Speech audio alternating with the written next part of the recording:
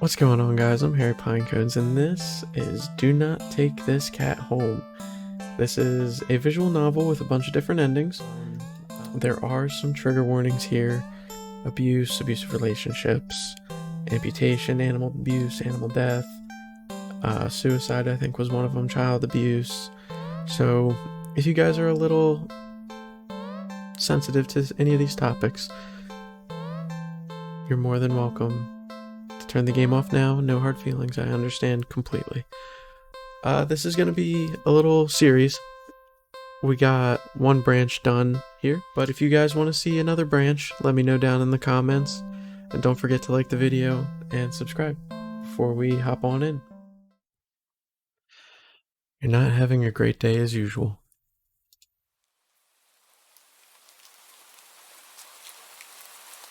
Oh great. It's the first time in a while that you felt like going out, but in the middle of your walk, it starts to rain. Typical. But maybe this is just a sign that you should have stayed home today. Yeah, you can always come try again tomorrow, right? You turn to head home when... Huh? What was that? There are only a few people around on the street. Makes sense due to the increase of missing persons around the area recently. Well, that and the weather. But none of them react to the sound at all. Curiosity guiding your steps, you follow the sound to the entrance of a dark, dingy alleyway. You timidly enter the alley and walk forward. The ground dampened by the rain makes your steps sound louder and more confident than you actually feel. We're gonna get a Kit Kat. Finally, the sound source comes into view in the cold, dim light of the alley. At the end of the alley, in a big cardboard box, is a cat. Huh, guess that should have been obvious. It's an interesting looking cat. Its pretty yellow eyes shine like gold among the dark sea of its black fur. Hi. It puts its front paws up on the edge of the box and looks up at you. We gotta take it. Oh. So cute. And it definitely knows it. You've never had much of an opinion one way or another about cats before. But if they're all like this one, it's a shock they haven't already found a way to rule the world. You don't think you'd mind bowing down to a feline overlord. You look around the alley with a small frown. Who leaves cats in cardboard boxes these days anyway?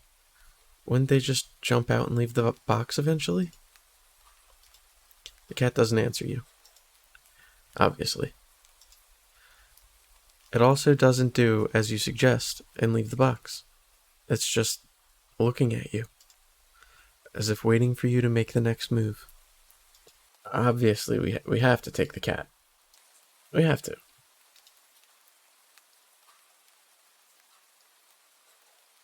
You know what? You reach into the box and pick the cat up, holding it out in front of you. Why not? Meow. You're all alone, and, well, I'm kind of in the same boat myself, so you bring the cat close. You didn't realize it was shivering until just then, but it slowly breathes easier as it presses into your chest. Why not stick together, right? At least for a little while. You think a little while will probably be more like a day. You'll be responsible and take it to the shelter tomorrow, but for now, let's get you out of the rain, okay?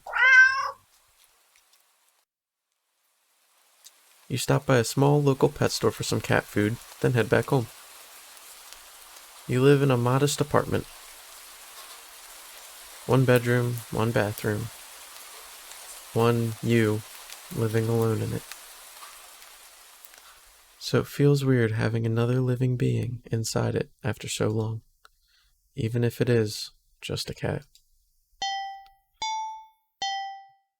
After locking the front door and placing the cat on the floor, you watch for a moment as it curiously explores the new environment. Leaving the feline to its own devices, You set about making the both of you some dinner. This music's good. You take out the can of cat food and open it with the tab on top. Put some cat food on a saucer and click your tongue to call the cat over to you. It perks up at your beckoning and rushes over. It looks at the plate of food and completely ignores it. Not hungry, I guess. You try not to let it annoy you. The cat doesn't understand the concept of money to appreciate that you spent your hard-earned cash on it. It's just a cat after all. I'll just leave it here if you get hungry later, okay? Cat rubs its body against your leg with a purr. You smile. That's enough of a thanks for you. It follows you into the kitchen as you start on your own dinner. You decide that you have enough ingredients for a sandwich. Bread toasted, mayo and mustard spread, turkey and cheese and lettuce perfectly placed, tomato sliced. Ow! You wince as you cut your finger on the knife while slicing a tomato. Stupid. You feel a little embarrassed for such a blunder and sigh, tossing the knife onto the cutting board. You're about to head to the bathroom for a bandage when the cat hops up onto the counter. It sniffs at the knife and meows almost pointedly at you. Don't worry, I'm alright. It was just an... You watch as the cat starts to lick lightly but enthusiastically at the blood on the knife. At your blood. You're so shocked, by the time you come to your senses, the knife has been completely licked clean. The cat sits back, staring at you. You feel a little uneasy. Sure, cats are meat-eating predators, but that was a little weird, right? Sure, you're no cat expert, but that was definitely not something an ordinary cat would do. Right?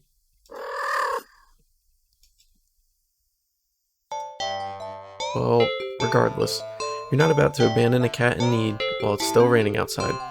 Not after all your efforts. You were going to take it to the shelter tomorrow anyway. What's one night of awkwardness? Weird or not, it's just a cat. The rest of the evening unfortunately goes downhill from there. Even after covering up your fingers cut with a bandage, the cat keeps trying to lick at the wound.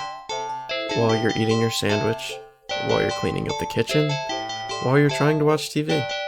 You gently push it away every time, but you're starting to get worried at the strange behavior. What if it's got a taste for blood and thinks you're food now? You're not sure what you'll do if it starts to get more aggressive. You keep thinking about the cat food sitting in the corner, untouched.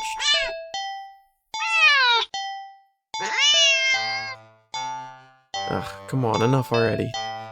You shove it away a little more forcefully this time, out of annoyance. You feel bad immediately, but before you can do anything, the cat meows sharply at you and dashes off around the corner and into the hall. You sigh deeply. At this point, you're just worried that it's going to take a bite out of you in your sleep. Maybe a vet will have an idea on how to calm it down. You can only hope. You don't have many other options left other than tossing the cat out in the rain. After finding the number of a local vet... I didn't click. What happened? Ah. The lights just went out? Great. Just great. Rain must have knocked out the power. You check your cell phone only to find that it's out of batteries. Of course. You must have forgotten to charge it before leaving out earlier. The outing had been so spur of the moment that it had no doubt messed with your usual routine. You grab a flashlight and turn it on. Uh-oh. It's quiet. It's too quiet. Did the rain stop? But then, why did the power go out? You look outside. The sky is pitch black. What time is it? You turn to check the clock. Ah! The cat sits on top of your digital clock, staring at you. Thinking now, you realize the clock shouldn't be working at all with the power outage, but the numbers are lit up. It's flashing between kill and help, and going completely haywire. The cat stares at you. It's completely still. You'd think it was a statue if you didn't know any better. It's not giving off any indication that it's alive. It's not blinking. It's not even breathing. But its eyes. This isn't normal. You're afraid. You want to run, but you're afraid of letting the cat out of your sight. You consider tossing the cat out after all. But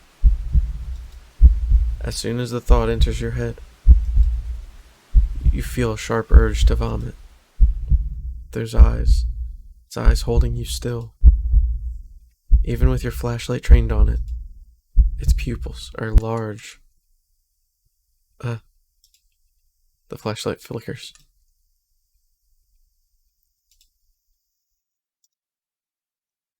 And the cat is gone.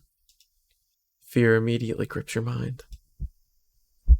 The silence, punctuated with a rapid pumping of blood in your heart, is overwritten as your ears slowly start to pick up the sound of static all around you. How is the clock working with no power? You don't know why such a question matters at the moment, but you feel as if having the answer will make sense out of everything that's happened. That order will be restored. But no answer comes to your mind.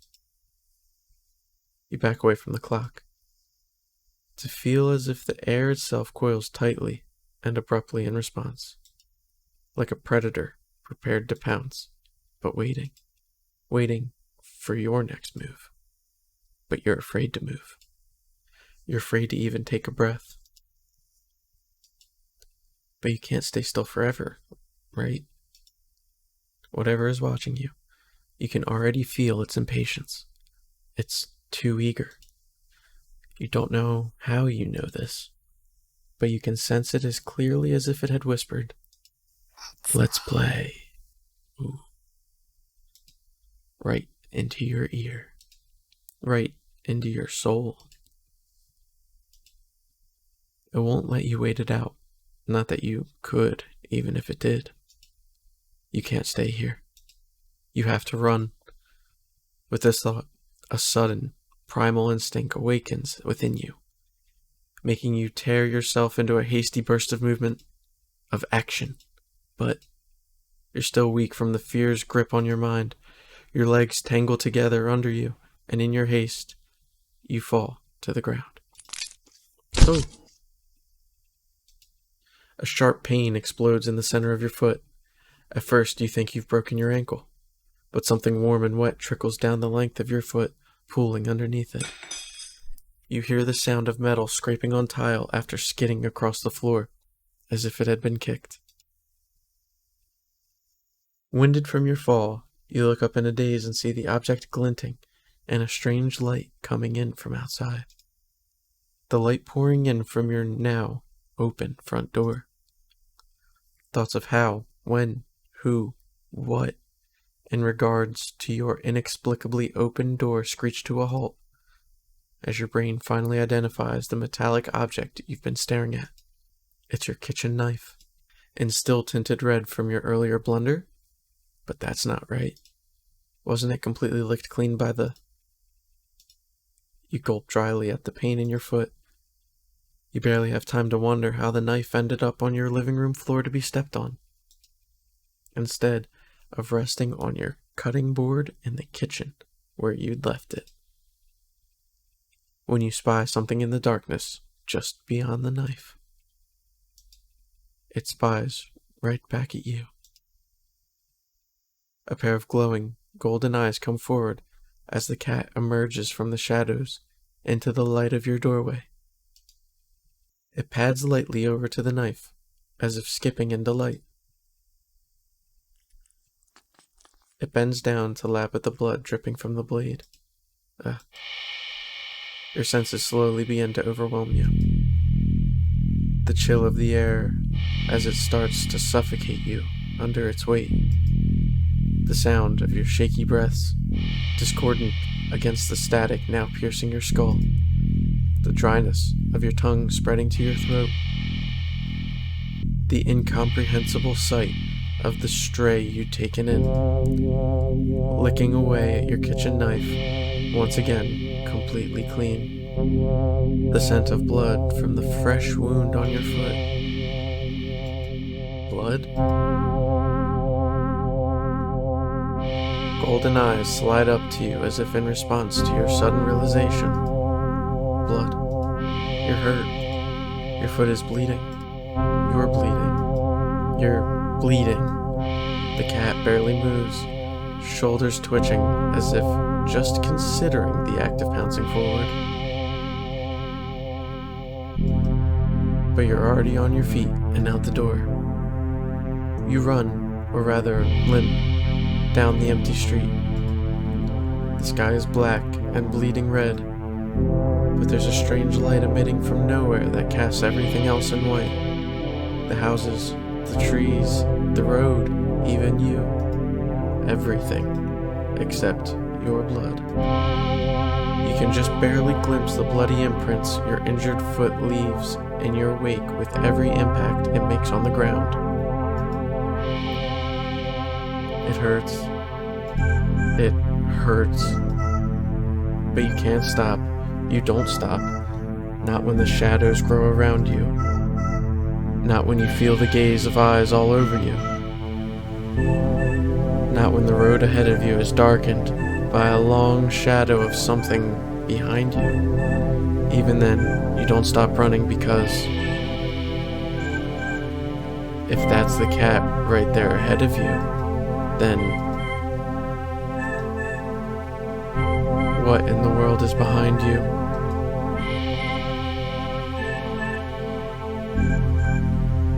Keep running.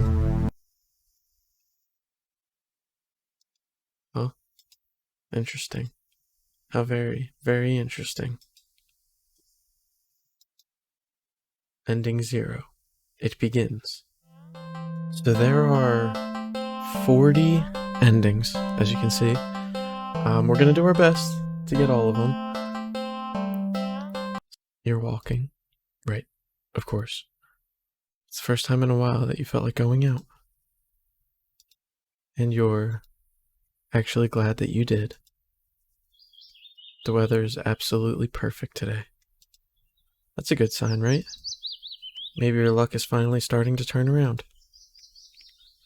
You tentatively allow yourself to feel excited for the possibilities of where you could go or what you could do. Maybe even who you could meet. You're so deep in thought that you almost miss it. The cat. Huh? What was that? Curiosity guiding your steps, you follow the sound to the entrance of a lonely alleyway. The sunlight only just manages to reach down in between the tall buildings on either side. You timidly enter the alley and walk forward, the loose gravel and scattered debris on the ground softening your steps.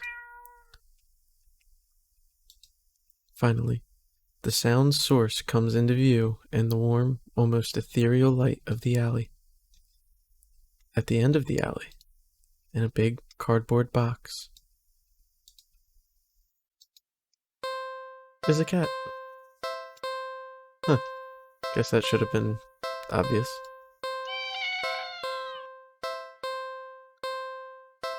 It's an interesting looking cat. Its pretty yellow eyes shine like gold against the dark sea of its black fur. It puts its front paws on the edge of the box and looks up at you.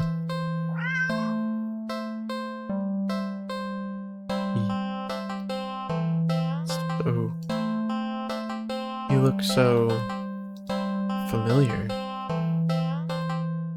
right?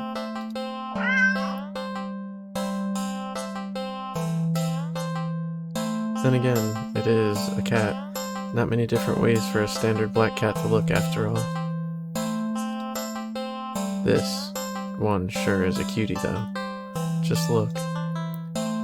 It's not glaring at you or hissing at you for getting this close, like other stray cats have in the past. It's just sitting there, patiently, waiting for you to do something.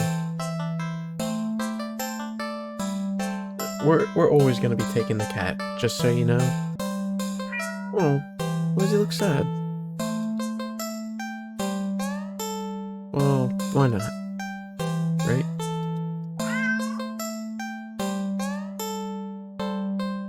You barely reach out your arms before the cat eagerly leaps into them and climbs up onto your shoulders.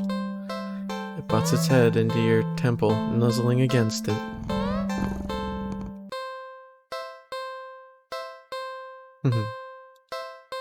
You can't help but smile at the cat's enthusiasm. Let's get you out of here, yeah?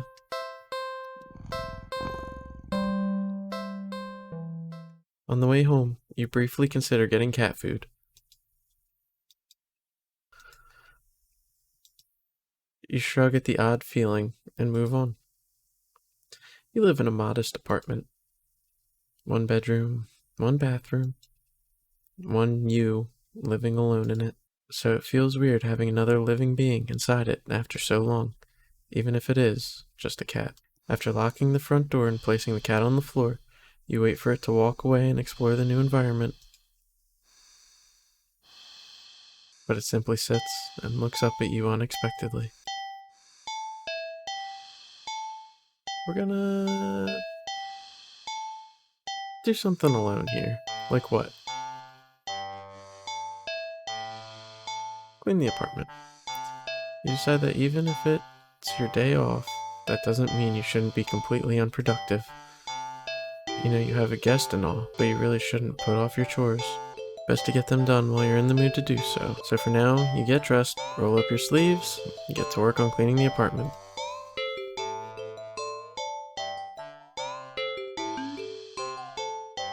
At least, you try to. You sweep the living room. You wipe the kitchen counter. Okay, you don't make your bed, but who actually does that anyway? Still, you notice that no matter how much you clean up, you keep finding more messes than when you started. You peek over at the cat. You suspect that it might be the culprit behind the mystery. But every time you rush to check on it, or catch it in the act, you always find it napping in the living room.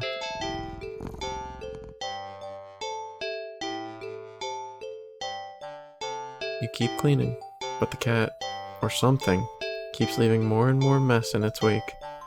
Keep cleaning. You keep cleaning, but there's just more mess. More. And more.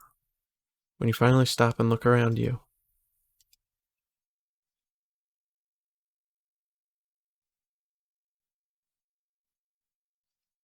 you don't even recognize your home anymore. There's piles of junk everywhere. Do you even own this much stuff? You don't remember ever buying or receiving most of it. The piles tower over you. You feel claustrophobic. The stench of garbage is overwhelming, despite your hands feeling raw from all the cleaner fluid you've been using. Your eyes still burn from the bleach. You need some fresh air. You need to get out of here. Crack.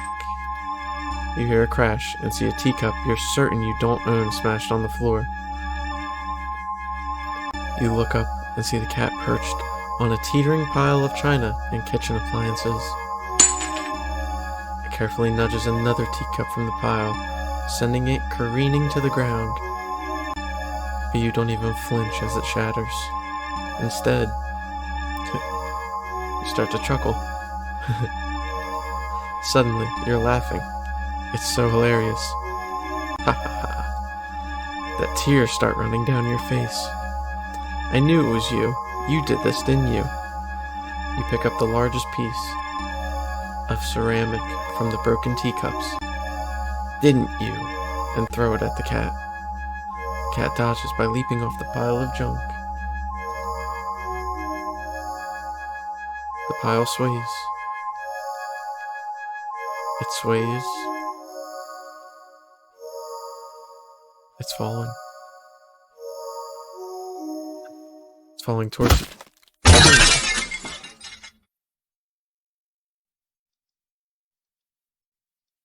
You can't move. You're buried. The pile fell on top of you. Broken shards of fine china and sharp utensils are piercing your skin, your organs. Your bones feel loose and limp, crushed under the heavy appliances. Warm liquid pools under you. With the last of your strength, you listen as the cat pads over you before laying down and purring sleepily. Yeah, a nap sounds pretty good. Ending 1. Not so clean getaway. Alright, now we're gonna try to catch the cat in the act.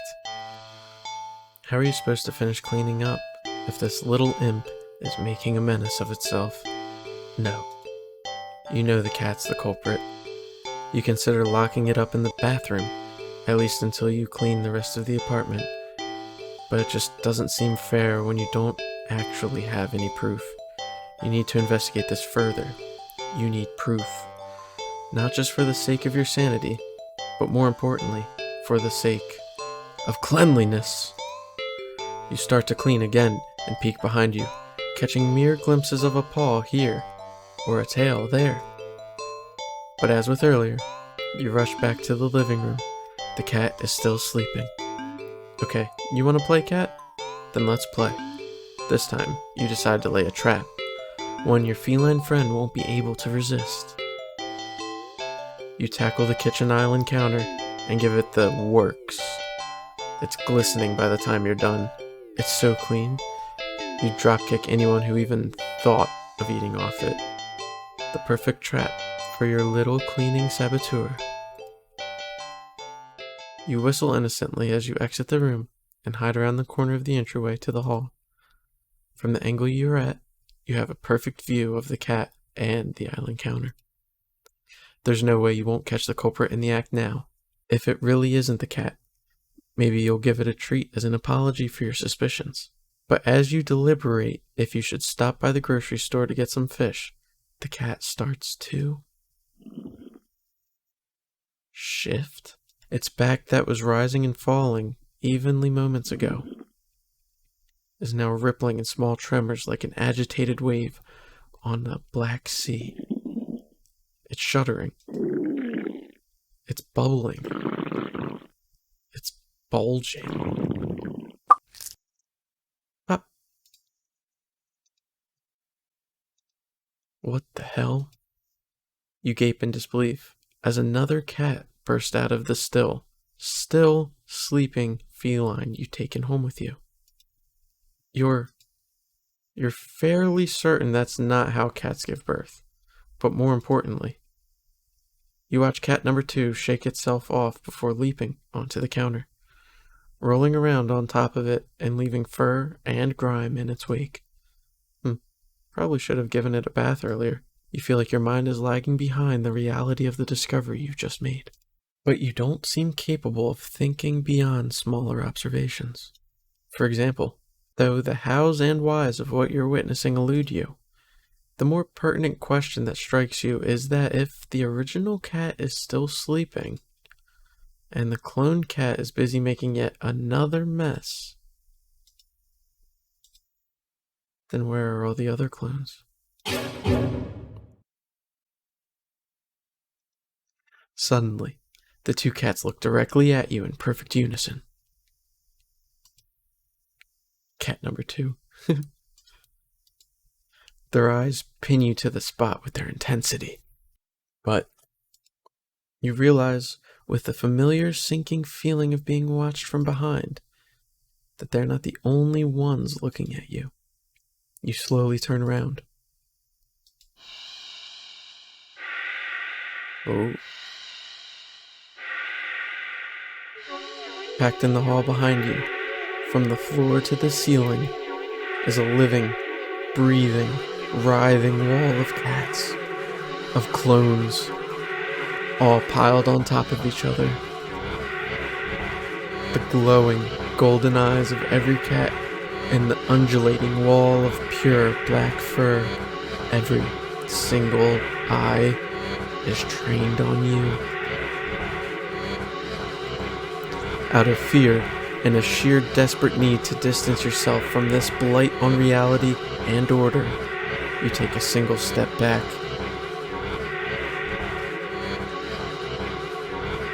And in response, the wall just breaks. The cats all stampeding over you. It'd be kind of cute if their soft paws weren't hiding claws as sharp as knives. You try to protect yourself, but there's just too many of them. Blood leaks steadily from your scratches. You feel dizzy. With what little strength you have, you turn your head and watch as the cats tear through carpet and upholstery, knock over vases and dishes and lamps, claw at the walls. It's going to take forever to clean this up, you think. Maybe you'll tackle it all again later, right after you take a short nap. With an annoyed sigh, you breathe your last breath. Ending 2, Double Trouble. Okay, we're just gonna go down the list here. We're gonna watch a movie. You're not tired enough for a nap, but you're too lazy to get started on any of your chores, so you decide to watch a movie. You get dressed in your favorite pajamas, make some popcorn with an obscene amount of butter, and head over to your armchair, only to discover that the cat is already napping in it. You frown a little in thought. Your couch isn't at the best angle for optimal TV viewing pleasure, but you don't feel like pushing it around and having to put it back later.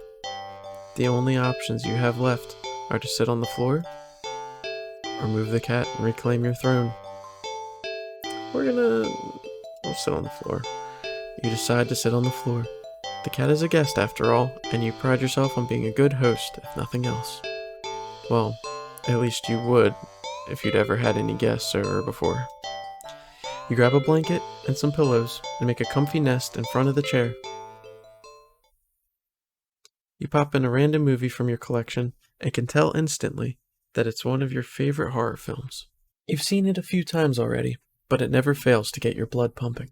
A few minutes in, and you're already invested, getting reacquainted with the story and characters. The scares won't come until later, but for some reason, you feel like something is watching you from behind.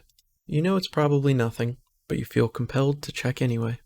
You peek over your shoulder, only to jump out of your skin, jostling a few pieces of popcorn out of the bowl in your lap. The cat is awake and looking right at you. You take a calming breath, recovering from your heart nearly lurching out of your chest, and immediately feel foolish. It was just the cat, of course. It was so quiet you'd forgotten it was right behind you, even though it's the whole reason you're sitting on the floor in the first place. You shakily pick up the remote, intending to rewind some of the parts you missed. However, as soon as you press the rewind button,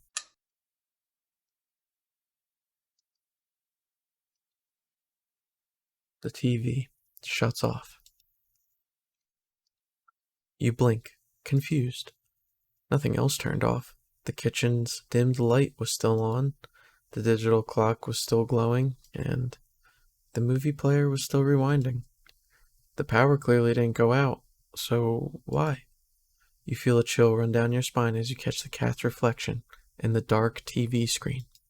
It's still looking at you. Cats stare, silly. It's kind of their thing, right? And you're a new addition in its life. Of course it's going to study you closely to see if you're more trustworthy. As you mentally reassure yourself, you turn the TV back on. What? The TV's on, but the movie isn't what's playing on the screen. It's you. You watch yourself frown on screen as you feel your brow furrow in tandem. It's like footage of you in real time, like you're being recorded. You feel the familiar sensation of your mind focusing on small details to avoid the bigger picture of your current situation, avoiding the questions of how this is happening, or who or what is doing this, and why. Suddenly, Your mirrored self smiles and waves at you, all on its own. You don't wave back, too stunned to move. The you on the screen doesn't seem to mind it, though. It then stands up and walks out of frame, and a terrified yell rips out of your mouth before you can think to stifle it. On screen, in the chair, is the cat.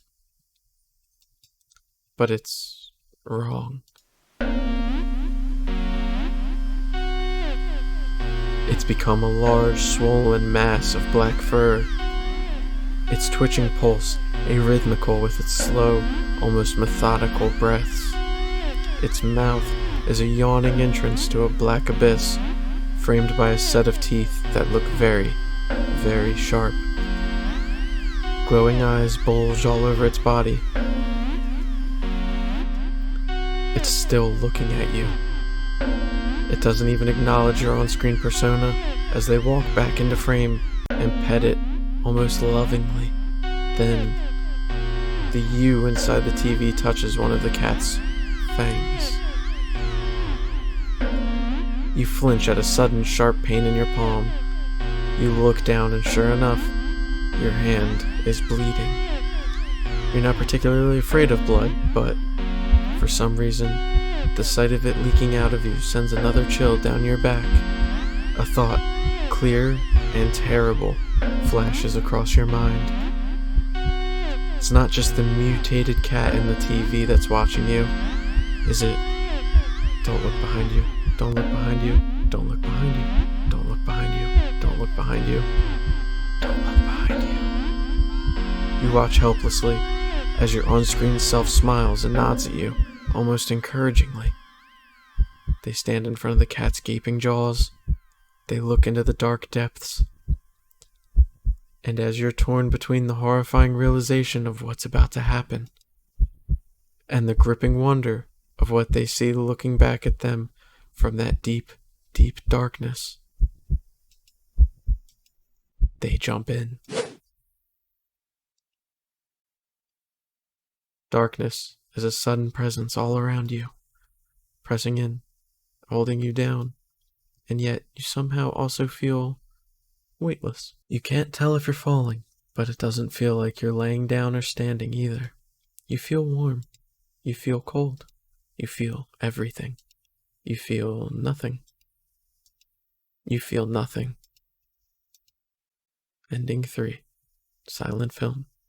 Okay, and now we're gonna reclaim our throne. You square your shoulders. Sorry, kitty, but that's my spot. You pick up the cat and place it on the floor. It's clearly upset with you. When you try to pet it as an apology, it dodges your hand and scampers away. You shrug and put on a random movie before nestling into your chair. It's some horror film that you love to heckle from beginning to end. Nothing but an endless string of pointless jump scares. Did the writers not know the meaning of the word subtle? Crash. What was that? Was that in the bathroom? The cat must have gotten into the medicine cabinet or knocked something over. Calming your thundering heart with a deep breath, you pause the movie and get up to investigate. The cat dashes between your legs from the hall. Fleeing the scene only makes you look guiltier, you know. You're even more reluctant to see the damage now. You just want to relax and watch your bad horror movie. You go into the bathroom and turn on the light. Just as you thought, all the stuff in your medicine cabinet is scattered on the tiles. You sigh. At least none of it looks broken or damaged. You crouch down to pick everything up. Click. Did the door just close? Did you bump it when you crouched down, or... Well, at least the cat can't come in and make more of a mess this way. The lights? Didn't you just replace the bulbs? They weren't faulty, were they? You never remember to hold on to your receipts for situations like this. You doubt you'll be able to get your money back. You stand up. You shake out the pain in your knees from crouching and open your medicine cabinet. Carefully, you place everything back where they belong, making sure nothing is missing. You close the... Oh, Jesus!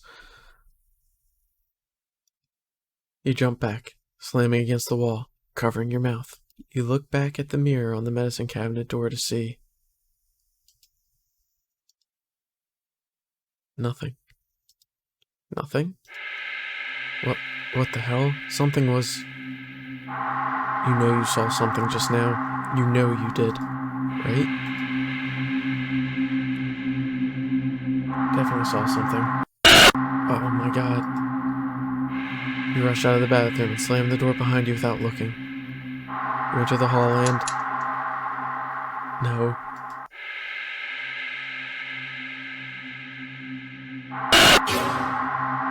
No, no, no. You shield yourself with your arms and... Nothing. Nothing. Again. You peek through your fingers and see... just your usual hallway. You... don't feel very good. You need to sit down. You carefully make your way back to the dark living room, trying not to overwhelm your senses any more than you already have. Maybe you should watch something a little more lighthearted. Or just lie down instead. You don't know. It's a little hard to think. You just need to sit down. Stumbling forward, you reach your chair, but...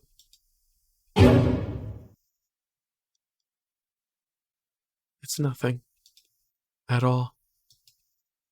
Just the cat, sitting back in your chair again, looking up at you curiously.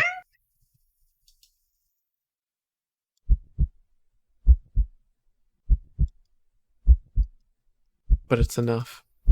Your heart lurched so harshly out of a mixture of fear and anticipation that it completely gave out. Your eyes roll up into your skull. You feel yourself falling back.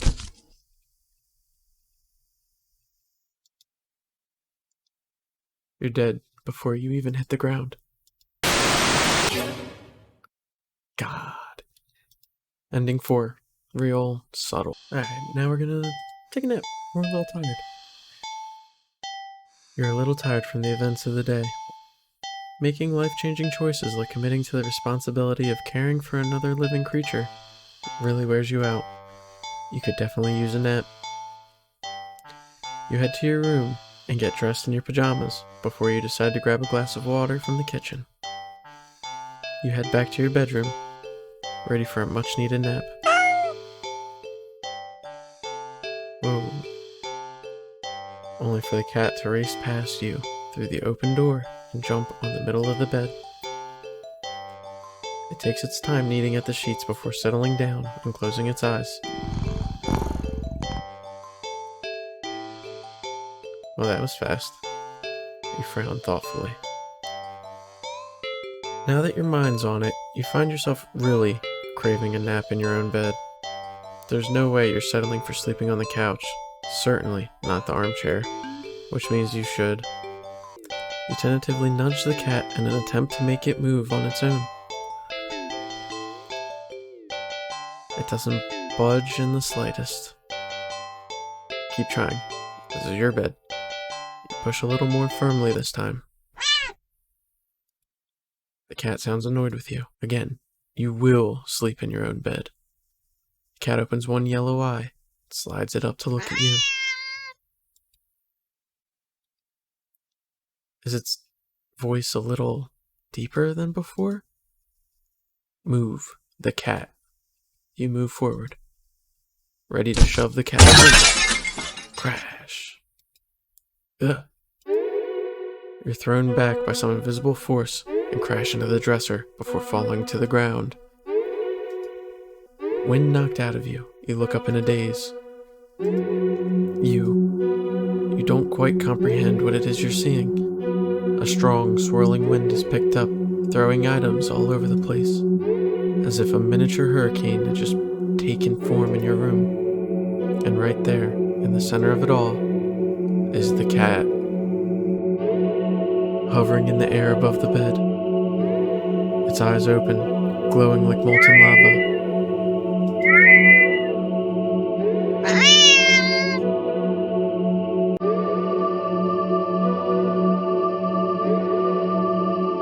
watch as a vortex rips open in the center of your bed, and panic as the swirling wind turns into a vacuum, dragging you towards the bed. Your nails catch and tear as you desperately try to cling to the carpet, the floorboards, any and every piece of furniture within your reach, bloody fingers slipping clumsily on every surface. But there's nothing you can do. As you touch the vortex, your body starts to disintegrate. Tiny particles of your body separating and floating into nothing. The last thing you see is the cat landing nimbly on the bed and kneading at your sheets before it curls up and falls back asleep. Ending 5. Do Nyaa-t Disturb. And we're gonna sleep next to the cat now. You shrug. What's the harm in sharing the bed, right? You both have had a long day after all. You try to carefully avoid jostling the cat as you lay down, but it immediately scoots over and curls up next to you anyway. You smile. Sweet dreams. You feel like you slept for a long time. You feel a warm weight on your back, but you don't see the... Oh, mystery solved then. You feel comfortable? You consider getting up. But as soon as the thought enters your head, your mind fills with static and a deep sense of disapproval? Not yet then. Okay. The cat, jostled by your attempts at movement, kneads painfully at your back before settling down again and falling back asleep. You fall back into slumber too.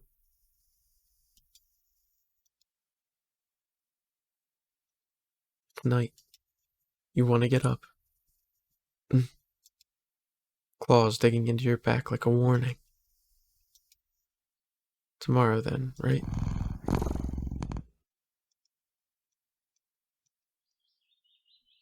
It's morning. You'll be late for work. But the cat doesn't budge. You don't even try to get up this time. You just close your eyes, drift off again. It's the next day. Since the last several days, or has it been weeks? Or longer? You're not quite sure. You're hungry. You don't know how long you've been lying down. You feel sore on your back, but also on your stomach, your arms, your face, everywhere. You can't remember your last meal, the last time you drank anything. You've been sleeping all this time, but you feel exhausted, more tired than you think you've ever felt in your life. It feels like a giant hand is pressing you into the bed. You can't remember the last time you even considered moving, but somehow you know that you need to go back to sleep anyway. Everything will be fine if you just go back to sleep.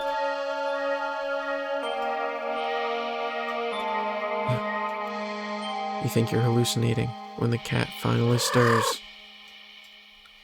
It stretches languidly before hopping off your back. You hear its feet padding through your still open bedroom door, its steps fading down the hall. You don't open your eyes. You don't move.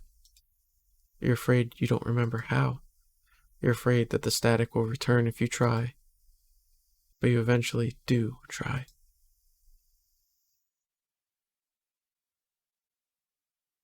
You try to prop yourself up on your arm. It's thinner than you've ever seen it. Thinner than you think should be possible. Crack. The arm snaps under the weight of your body and crumbles to dust on the bed sheets. It doesn't hurt in the slightest. As if even your nerves have dried up and become useless. As useless as you feel in general. Just how long have you been lying in bed? You don't have much time to think about it.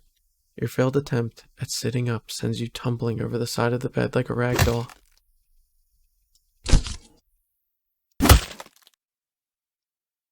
but you think you're probably closer to being a ceramic doll. As your body shatters instantly upon impact with the floor, your head rolls towards the door, letting you watch as the rest of your strewn body parts crack and crumble and turn to broken ruin as your consciousness begins to fade. The cat strolls into view then, poking and prodding at the remains of your brittle limbs.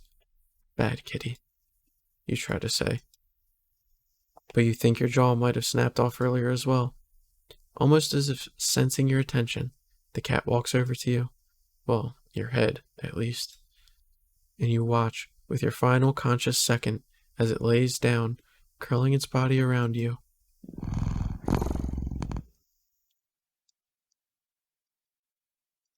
It feels warm. Well, maybe another nap couldn't hurt. Ending 6. Just a cat nap. We're gonna do stuff with the cat. Like what? We're gonna pet the cat. It's not every day you have access to a cute, fluffy animal. What else is there to do but pet it to your heart's content? You sit on the floor in your living room and click your tongue to call the cat over. Cat dashes over to you, immediately climbing into your lap. Poor thing. You just want some attention, don't you? Hee hee. Alright. You carefully pet the cat.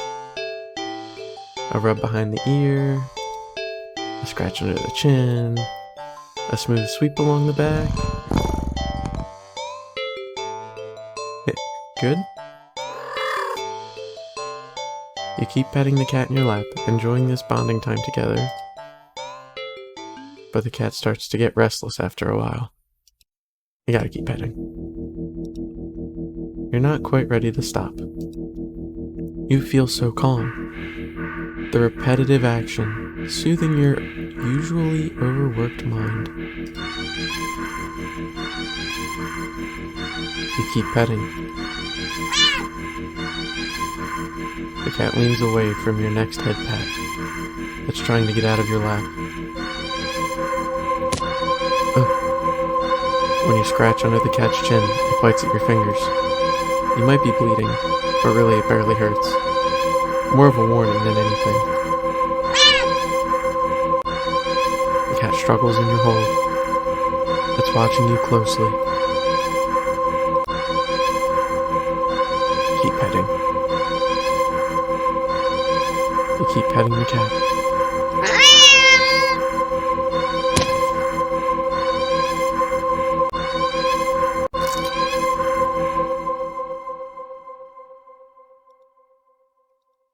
The cat bites off your finger.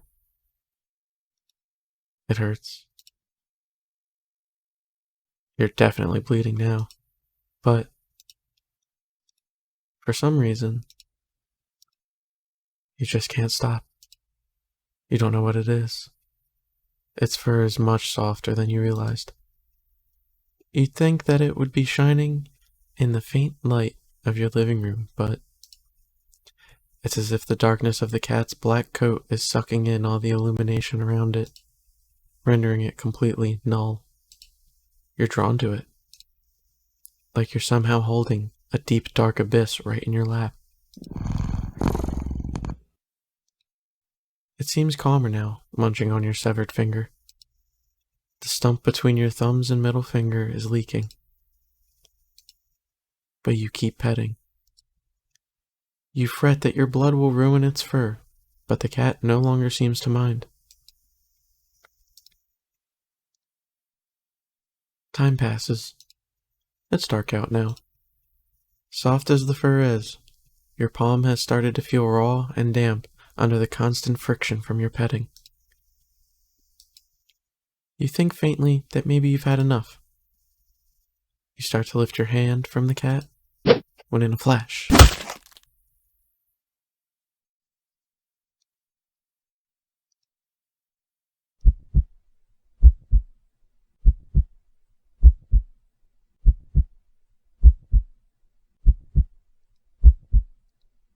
your entire hand is separated from your wrist. It flops onto your lap beside the cat. The cat's claws on its front right paw glisten with crimson liquid. You don't feel it for a moment, but your body tenses, anticipating the pain as you blankly watch the cat lick at the bloody palm of your severed hand. It hurts. It really, really hurts. Then, the cat looks up at you, and you feel compelled to keep petting. You're reluctant, but you're also afraid of what will happen if you don't heed the call. What will you lose next if you try to resist again? You were hurt for your insistent petting earlier, yet now you've been hurt for trying to stop. It defies all logic, but that's what scares you. There's no reasoning with such fickle whims. You feebly try to raise your uninjured hand to pet the cat, but it stiffens, golden eyes glinting dangerously.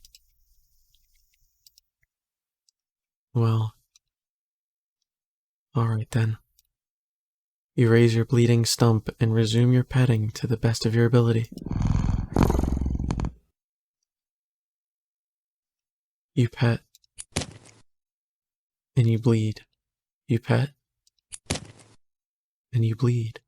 You pet, and you bleed. You pet, and you...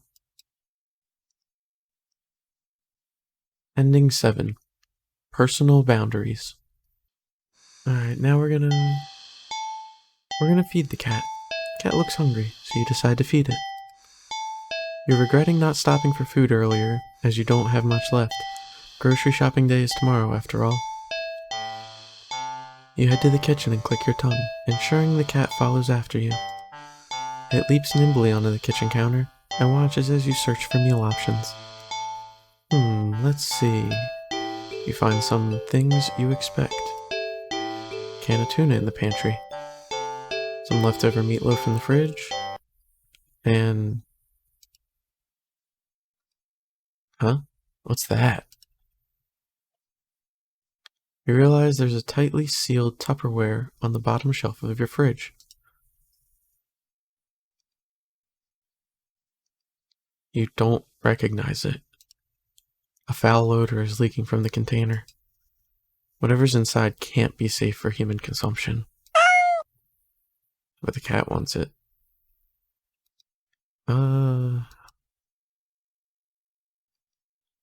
But the cat seems excited about it, practically salivating over it. Still, you're the caretaker here. You're the one who needs to decide what's best to feed a hungry cat. So you'll feed it. We're gonna start with tuna. Cats like fish, right? Shrugging, you take out the tuna for the cat and the meatloaf for yourself. You put the frankly ominous container back in the fridge. The cat looks a little disappointed. Tough. You'll need to dispose of that weird whatever it is later. You open the tuna and spoon it onto a small saucer. You put the saucer on the kitchen counter next to the cat. You don't think you should be encouraging it to eat up there, but you figure it'll make up for electing not to feed it the toxic goop it wanted. The cat looks like it finds the tuna acceptable. You'll take it.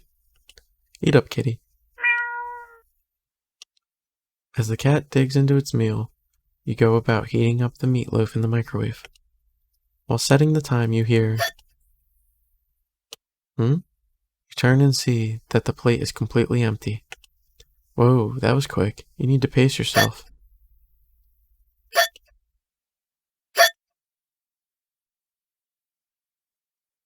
What the? You watch baffled as the cat continues to hiccup, causing little bubbles to float out of its mouth. Okay. That's okay. You can process this. It's not completely out of the realm of what's possible, right? Right. Best not to think too hard about it. Soon enough, the room is full of the floating bubbles. The cat releases a final, tiny bubble before yawning and laying down right there on the counter.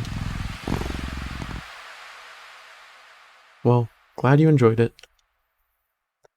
The bubbles haven't left the room or popped.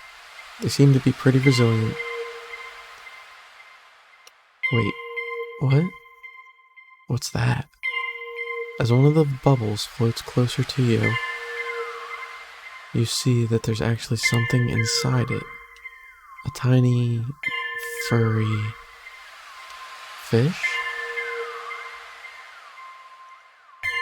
This is just getting weirder and weirder. You can't help but marvel at the impossible wonder in front of you. You lift a hand. You extend a finger towards the bubble. Carefully press it against the surface. The tiny fish inside lashes out, viciously sinking its tiny fangs into your finger. It doesn't really hurt that much at first, but then... Ow! What? The pain starts to climb from your finger to the rest of your hand, past your wrist. Could it be some kind of venom? You fling your arm around in an attempt to dislodge the fish, but...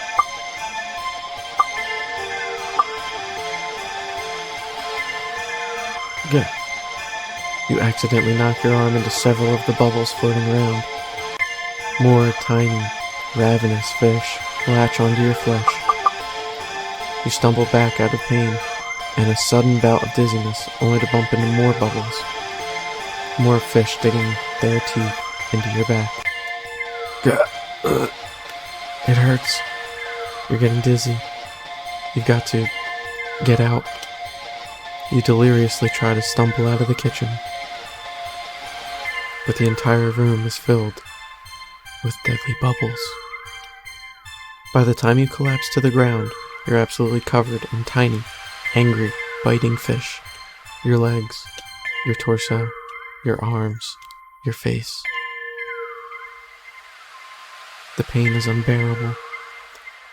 You can feel it in your skin, and your teeth, and your eyes, and your hair, and it's so consuming, you can't even feel yourself convulsing or crying. You don't black out. Your eyes are still rolling up into your skull when you gasp out your last breath. Ending 8. Fish out of water. Okay, and now we're gonna feed it meatloaf. You get the feeling the cat won't be too impressed with anything that comes out of a can, and you're not about to feed it whatever the heck that toxic-looking sludge is. So it's settled. A tuna sandwich for you, and leftover meatloaf for your feline guest. You ignore the cat's disappointed meows as you put the weird container back in the fridge to dispose of later. You warm up the meatloaf in the microwave.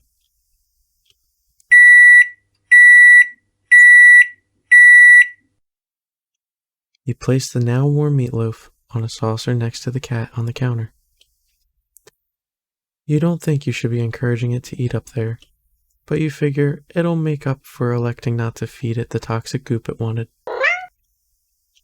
The cat looks like it finds the meatloaf interesting. Works for you. Eat up, kitty. As the cat digs into its meal, you go about searching for some bread for your tuna sandwich. You're so distracted by your search that you only just barely hear. You turn around and see that the meatloaf was only 1, maybe 2 bites taken out of it, but more alarmingly, there seems to be a red trail of something leading away from where the cat had been sitting, and off the edge of the counter towards the living room. Is that blood? You jump at that strange sound coming from around the corner, further into your apartment. You attempt to steel your nerves. Taking a breath, you walk around the corner to head into the living room.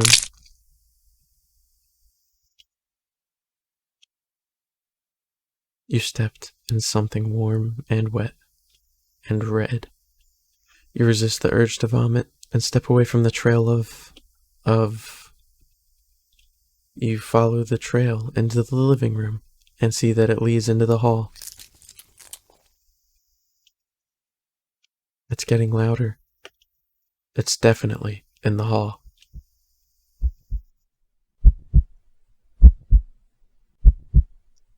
You feel like you can hear your heartbeat. You hope whatever is in the hall can't. Your body shakes as you feel yourself step forward. And forward. And forward. And forward. You peek around the corner. Nothing. There's nothing there. What? You walk further into the hall and see that the trail leads all the way down to the end of it. But there's nothing there. You don't quite feel relief, but at least you feel something wet and warm drip onto your cheek. Something very warm. You swipe your shaking hand across it and pull it back to see your fingers covered in something.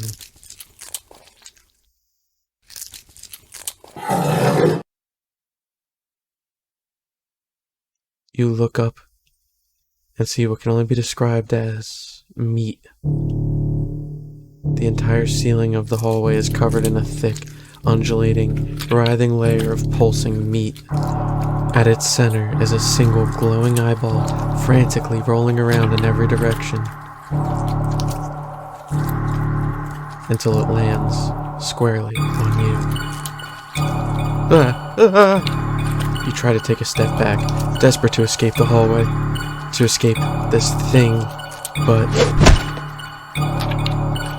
before you can even scream, meaty tendrils shoot out and grab you. No! Let me go!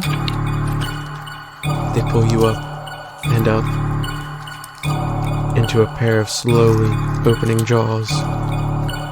And then chomp. Ending 9. Leftovers. Alright, now we're gonna feed it the mystery food. Is this really a good idea? Ugh, fine. I guess if this is what you want, you open the container and... You just barely manage to keep from throwing up. But just barely. The stench is overwhelming. Yeah, give me a minute. You hazard a look at the contents of the container, but you honestly can't understand what you're supposed to be looking at. Everything is just mashed together. What exactly everything consists of is a mystery that you're more than happy to keep unsolved. Different shapes, different sizes, different textures. Not the color, though. All of it is the same color.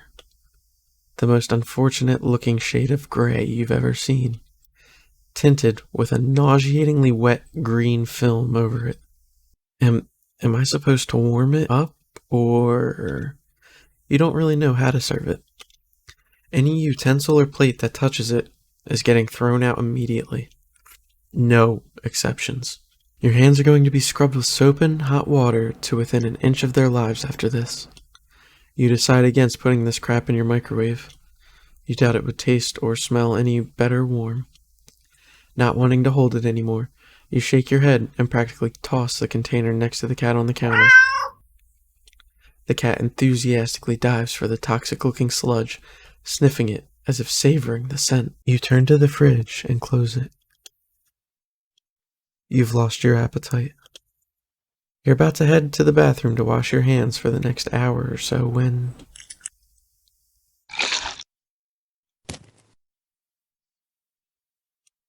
Ow!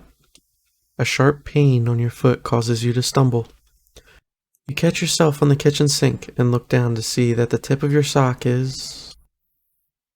red. And the red is slowly spreading to the rest of your sock. Are you bleeding? You quickly reach down and pull off your sock to see the damage.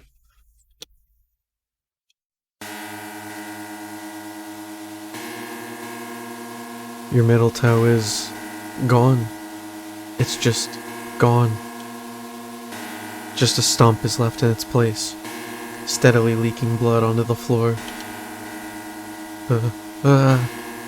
You clumsily step back, as if it would help you get away from what you were seeing. The blood trail simply follows your movements. 911. You have to call 911. Phone. Where's the...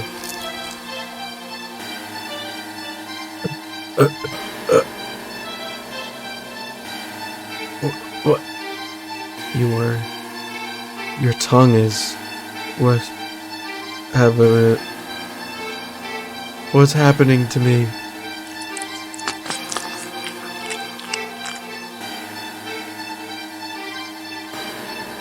You slowly look over to find the cat is still eating, completely unbothered by your suffering.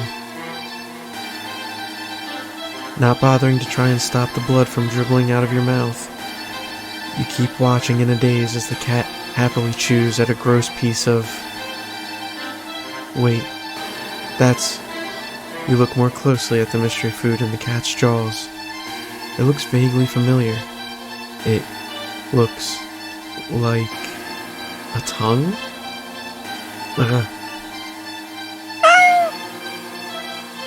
Before you can even think to do anything to stop it, the cat dives into the container again and bites into a piece. Good. You collapse to the floor, clutching your torso. You writhe around on the blood-streaked tiles, crying.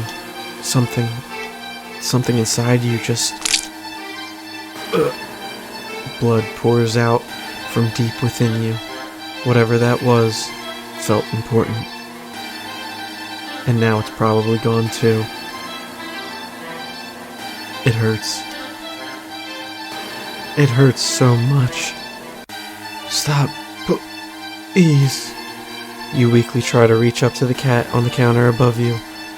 Your vision blurs from the effort, from the pain, from your tears, from...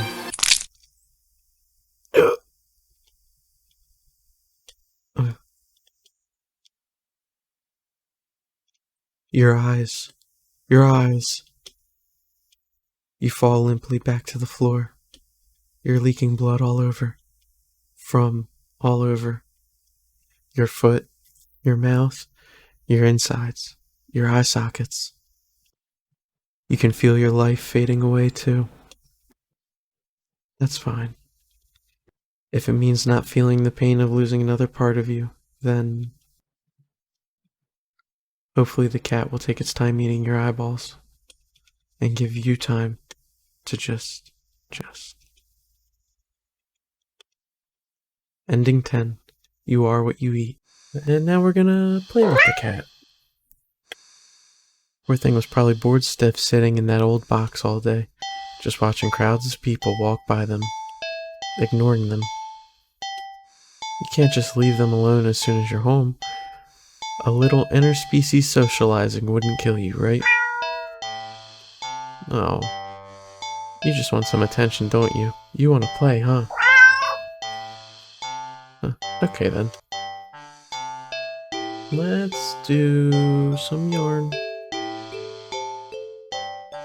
If every movie and cartoon involving cats that you've watched since childhood is to be believed, then you can deduce with almost absolute certainty that cats freaking love yarn. Probably.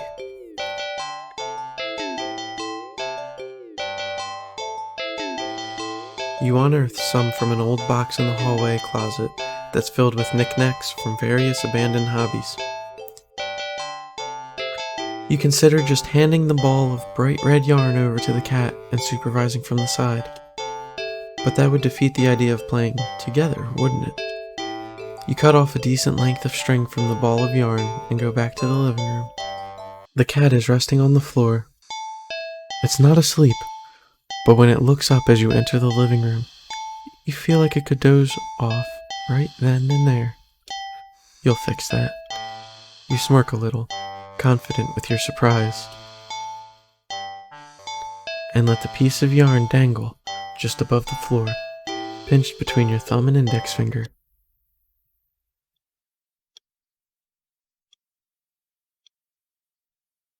The sudden shift in the cat's demeanor makes your heart start to beat a little faster. Its posture has barely changed at all, but a subtle shift of the head and ears, a slight tension in the shoulders, a sharpness in the gaze as it locks onto the yarn dangling an inch above the floor. The cat could still pass as being almost relaxed, calm, and yet the air is thick with its eagerness to lunge forward, waiting for the right moment to strike. You feel like you've just witnessed the awakening of the perfect predator. You're almost afraid of what will happen once you make the first move. But it will be you who makes the first move. You take a deep breath. Relax your shoulders. And yoink! The cat had lunged the instant you wiggled the yarn, but you're faster. It completely misses as you flick your wrist, making the yarn recoil out of its reach like a terrified snake. Having overshot the landing in its eagerness, the cat stumbles and looks around as if shocked at its failed attack. You generously click your tongue to help reorient it. The cat whips its head around at the sound. You're slightly taken aback at the intensity of its stare on the yarn, but you persist. You wiggle the yarn again, encouragingly, and yes, maybe a little tauntingly. This time, the cat anticipates the yarn's upward dodge and leaps up to swipe at it, but you're already one step ahead, puppeting the yarn to dance gracefully out of reach once more.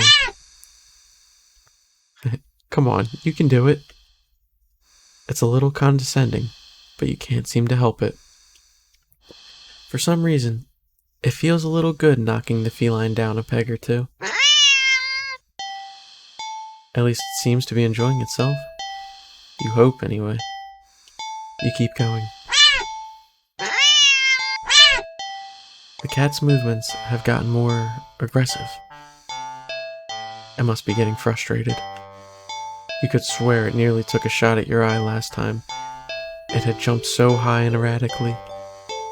You've been keeping the yarn in constant motion, afraid to slow down. Your wrist is starting to get tired. The cat doesn't seem to be losing any energy, though. It's like it's getting faster and faster.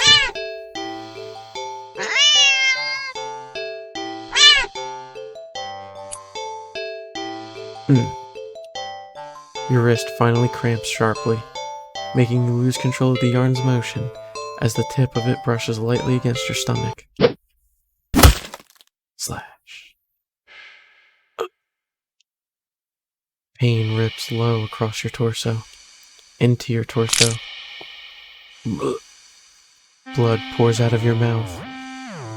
In a daze, you look down and see red blooming slowly along the bottom of your shirt, around the tears in the fabric.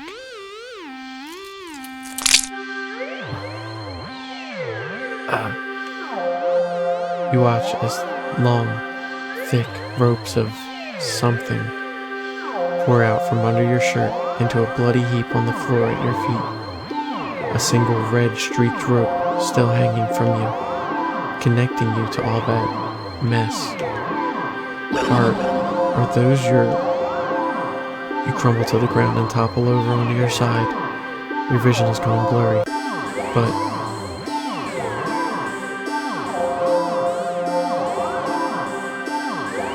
you can just make out the shape of something small and a deep inky black as it walks over and inspects your... Oh god, they're your intestines. Before it starts to giddily roll around in the mass of your bloody insides next to you.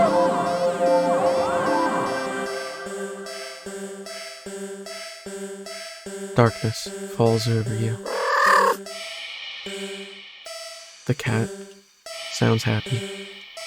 Nonsensically, you wonder where the yarn has gone, but there's really no need to worry about it. The cat seems content with the next best thing. Ending 11. At the end of your rope. I think my laser pointer still works. Cats are curious creatures by nature, but they're also natural hunters, sort of. Why not pass the time by letting the cat hunt after something it'll never quite understand? That sounds a little mean when you think of it like that, but it's not like the cat will know anyway. Ignorance is bliss, or so they say. So you dig out your old laser pointer from your long-gone, dreaded days of group presentations in school. You flip it on and see that even after all this time, the batteries still work. You get a little kick out of aiming it at a mirror hanging in the living room so it reflects off the glass, making a little red dot appear on your knee. Uh-oh. The cat cautiously walks over, stopping every few steps to cast a look of suspicion at you. When it finally reaches you, it lightly presses a paw to your knee. Like it's trying to catch the dot of red light as casually as possible. You manage to hold back a chuckle. Not that it really matters. The cat isn't paying attention to you at all, entirely focused on the light now resting on top of its paw. You move the light a little higher above your knee. The cat reacts immediately, trying to pin the light down. But in the next second, you've already moved it to the floor. The cat jerkily follows, attempting a more energetic pounce when you shift the red dot. Over here, over there, and over there. By the couch, on the couch.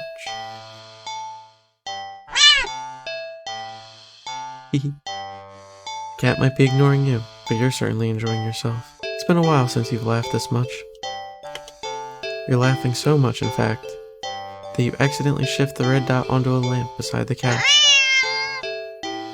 In its haste to get the light, the cat leaps onto the lamp, sending both to the ground. Oh my gosh. The cat is sitting in the middle of the former lamp's broken shards. Back hunched, its head whipping around, back and forth, as if in a panic. You quickly turn off the laser pointer and rush over. I'm sorry. Are you okay? Are you hurt? You reach down to pick up the cat and check it for any injuries when... Slash. Ow. Hey. The cat swipes at you, claws extended.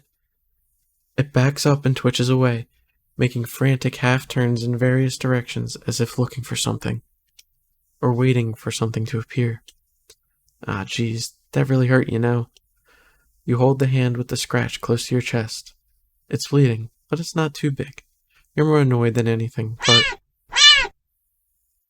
Immediately, your annoyance starts to bleed into concern. You watch in shock as the cat starts to run around, tearing at the carpet, the sofa, your armchair. You want to stop it, but you're afraid of getting in the middle of its rampage. You consider calling a vet for advice on how to calm it down, but for some reason, you feel like that wouldn't be a good idea. What happened to you? Is it... An idea comes to you, or rather, a realization. You grasp the laser pointer, aiming it safely away towards the floor in the middle of the living room, thinking, hoping, that the cat would calm down if it found what it was looking for. You turn on the laser pointer.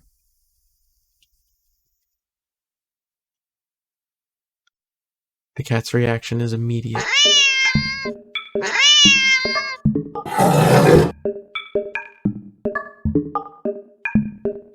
You screwed up. In the span of mere seconds, you watch as the cat spies the red dot from its perch on the shredded armchair.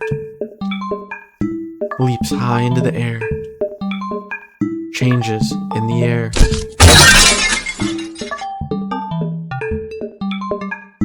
And slams down upon the dot on the floor with a weight and force that shakes the whole apartment.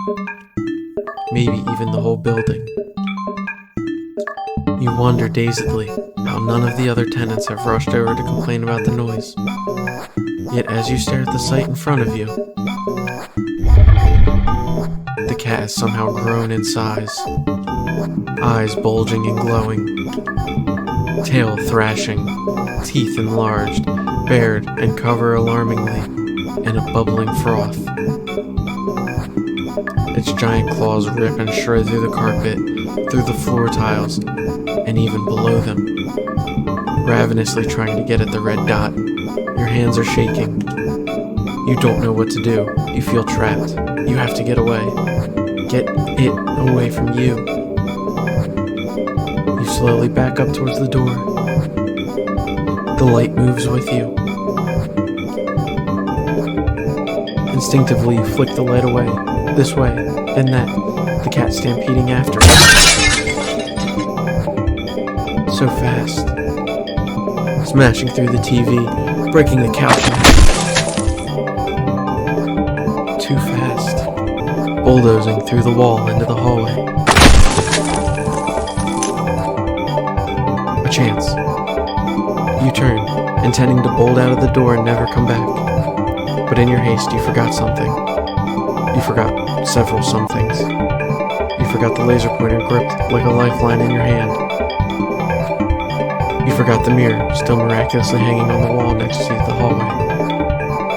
The laser, reflecting out of it, putting a small, glowing red dot on the back of your head. As you reach the door,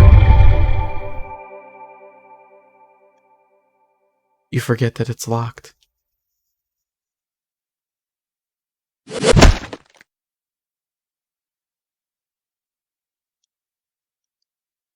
You don't even have the chance to turn around before the cat lunges all the way across the room at you.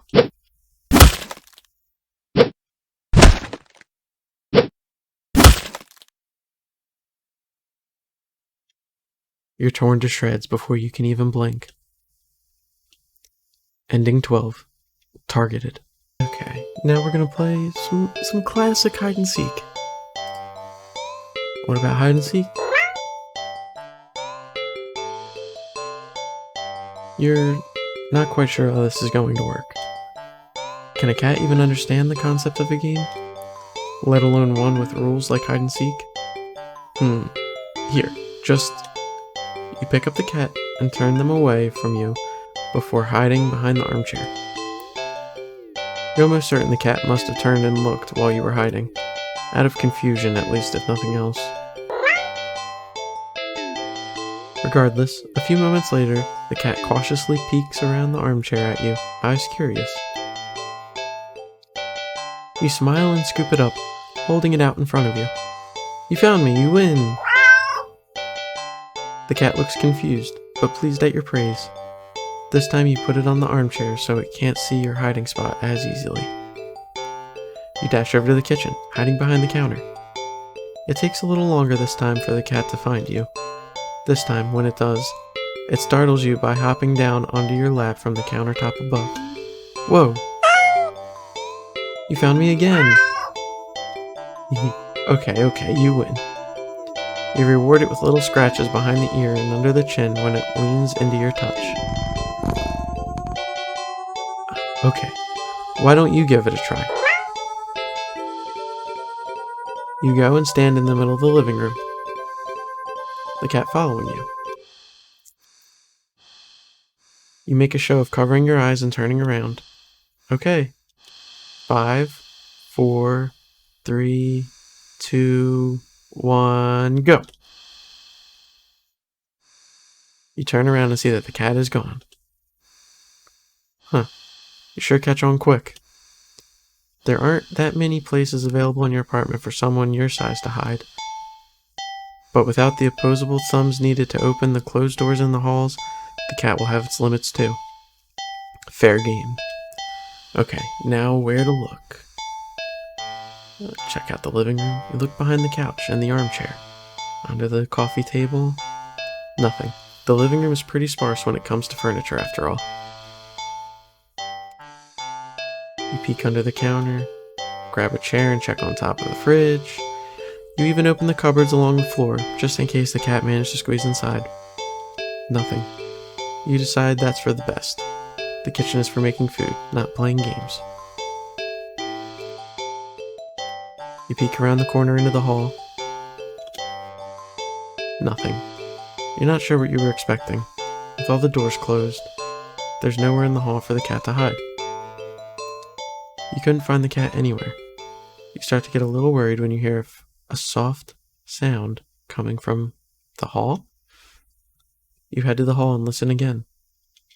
It sounds like it's coming from your bedroom, but you walk down the hall to your room and gingerly opening the door.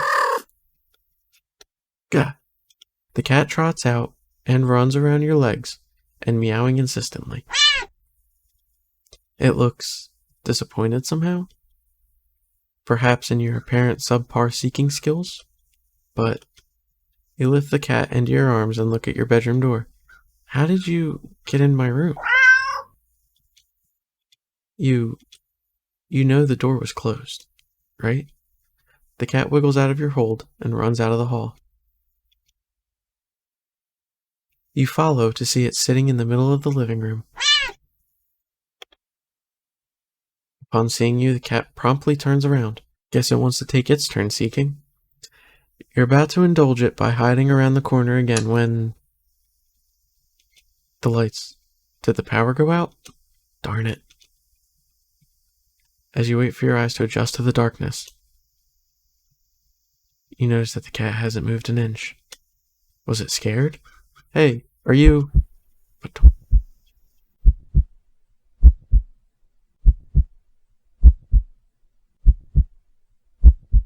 What? For some reason, your heart starts beating faster. You consider going over to the cat, but when you do,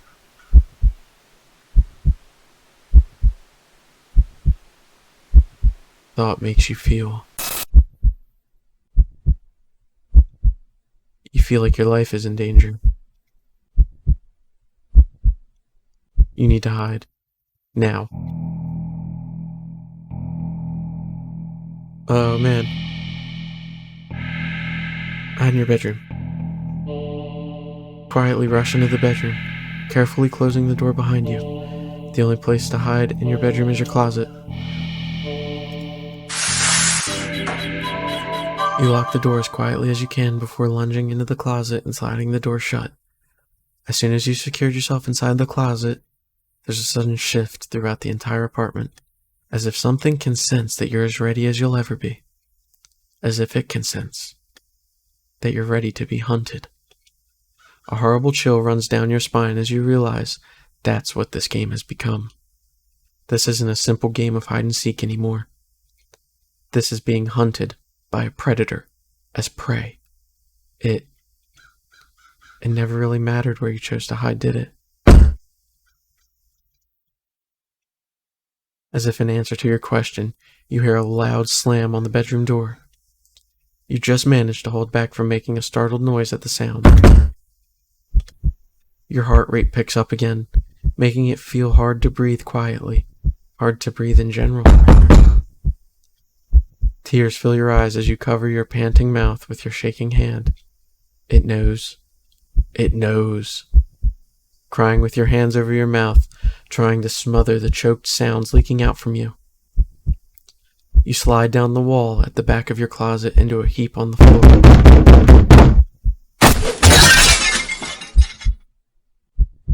You flinch harshly at the sound of the door being ripped off its hinges, followed by a loud crash against the wall on the other side of the room, like the door had been blown away. The silence that follows is almost too much to bear. You can't. A single sob escapes through your nose. You squeeze your eyes shut in defeat at how loud it sounds in the quiet of the room. Not much point in hiding it anymore, is there? You instinctively put whatever energy you have left into listening for footsteps, even as you emotionally shut down, but you hear nothing. Nothing. Nothing. Then,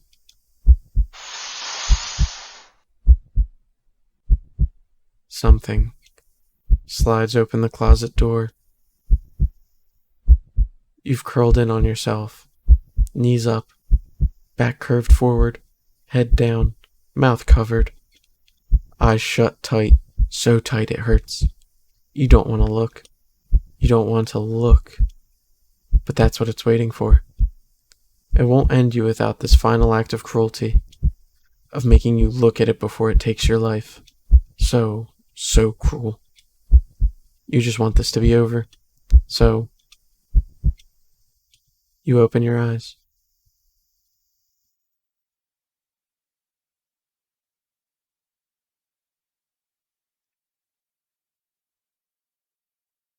You see something glaring in at you from the darkness beyond the closet door. It looks disappointed. In that moment, before you draw your last breath, you almost consider apologizing for being such unworthy prey. Guess your hiding skills were just as subpar as your seeking skills. Ending 13. And now we clean the cat. Upon giving it a second look, you realize that the cat isn't exactly clean. Not surprising, since up until bringing it home, it's been sitting in a dirty old box, in an alley full of scattered garbage, for who knows how long. You've heard that cats can keep themselves clean, but maybe this is one of those times that a little human help couldn't hurt. You head into the bathroom and set things up, trying to remember how to wash a cat. You're definitely no expert, but you think the best way to get a cat clean would be definitely quickly. Cats don't like water, you think, so a quick wash would be the way to go, right? You decide to do everything at once, filling the tub deep with soapy, bubbly warm water. A quick dunk here, a short scrubbing there, then rinse and dry. The cat won't even know what hit it before everything's over. You open the door and click your tongue, beckoning the cat inside. It quickly scampers in, curious of the newly available setting. You close the door so it won't be able to run out and make a mess of the apartment. Steeling yourself, you roll up your sleeves. You lift the cat and carry it over to the tub. Your plan already compromised as the cat starts to struggle in your hold. Probably shouldn't have held it so it couldn't see the water. Ow! Ow, hey! It scratches at your arms. You knew it wouldn't be happy about the water, but you didn't think it'd be this irate. Still, as mad as it will be at you for a little while, you know this is for the best. A deep scratch at your bicep startles you, making you drop the cat into the tub.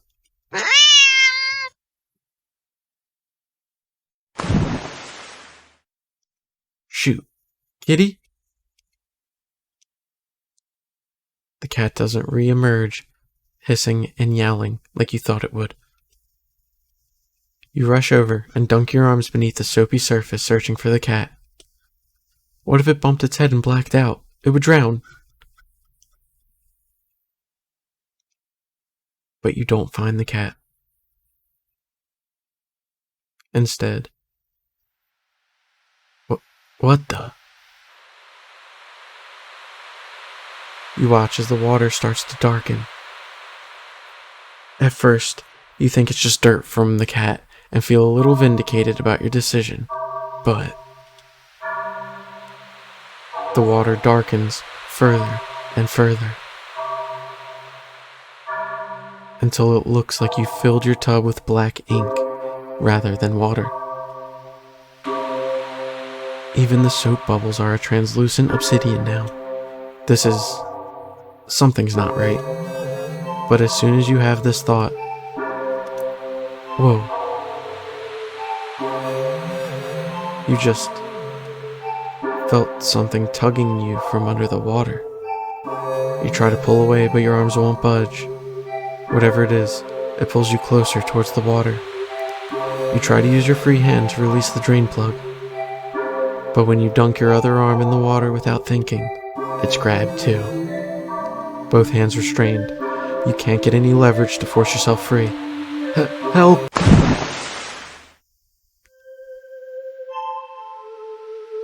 You're dragged into the murky waters of the tub. You're dragged down, and down, and down further still. Much further than it should be possible for your bathtub. You can't breathe. You think you can't see either, but as you draw your final breath, you think you see what has been pulling you down. Something resting deep, deep down below. Something waiting for you. Ending 14. Bath Hater. And this time we're going to clean them carefully. You think careful is the way to go. Cats aren't always fond of water, so you doubt it'll be a fan of an excessive amount of it. So you pick the cat up and place it gently in the sink before turning on the water. The cat is startled, but ultimately doesn't try to run away. Nice.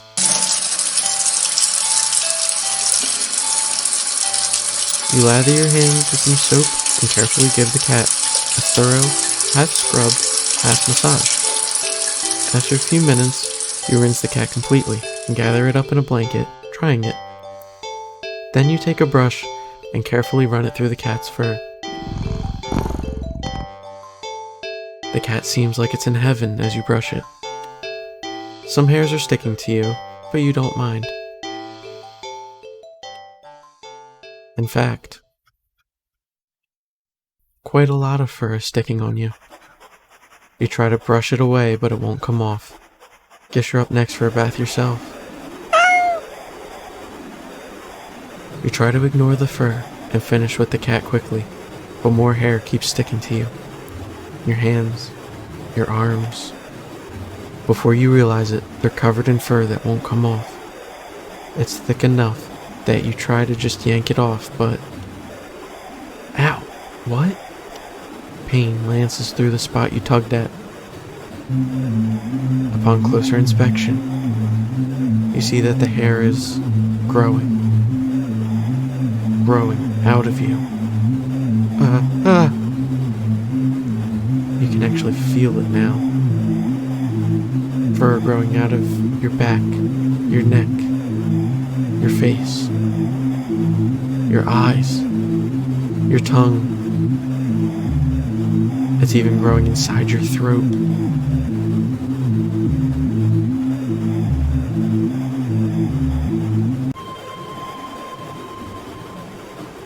As you collapse and start to choke on the thickening fur in your esophagus, the cat leans up to lap at the fur growing on your forehead, grooming your hair as thoroughly as you did for it earlier.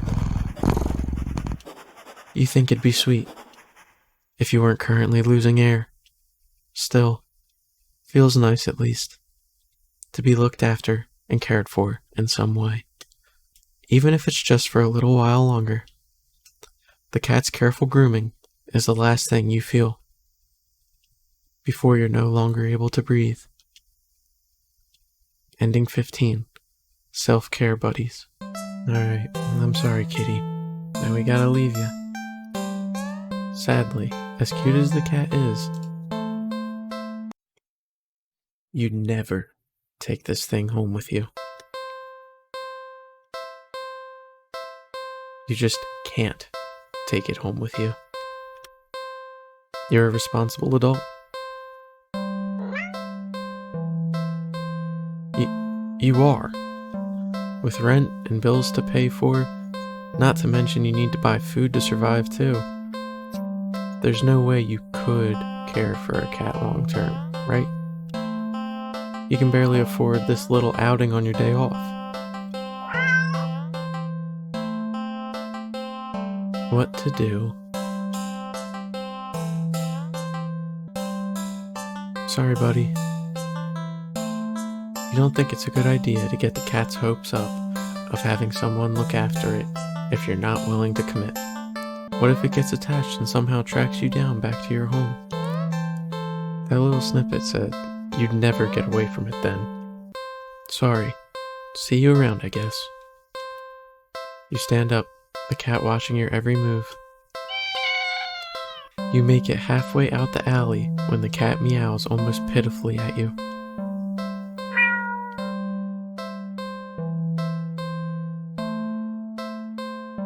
sorry, buddy.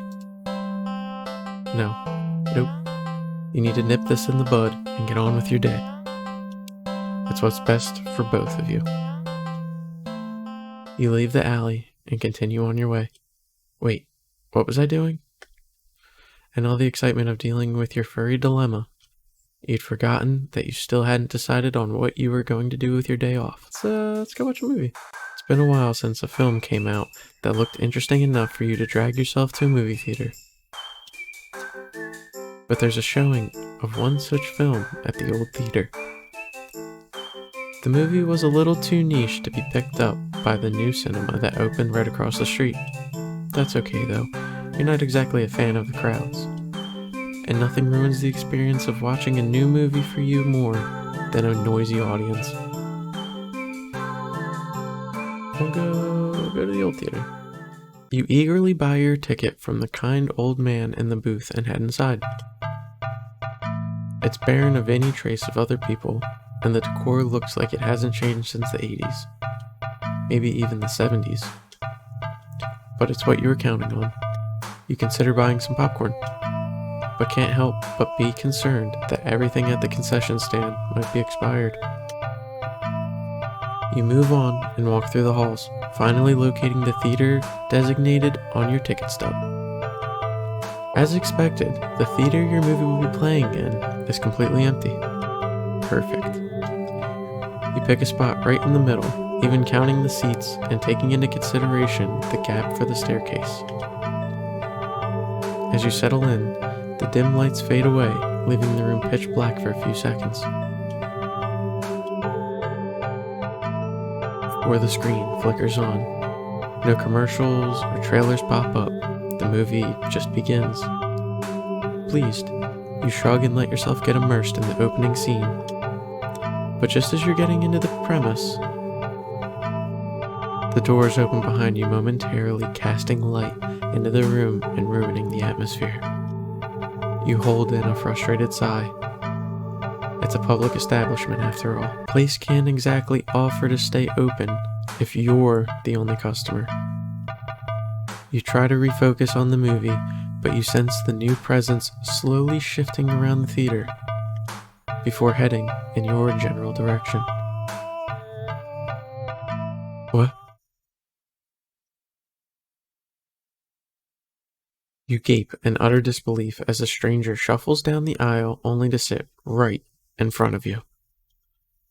There's no one else here and plenty of places to sit. The stranger is also unusually tall. Even with the stadium-like arrangement of the seats being on a somewhat steep incline, they're completely blocking your view. Alright, we're gonna confront the stranger. You hate confrontation. You can already feel your palms starting to sweat at the idea of it. Your throat's closing up and your body's starting to shake. You've always been more of a flighter than a fighter. But you paid for this ticket. You've wanted to watch this movie for ages. And now this total stranger has ruined the entire experience for you. You're all alone in this theater. There's no one who'll help you if something goes wrong. But you're angry enough that you ignore the signs of your body begging you to put as much distance as you can between yourself and the stranger. You stand up. Even standing and higher up on the incline, the stranger is still at least a head taller than you.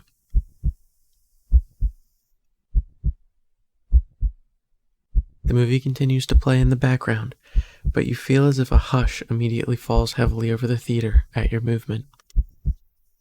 As if you can sense the stranger anticipating what you plan to do next. You square your shoulders and force a little bass into your voice. Hey! The effort makes your words come out more harshly than you intended, like a sudden and vicious bark. But you figure they deserve it anyway. You're being a real jerk, you know that? Just what are you playing at, huh? Are you trying to piss me off? The silence that follows your words is deafening. So much so that you glance at the screen only to find that the movie has paused? Your attention is ripped back to the stranger in front of you as they shift slightly. Like a small animal trying desperately to anticipate the moves of a predator, you don't move an inch. You don't look away. You don't dare to blink. Instead, your eyes widen as the person's head turns. Then turns some more. Then turns more, beyond what should be possible, neck bones cracking, to face you directly. You can't move. Wide, glowing eyes resting above a wider, grinning mouth gaze down at you. The stranger opens their mouth, and what comes out is something impossible to comprehend.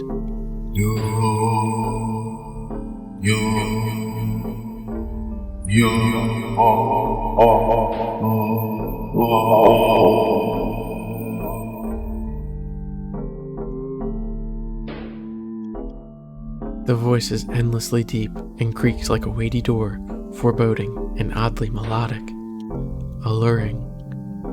But it also snaps you out of your terrified trance, and before you know it, you're already out the door. You run through the halls of the empty theater, heading for the exit. You feel something watching you from behind, but you're too afraid to look. The exit now in sight, you sprint forward and burst through the doors. You look around frantically and spot the crowded cinema across the street. People, that's what you need. Safety in numbers and all that. Without thinking, you rush into the street when a sinking sensation crawls down your spine, compelling you to look behind you. We gotta look behind us.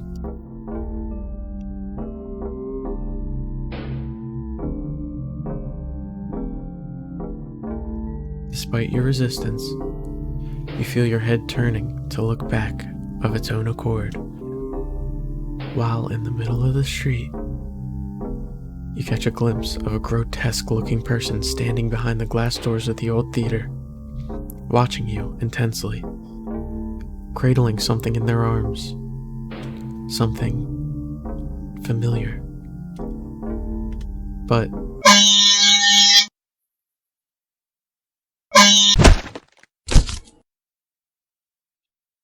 a glimpse is all you get as a truck speeds forward and crashes into your body.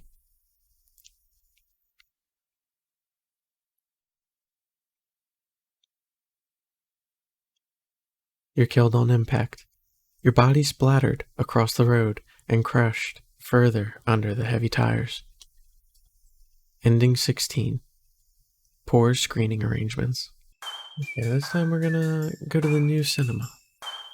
You don't know why, but you don't really feel great about the idea of being alone right now.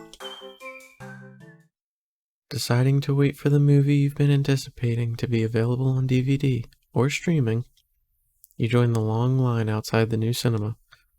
By the time you've reached the ticket booth, you just want to get inside. So you pick a movie at random and take your ticket from the tired-looking teenager manning the booth. The decor is chic and sleek, and the inside is bustling with people. It's not what you're usually into, but it's kind of nice not being alone. Even if you feel a little lonely, watching families and groups of friends laughing among themselves. You'd get some popcorn, but the lines at the concession stands are long and the prices are criminal anyway. You go through the halls and follow the signs to the theater designated on your ticket before heading inside.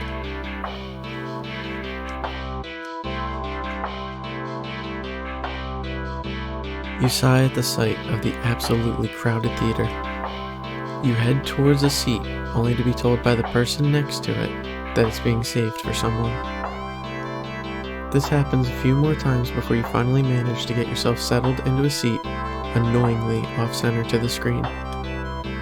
But the screen is at least visible, if not a little too close, so you grit your teeth and bear it. The lights fade out, but the chatter doesn't. The rest of the audience seems content to talk through the commercials and even through the trailers. You figure the chatter will stop when the movie actually begins. But it doesn't get even slightly quieter as the opening scene starts to play out. You sigh out loud, not thinking anyone would hear you anyway. This is why you avoid movie theaters like the plague.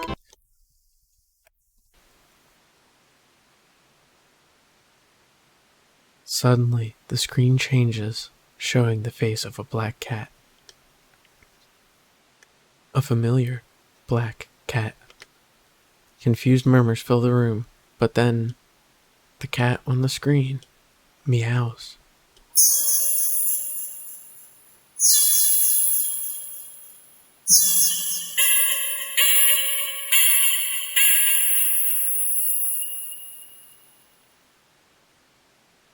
The sound is strange, and not at all like any cat should sound. Haunting, almost melodic, and layered as if made of multiple voices of different creatures. Creatures that would probably never say.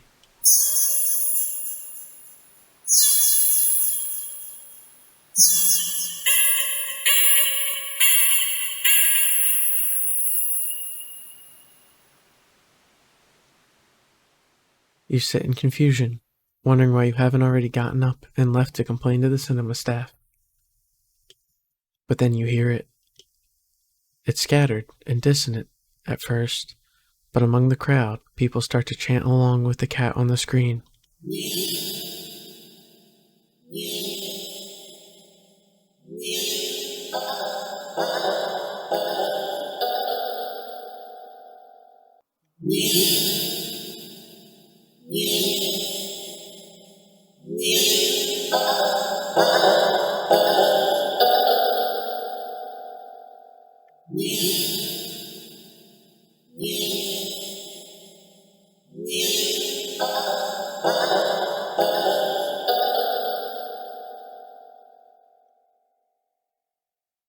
Soon, the entire room is chanting in perfect unison, everyone staring intently at the cat on the screen.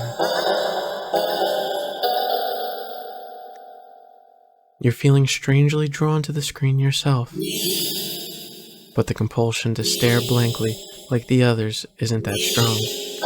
For now, also, you start to notice out of the corner of your eye that some of the people in your immediate vicinity are looking at you. No. They're outright staring holes into you, even as they continue chanting. They don't miss a beat as they slowly begin to frown at you in blatant disapproval. Their scowls deepen as time goes on, as if they're getting impatient. We're gonna try to leave. This is too weird. I need to get out of here. Gathering your courage, or perhaps putting your fear to use, you stand up, fully intending to leave the theater. When everything comes to an abrupt stop, all of the chanting stops, even the cat's chanting on the screen. You tense and risk a glance around the theater. They're all staring at you. Every single one of them. They're not moving. They're not even blinking. You swallow, throat suddenly dry even though a nervous sweat completely soaks through your clothes. You highly doubt that sitting back down will fix the situation. Your legs are shaking under the audience's unnaturally intense scrutiny. But you force yourself to step forward and forward and forward until you finally reach the end of the aisle. You feel their collective gaze, even worse, on the staircase. All their heads have turned uncomfortably to the left to look directly at you. The screen illuminates their faces, making clear their blank scowls. They seem even more upset than they had been minutes ago, identical frown lines digging between their brows. You keep going, the heavy atmosphere becoming more and more oppressive with every step. You're so tense with anticipation that you fully expect someone to grab you from behind. But no one does. You don't hear any of them even get up. You exit the theater, holding your breath as the doors close behind you. You briskly walk through the halls, putting as much distance as possible between you and that theater full of people. Finally reaching the lobby, you just barely manage to catch yourself from falling to the floor as you gulp in huge gasps of air. You expect to feel relief as your breathing calms, but you feel a lingering sense of dread that only spikes once you finally notice it, as well as its source. You look up, and your stomach sinks.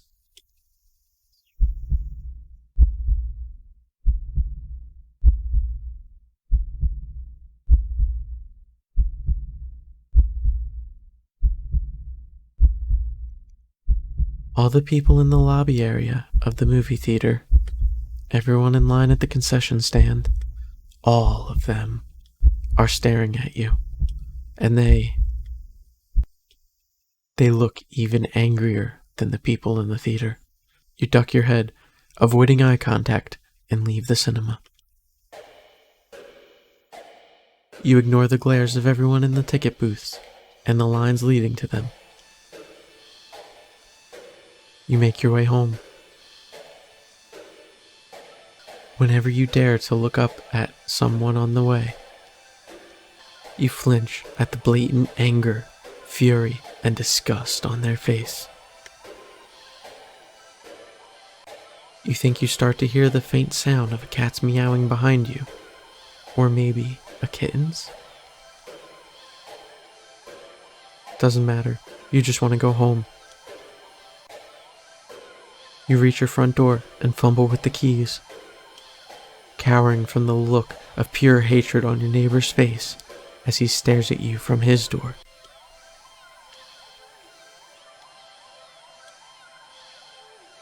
Finally, you get inside your apartment, lock all the locks on the door, and slide down with your back against it till you're sitting on the floor.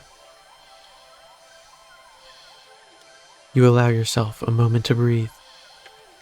Now home, your heartbeat calms, and your fear slowly bleeds from you, leaving you feeling strangely empty.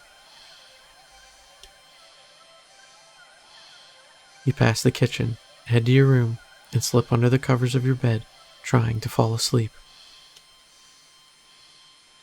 Maybe it's all just a bad dream.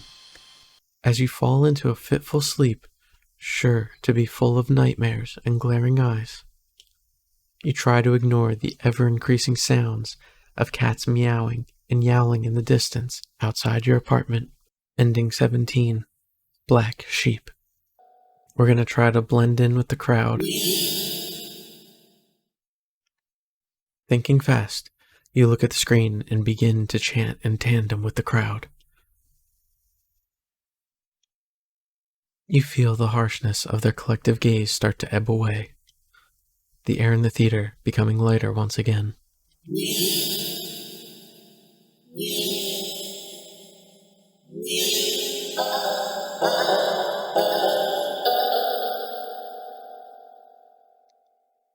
You release air shakily, just realizing that you'd been holding your breath earlier.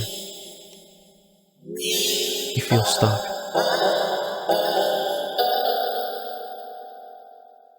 Surely, you can't just up and leave now. Not after whatever all that was. The people around you all seem fine now, but there's no telling if they'd get aggressive at you for even moving too much. Never mind outright getting up and leaving. You decide to let this run its course. Hopefully, someone will come along, right? Or at least turn the film off. You continue to chant along with everyone.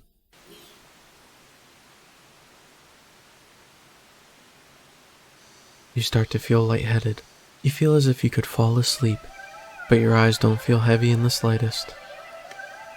You try to look around and gauge the other's emotional state,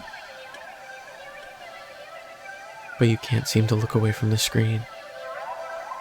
You try again, but you're still locked into eye contact with the cat on screen.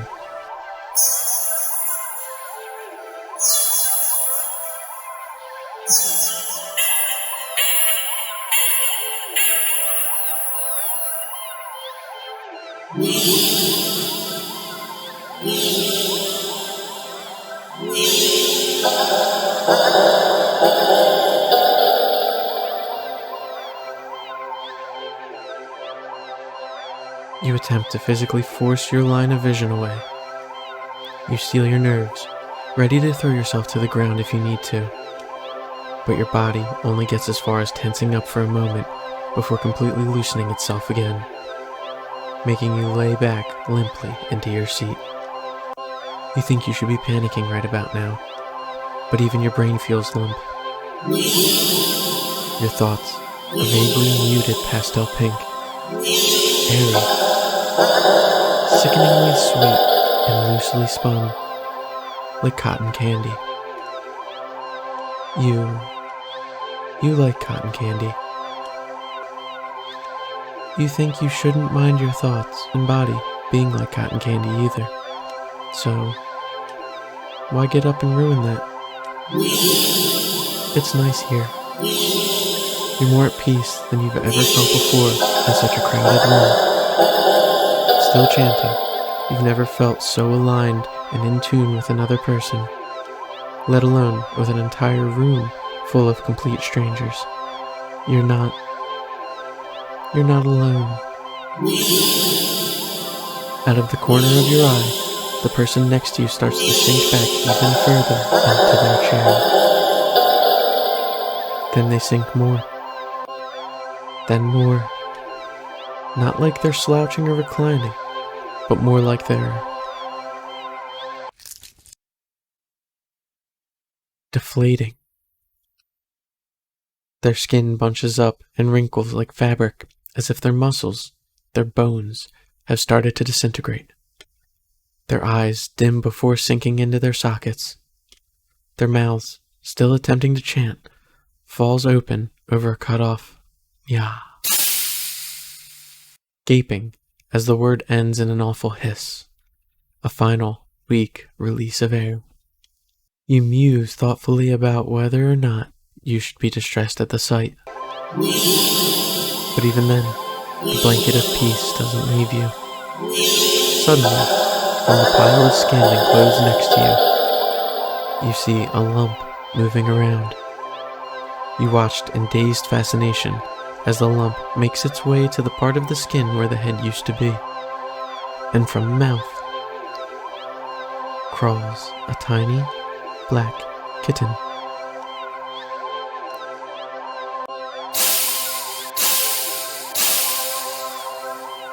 You can hear the familiar hissing sound all around you now as the unified chant starts to fade, only to be replaced with the faint mewling of kittens. Finally, your voice is the only one still chanting, still human, and alone. Again. You don't want that. You can't go back to that. Not again. Not again.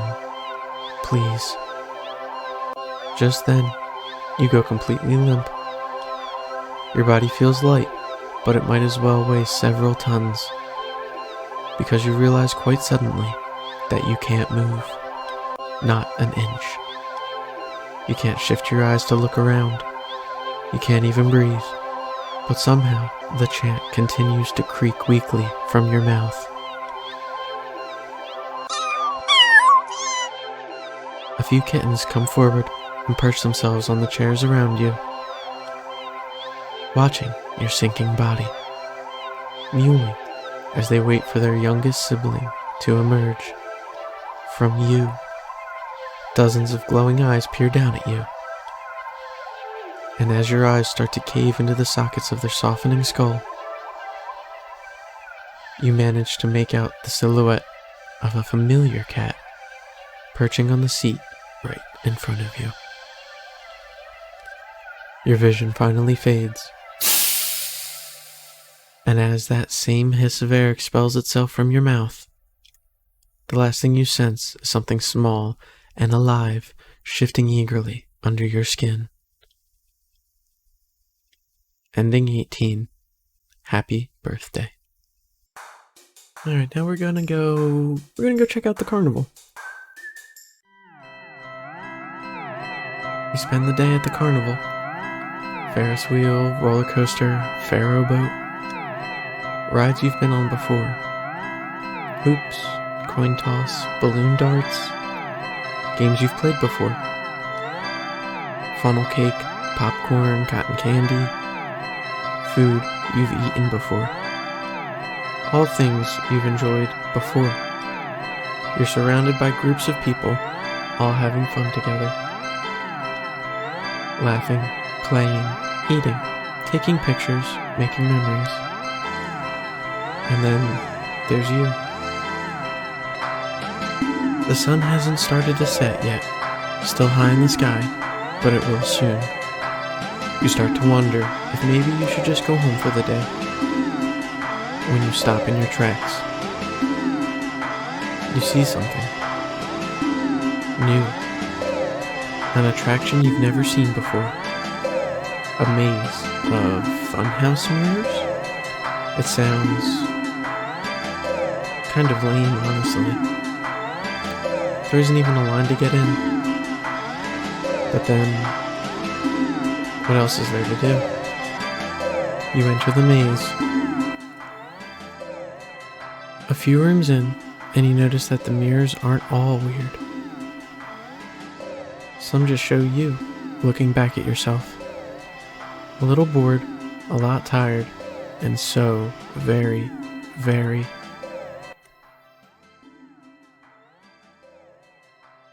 Maybe this was a mistake. Why did you think going into a maze of mirrors was a good idea? Even if it was something new to experience. I can't do this today. You turn around to head back out the way you came, only to bump into a mirror. Ow! What the? Where's the exit? You try again, only to find another mirror blocking your way. By the time you're all turned around, you've realized that the way you came in is completely gone.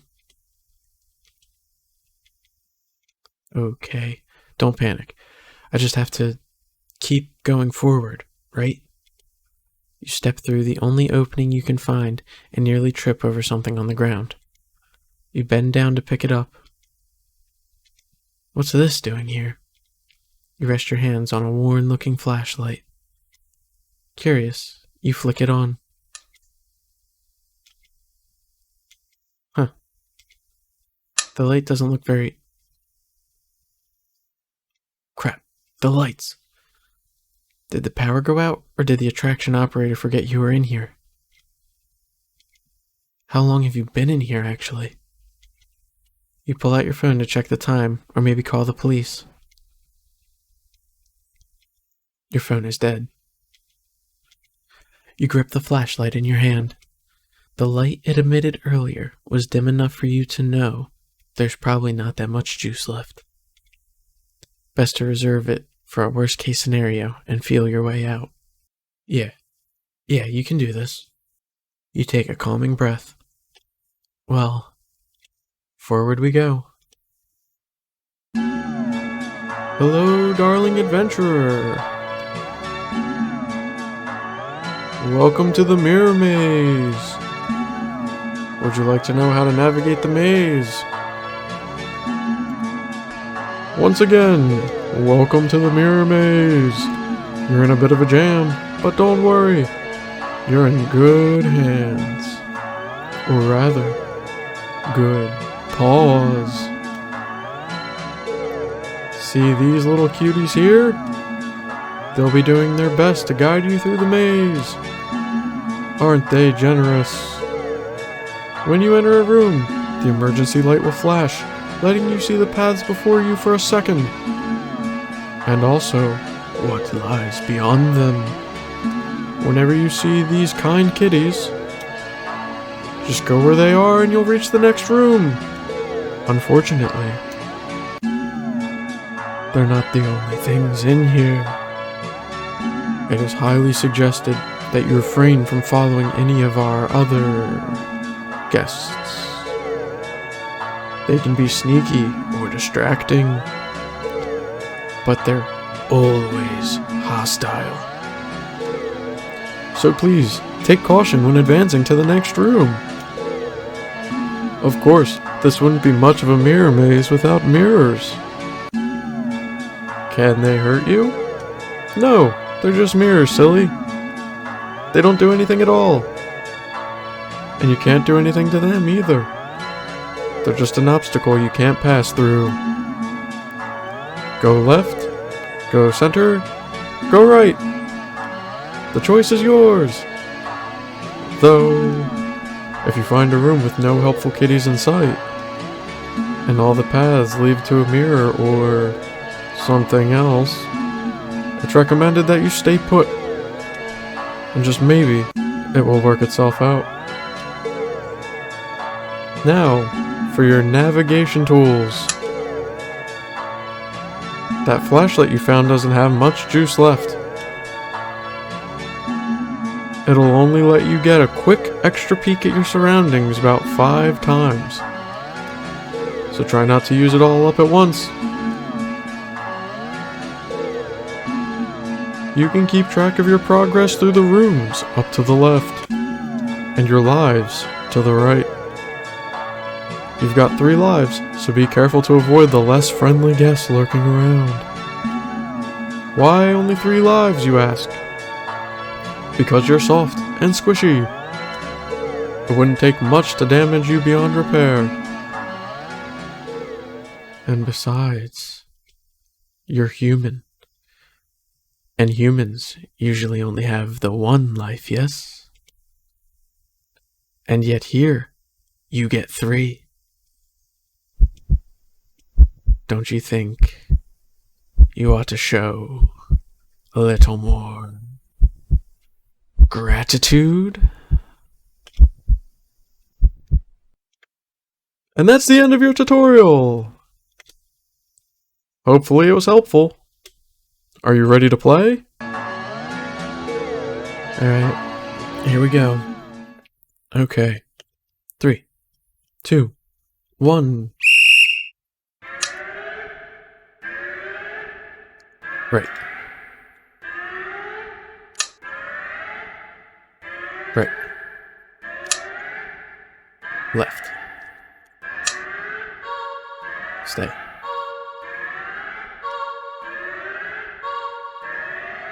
This room feels off. Just wait. I think something just changed.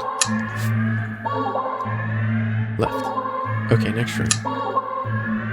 Left. Okay, next room. Stay. This room feels off. Just wait. I think something just changed. Next room. Okay, next room. Okay, next room. Okay, next room. Okay, next room. Okay, next room. Okay, next room. Stay. Okay, this room feels off. Just wait. I think something just changed. Well, okay, next room. Right, okay, next room.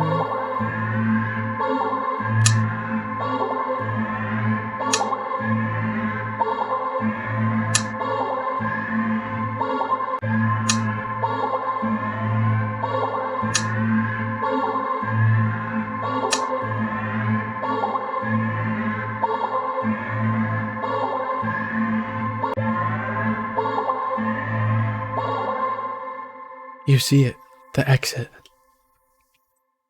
You run forward, but as you do, the scenery shifts. Just slightly at first. But you're running too fast to stop yourself from colliding into the glass. Except, you don't quite go into the glass. You don't exactly collide with it either. You simply pass through it. On the other side, you see an endless white void and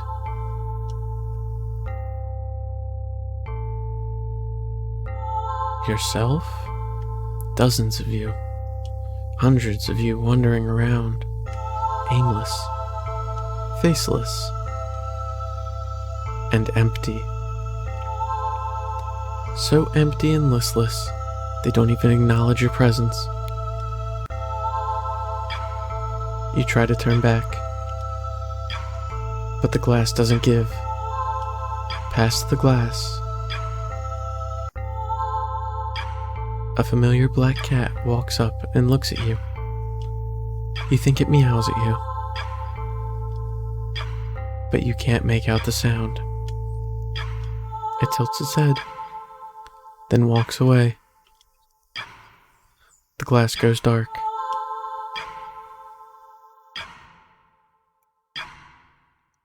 Then you watch helplessly as it disappears completely.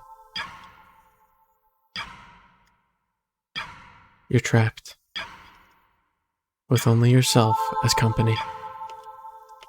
Ending 19. You beat the maze.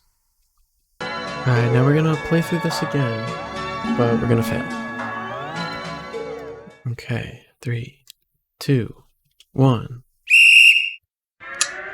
Alright, we're going south. Not that way. One more.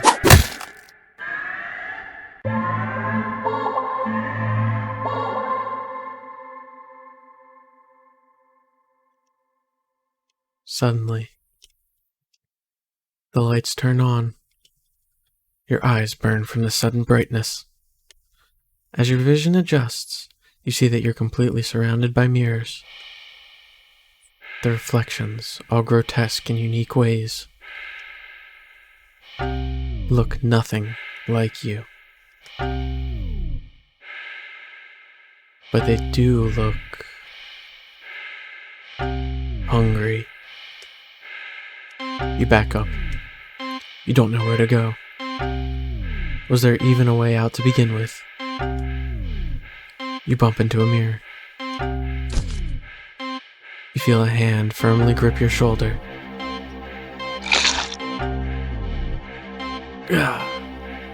There's a sharp pain in your other shoulder.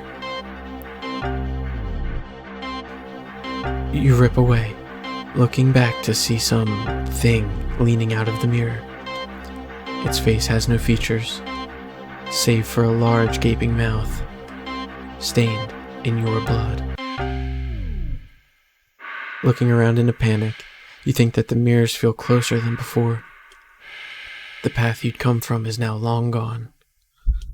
You're surrounded, and every time you blink, you could swear the mirrors were getting closer, and closer, and closer, and... Ending 20. You failed the maze. Alright, this time we're gonna go check out the dog park. You decide to take a stroll in a park or something. The only one within walking distance is the nearby dog park. You think it'll make you feel better. First, you got to see a cute cat today. Now, you'll get to see a cute dog. Several of them, in fact. The park is bustling with owners and their canine companions, playing frisbee, fetch, running, jumping, even napping. Such cute whatever. Hey. Like you'd want to do something with these mangy mutts. What's wrong? You didn't think that. You decide to move on. The dogs are all so adorable. You want to pet every single one you come across. But you know not all the owners are cool strangers just walking up and manhandling their pets. Not all dogs appreciate it either. So you stroll around the park, trying to exude a welcoming aura that will beckon one of these cute doggies to you. You don't have to wait very long. You stop as the smallest, cutest puppy you've ever seen scampers up to you, blocking your path. Whoa!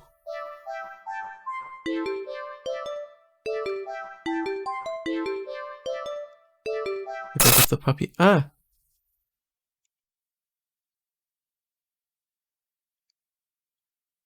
You just barely manage to rein in the reflex to throw the puppy as far away from you as possible. With shaking hands, you quickly place the puppy on the grass and take several jerky steps back. The owner seems confused by your reaction to their puppy, but you just wave at them in a daze before hastily stumbling away. You're not feeling so great about being at the park at the moment. Maybe you should leave.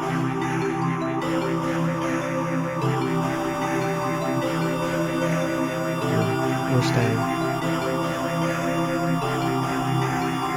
You stay at the park. You try to calm down by watching all the dogs from afar as you walk along the path. But every so often, one will run up to you. And when they do, they look wrong. Their owners don't even seem to notice. You find a bench and sit down for a quick break, closing your eyes. Maybe this wasn't the best idea after all. Maybe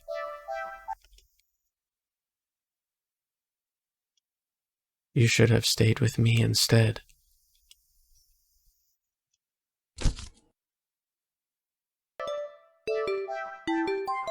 You're broken out of your thoughts when something lands gently on your lap. You look down and see a frisbee on your thighs. Hey, sorry about that. Can you throw that back? You look up to see an owner waving at you in the distance. But more importantly,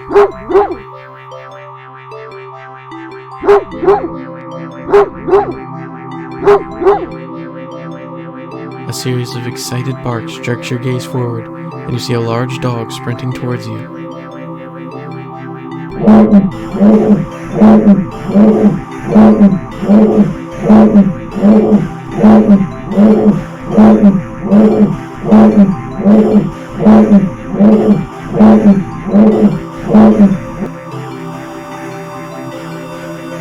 A series of excited barks jerks your gaze forward, and you see a large dog sprinting towards you. Hey, hurry and throw it back! You throw the frisbee, and the dog runs in the opposite direction, jumping and catching it right out of the air. Impressive. The dog and the owner walk up to you. Thanks for that. You can pet him if you want. The dog looks up at you, eager for its reward of pets and a pat for catching the frisbee. Should I? Pet dog. Really?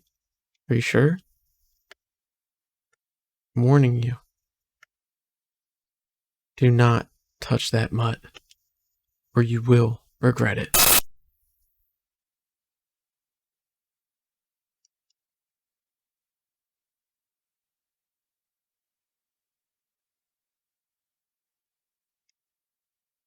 You reach out your hand.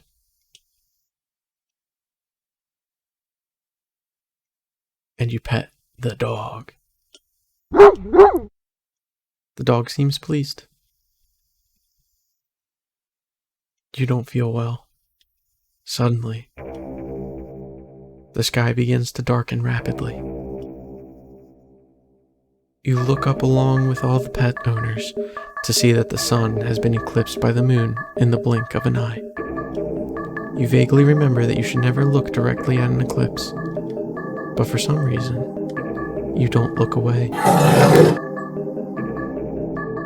A loud, piercing yowl fills the air, shaking the ground beneath you. You instinctively move to lift your hands in order to shield your ears, but the hand that has been cautiously pressed upon the dog's head comes away with some resistance. Resistance, like sticky slime, almost cementing your hand to the dog's head. The slime stretches with your movement. The dog's head stretches with it too, as the canine begins to just melt. It melts and melts until it becomes a pile of goo at your feet. You dazedly look around for the dog's owner, only to find an empty pile of familiar clothes where they once stood. You see similar piles of clothes next to piles of goo scattered all across the park's open field. All the dogs, all their owners. The melted goo of the dog in front of you then starts to move with a shudder.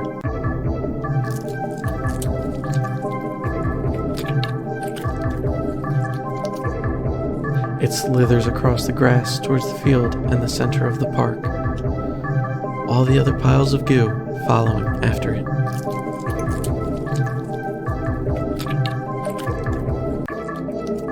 They mix and meld together into a single entity that shifts and undulates and bulges and grows. You watch in dazed horror as it then fills out and shapes itself.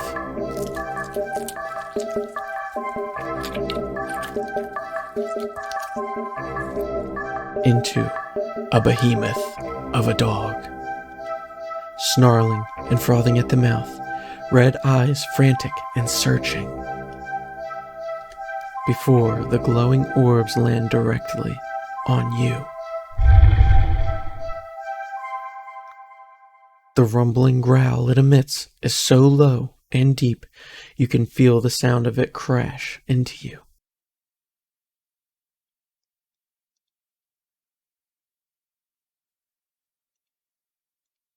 No, you had your chance. Better start running. You try to run, but you're not fast enough. The behemoth barely takes a few leaps before it's already towering over you.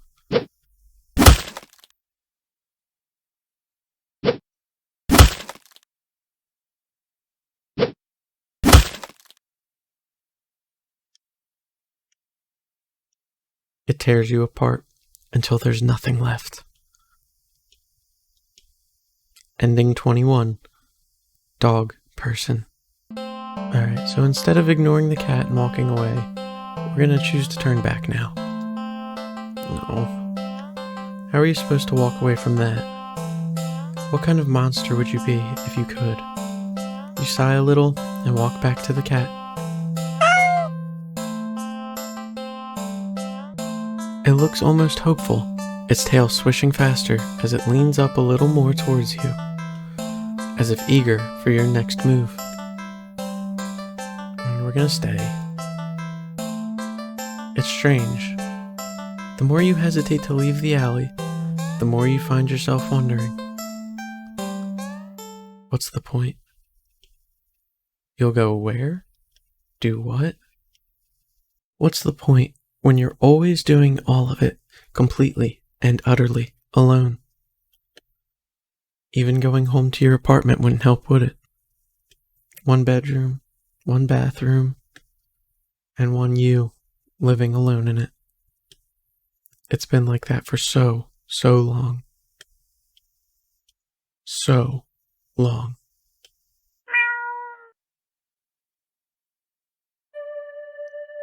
You're startled when you feel an impossibly soft paw press lightly against your wet cheek. You didn't realize you'd been crying, or that your little breakdown had literally brought you to your knees right in front of the cat's box.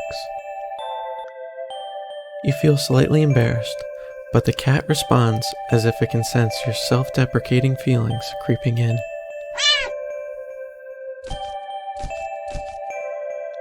It presses its paw on your cheek 3 times in quick succession, as if trying to slap you out of your melancholic state. But they're so light, the slaps feel more like getting gently and eagerly petted.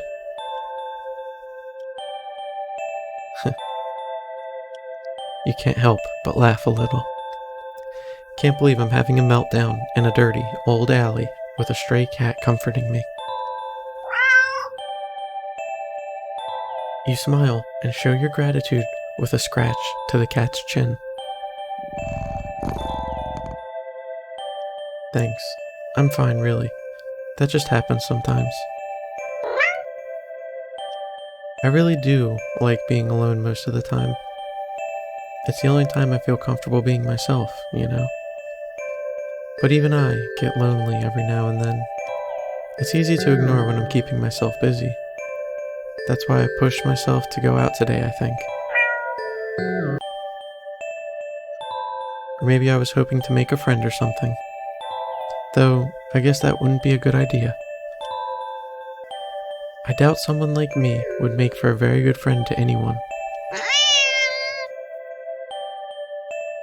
Okay. Maybe I won't go so far as to say that, but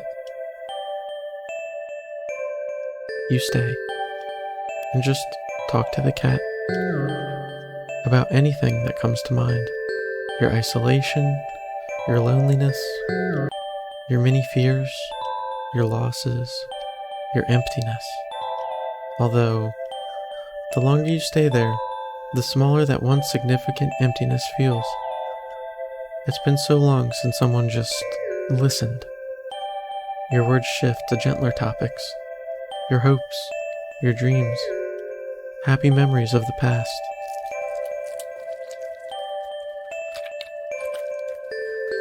As you talk, you don't even notice the once cold concrete walls of the alley becoming flesh-like, warm and pink, its softness slowly engulfing the both of you.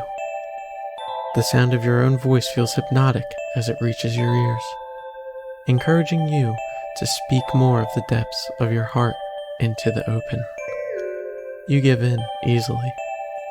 When you do run out of words, you're not sure how long you've been sitting there, but not knowing doesn't seem to bother you. Still, a strange question enters your mind.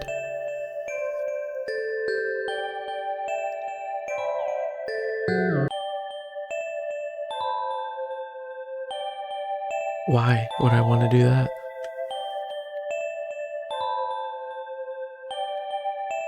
You're too tired to move. Pouring out your heart and soul has taken a surprising toll on you, but you have no regrets. You're so happy.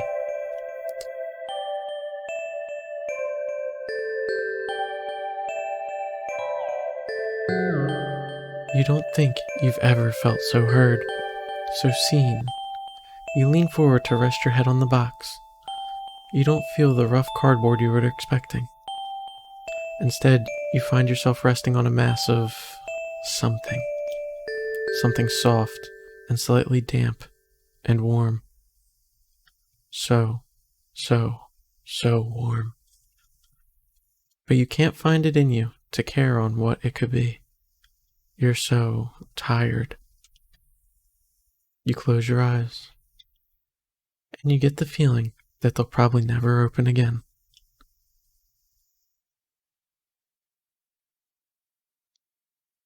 But as that all-encompassing warmth encases you slowly, completely, you feel nothing but pure contentment. Ending 22. Not alone. Okay, so now this time we're going to do the same thing. Aw, how are you supposed to walk away from that? What kind of monster would you be if you could? You sigh a little and walk back to the cat. It looks almost hopeful, its tail swishing faster as it leans up a little more towards you, as if eager for your next move. But this time, we have to leave again. You really can't afford to take the cat home with you. Well, maybe it wouldn't be completely impossible. A few extraneous luxuries cut here and there, and you could see things working out, sure. But there's a slight problem that's been making you waver this whole time. One you simply can't ignore. The problem being that you just can't trust this cat. It sounds ridiculous, even in your head. Cats don't require trust to care for. They're incapable of betrayal or deception specifically because, like other animals, they only seek out the most basic essentials of living, procreation and comfort. Malice isn't something that could ever logically be applied to them, and yet you feel it. That behind that gut-wrenchingly adorable face is something dangerous. And that something brought you here. It called you here. You're a curious person, but even you can't shake the deep, instinctual desire to get away from it, get away from it, get away from it, get away from it.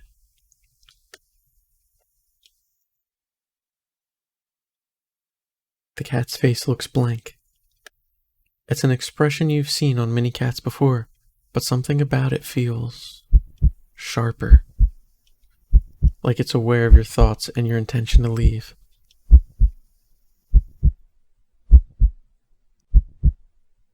And it's daring you to try. You slowly stand up.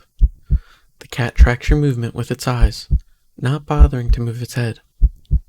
You don't say a word. You try not to even think. Get away from it, get away from it, get away from it. Though you don't really succeed. You turn around and quickly leave the alley, feeling those sharp eyes on you the whole way. When you get a good distance away, you finally take in deep gulps of air. You feel better now. And there's still plenty of time left to enjoy your day off. As long as you forget everything that just happened. But what to do?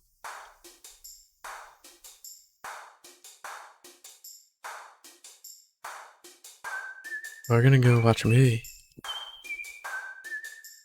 It's been a while since a film came out that looked interesting enough for you to drag yourself to a movie theater.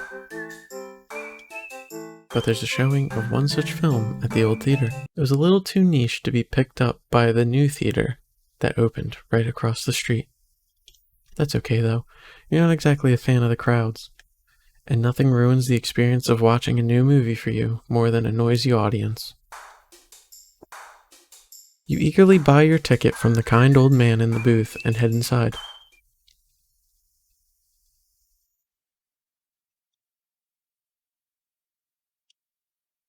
What the? How did you get back here? Get away from it, get away from it, get away from it. You leave the alley, quickly. What now? And we're just gonna try the same thing again. We're going to the new cinema now. You don't know why, but you don't really feel great about the idea of being alone right now. Deciding to wait for the movie you've been anticipating to be available on DVD or streaming, you join the long line outside the new cinema. By the time you reach the ticket booth, you just want to get inside. So you pick a movie at random and take your ticket from the tired-looking teenager manning the booth. You head inside.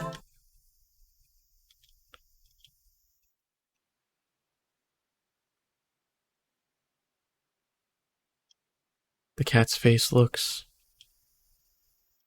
Get away from it. Get away from it. You leave the alley, quickly. What now? Go to the carnival. You spend the day at the carnival. Ferris wheel, roller coaster, Pharaoh boat. Rides you've been on before. Hoops, coin toss, balloon darts. Games you've played before. Funnel cake, popcorn, cotton candy. Food you've eaten before. All things you've enjoyed before. You're surrounded by groups of people, all having fun together.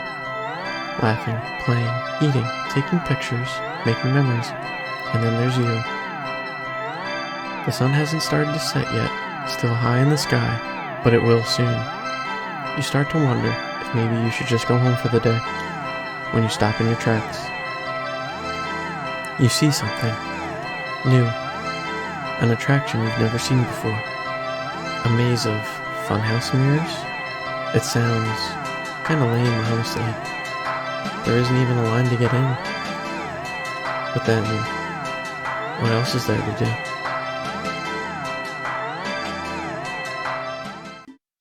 You enter the maze.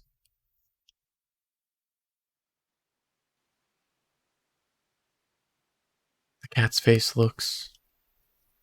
Get away from it. Get away from it. Get away from it. You leave the alley. We're gonna go to the dog park. You decide to take a stroll in the park or something. The only one within your walking distance for the day is the nearby dog park. You think it'll make you feel better. First you get to see a cute cat today. Now you'll get to see a cute dog. Several of them, in fact. The park is bustling with owners and their canine companions. Playing frisbee, fetch, running, jumping, even napping.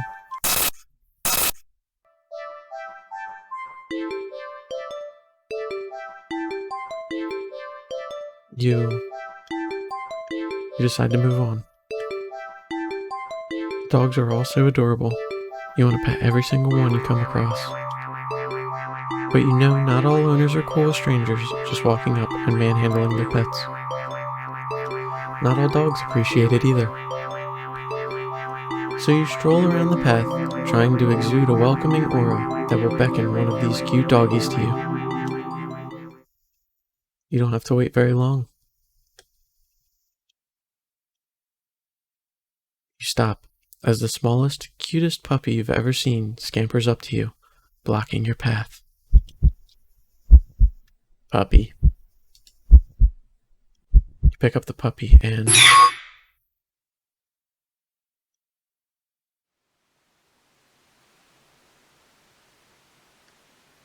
The cat's face looks.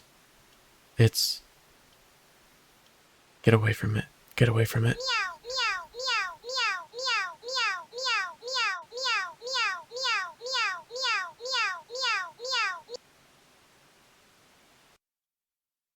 You leave the alley quickly. What now? Go home. Wait. Haven't you done this before? You feel sick. Looking around, you suddenly realize that unlike earlier, there isn't a single person in sight. You're alone. You're completely alone.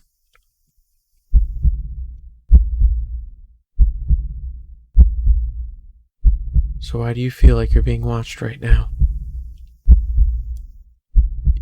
You feel your heartbeat start to race. You need to get home. Now. You walk back home, the feeling of eyes on your back getting worse with each step. By the time you're fumbling with the keys at your door, you're soaked through with cold sweat. Your skin prickles and itches. The heavy gaze you feel might as well be eyeballs physically pressing into your flesh. Sticky and unnatural. You finally get inside and... The weight of relief and the sigh that escapes through your lips actually causes you to physically shudder. The horrible feeling from earlier immediately dissipates as if it were never there. In the wake of its departure, you're left shaking and cold in your sweat-soaked clothes. But you're too relieved to care. Exhausted, you mentally pass on the very concept of eating and head straight to your bedroom. You open the door.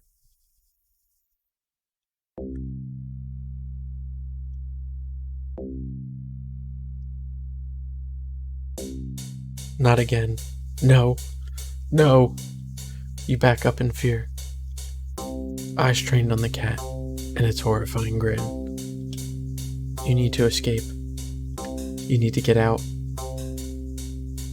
But if even home isn't safe anymore, where will you go? You risk a glance around you and...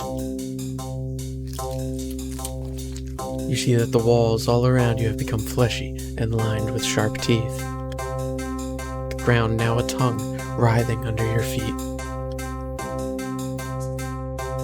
In horror, you realize that the alley's entrance is getting smaller and smaller, closing like a mouth. You try to run for the exit. Nowhere to hide, nowhere to hide, nowhere to hide. trying to run on the tongue slows your speed significantly as you stumble and trip. No. You watch helplessly as the last sliver of light from the entrance tightens beyond a size you can never hope to squeeze through. As darkness falls over you, you feel the damp humidity of the mouth all around you. The walls of teeth, fangs, take their time closing in. Closer and closer and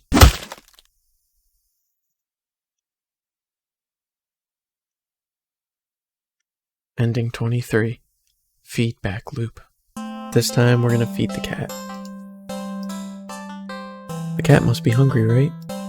You can't imagine that it's had much to eat if it's so attached to that box it's in. Though, it doesn't exactly seem malnourished either. Surely it must have left the box to search for food then. For some reason, something in the back of your mind tells you that's not the case, and not to think on it any further. Well, either way, you can't exactly enjoy your day out knowing you left behind a hungry cat, especially when you could have done something to help. So, what to do about the hungry kitty? We're gonna check our pockets. You dig into your pockets. You find a small piece of string in your left pocket. Not very helpful. The string is far too short. In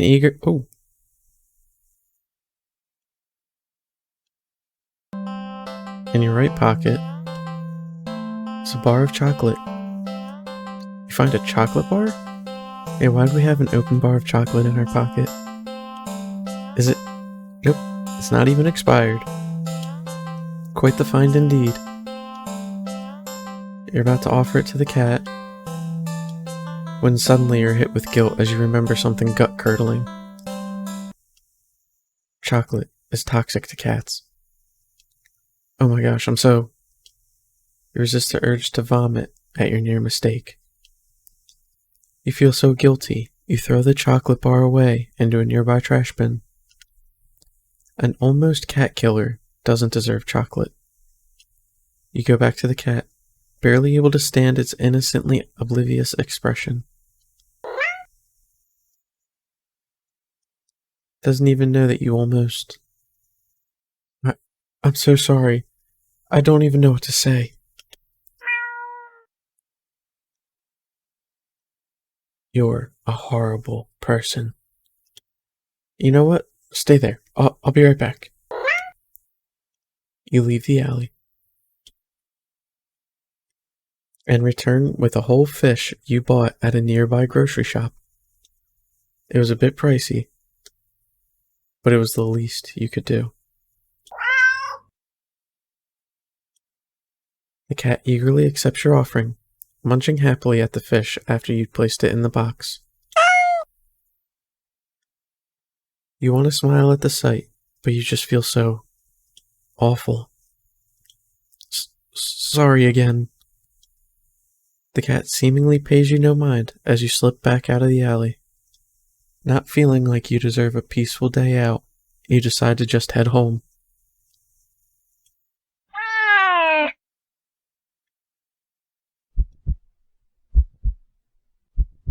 On the way home, you notice more cats than usual, watching you from their hiding spots.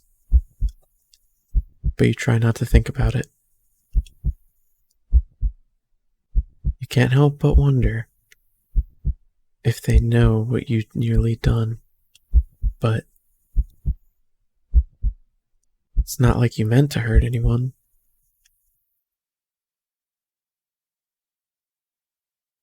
Right?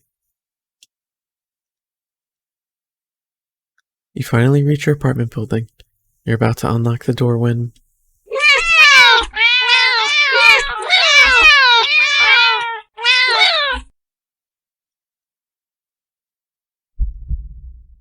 You look behind you, only to see dozens of cats standing there, looking at you. Did they see you feeding the cat in the alley? and thought that you had more food for all of them?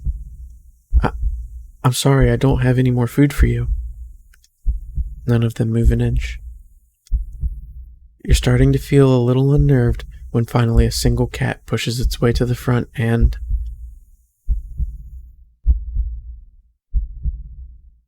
Oh, it's you. Oh, it's... Held carefully between its teeth is the chocolate bar you'd thrown away earlier. It places the chocolate bar down in front of it before looking back up at you. All the cats look up at you. You can feel their judgment. You feel your sins weighing down heavily on your back. But without the money to buy enough food for all of them, you don't know what to do. We're gonna beg for forgiveness. You collapse to your knees and bow down low as you start to earnestly beg for their forgiveness. I'm so sorry, I swear. I'd do anything to make it up to all of you, but you're out of options. Suddenly. You feel something stir in your stomach and swim its way up your throat, closing off your airway as it tries to force its way out of your esophagus. It finally succeeds with aid from your helpless gagging. Blah.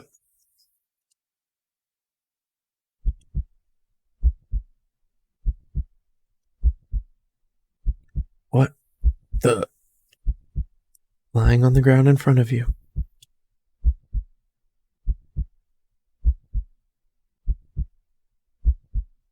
is a flopping fish. You just threw up a living fish. What the hell? The cats come rushing forward while tearing hungrily at the fish. You're happy to finally be of help, truly. But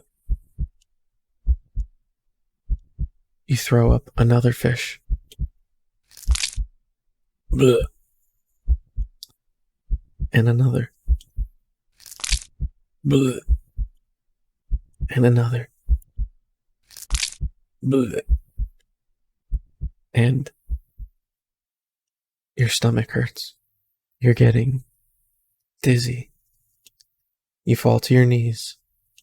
Tears and snot are streaming down your face by the time you cough up a final, tiny, bloody fish and collapse forward. Your throat and stomach both burn in a way that feels dangerous. You start to fade out. Despite the pain, you strangely feel a more overwhelming sense of hopeful pride that you've made up for your disgusting actions, that you've been forgiven.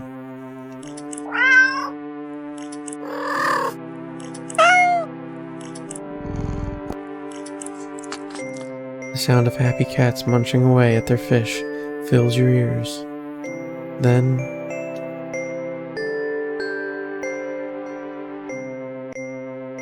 you feel something being nudged into your hand.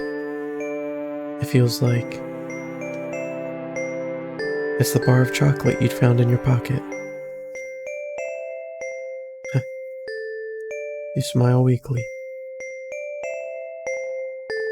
You've successfully atoned, but you don't really have the strength to eat your reward. Sadly, the last taste in your mouth as you leave this mortal coil doesn't get to be that of chocolate, but raw fish. Ending 24. Fishing for pardon. Okay, and this time, we're just gonna go inside. You decide to cut your losses and head inside. Your sins weigh down on you, but you're only human. What more can you do? Jeez. You try to ignore the yowling of the neighborhood cats as you go about your chores. You consider preparing dinner. But how could you enjoy it, knowing how hungry those poor cats are outside? the ones you've wronged. You decide to take a bath and go straight to bed without dinner. A fitting punishment for someone like you. You forego the fancy bath bubbles because you don't deserve them and sink into the water with a sigh. Your mind races, but you can't really think of an immediate solution that doesn't require more money. You wish there was something, anything, you could do to make things right. Suddenly, your legs start to feel really itchy. You try to lift one to see what's going on, but what rises out of the water isn't a pair of legs.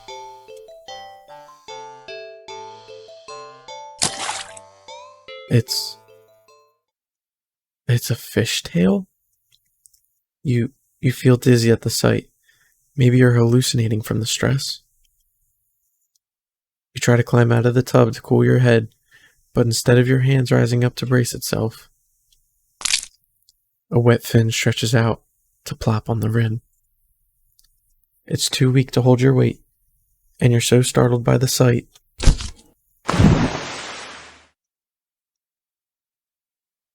that you slip and smack your head on the side of the bathtub, almost passing out immediately. You're awake. You think, anyway. You open your eyes and you're underwater? You must have slid beneath the surface of the bathwater. You gasp instinctively. Except, not really. A bubble simply floats out of your mouth, up, up, up to the surface. You're broke as heck, so you know your bathtub isn't that big. Did you shrink? But how? And even if there was a reasonable answer, it wouldn't explain how you haven't drowned yet. You swim to the edge of the tub and see the truth in your shadow silhouette. You've been turned into a fish? This isn't possible. You don't get any time to ponder over this, unfortunately. Because just then, a shadow looms over you from above. You look up and see the cat. It peers down at you from beyond the water surface. And then you realize this is the answer. This is how you're meant to atone. With a heavy heart, you swim up to the surface.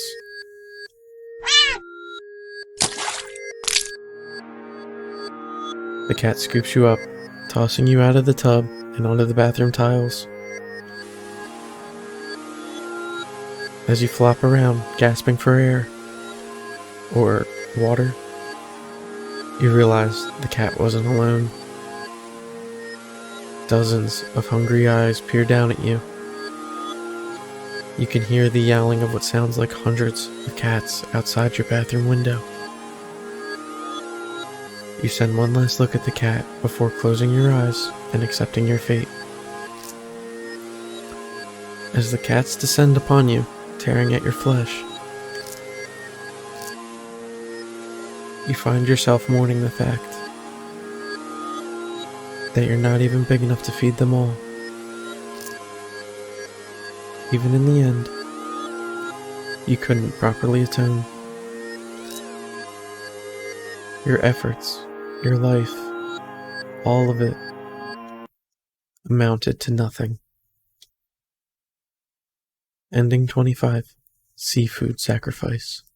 Now we're gonna check around the area.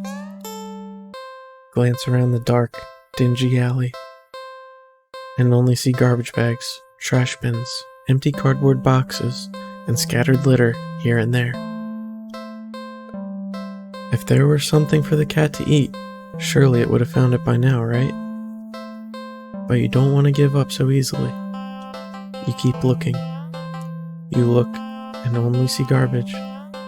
You sniff and only smell garbage. You listen.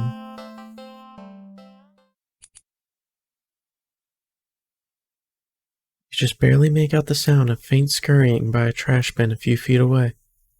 Quietly, oh so quietly, you creep over to the bin. And you lunge. You weren't very graceful in your attempt. You'd stumbled and knocked over a stack of nearby boxes full of more trash. But as you stand up, grasped in your hand, is a small mouse.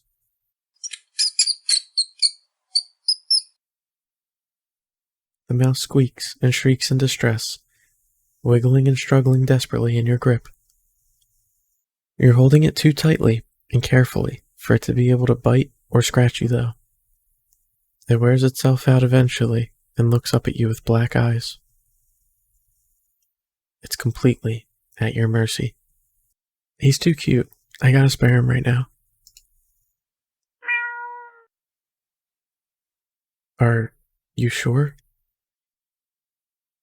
I'm sure.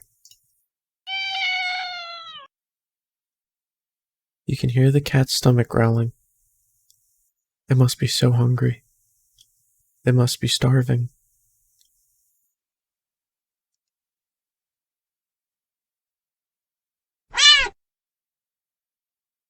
You know the cat is hungry. Why are you hesitating? You caught prey for the cat's sake, didn't you? Are you really going to value the life of a filthy rodent more than the cat's?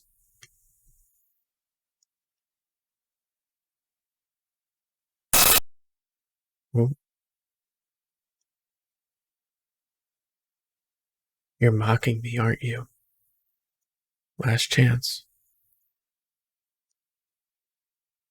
Hand over the prey now.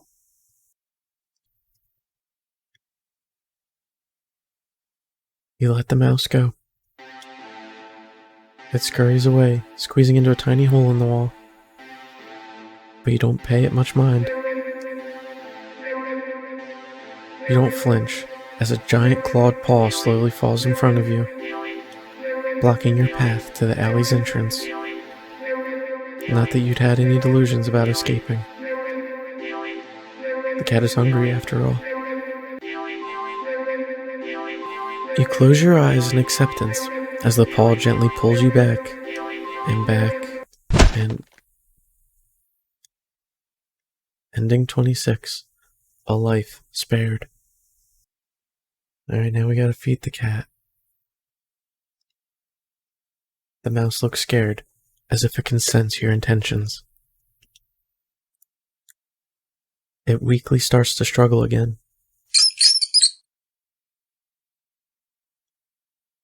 The mouse is reluctant.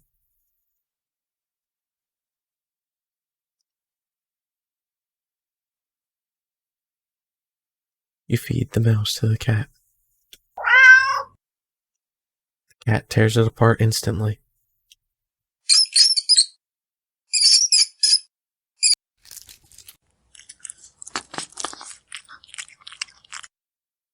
The mouse's pain squeaks and squeals pierce through you until they're abruptly cut off. Satisfied, the cat mews happily at you, red tinting its fangs.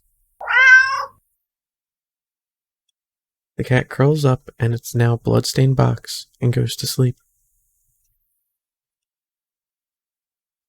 You take the chance to leave. A well-fed cat will likely follow you home after all. And cute as the cat is, you can't really afford a pet right now. Still feeling a little guilty about the mouse, you decide to just go home.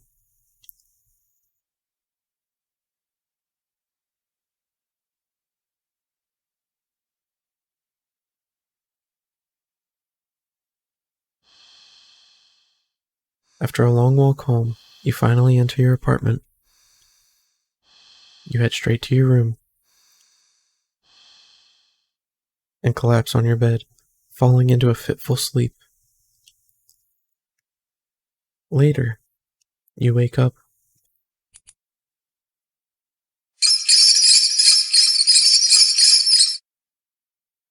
To squeaking and scurrying noises all around you.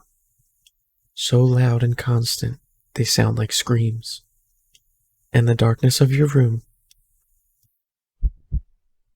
you see the shifting shadows of hundreds of mice surrounding your bed. You try to run.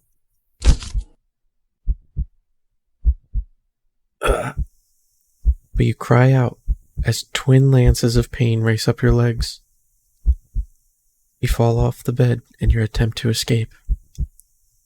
The hordes of mice dodging you as you crash to the ground. You can't stand up. Looking back and squinting in the dark, you just about make out the source of your pain. The flesh and tendons of your heels and ankles are mangled, bitten through your socks. No, leave me alone. Desperate, you crawl with only your arms towards the door. The mice descend upon you, biting into your skin, gnawing away pieces of you. You start to fade in and out of consciousness, but you still reach up for the doorknob.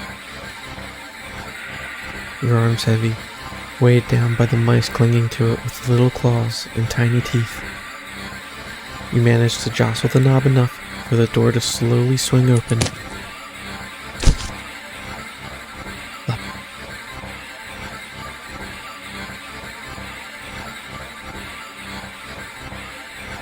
But your outstretched arm suddenly falls to the ground, lifeless. The mice manage to chew through the flesh and bone of your now dismembered limb. As a few mice creep forward to curiously inspect your arm, you stare blankly at it for a moment before sliding your gaze up. In the newly opened doorway sits familiar-looking mouse.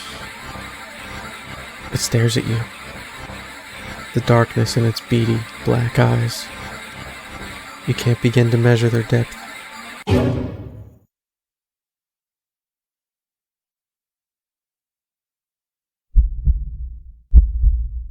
Nor the hatred pouring out from within them. All of it aimed at you. You collapse, head hitting the floor as your other arm is eaten away as well. You're not sure how you're still conscious.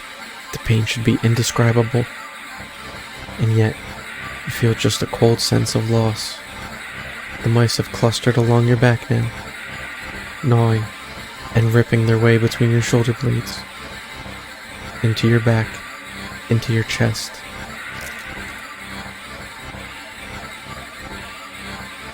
You weakly cough up blood. They must have damaged something important. You feel something being pulled out of you. And in between the moments that blankets of darkness fade out your vision, you hear something wet plop on the ground in front of you. You pry your eyes open and see it in front of the mouse. Weirdly shaped, red with your blood and pulsing, and oh, that's your heart, isn't it? The other mice all descend upon it, abandoning your half-eaten body. You're losing a lot of blood. You feel sleepy, but you also feel anger. Yes, so much anger. How dare they? How dare they? The last thing you see before your vision fails you is a pair of glowing eyes leering in from the darkness beyond the doorway.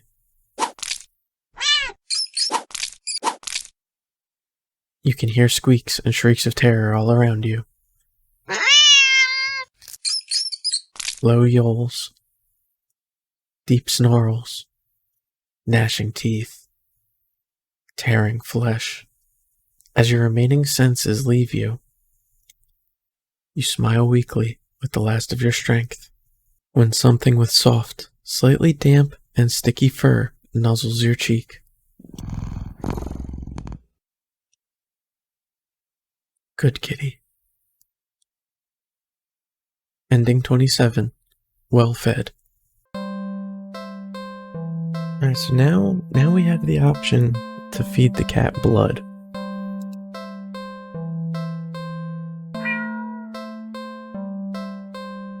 Cat lets out a sad, pleading little sound. It's hungry. It must be starving. So, you look around and see a nearby shard of glass. Your body moves as if it knows what to do, what needs to be done. You take the shard and...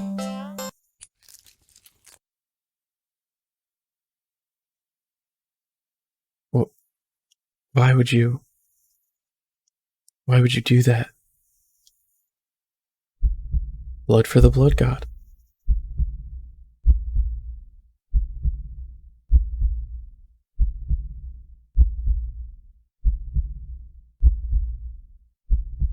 You carefully hold your finger over the cat. Dark red blood beads at the wound. Before growing heavy enough to drip into the cat's open, waiting jaws. It mewls happily at you.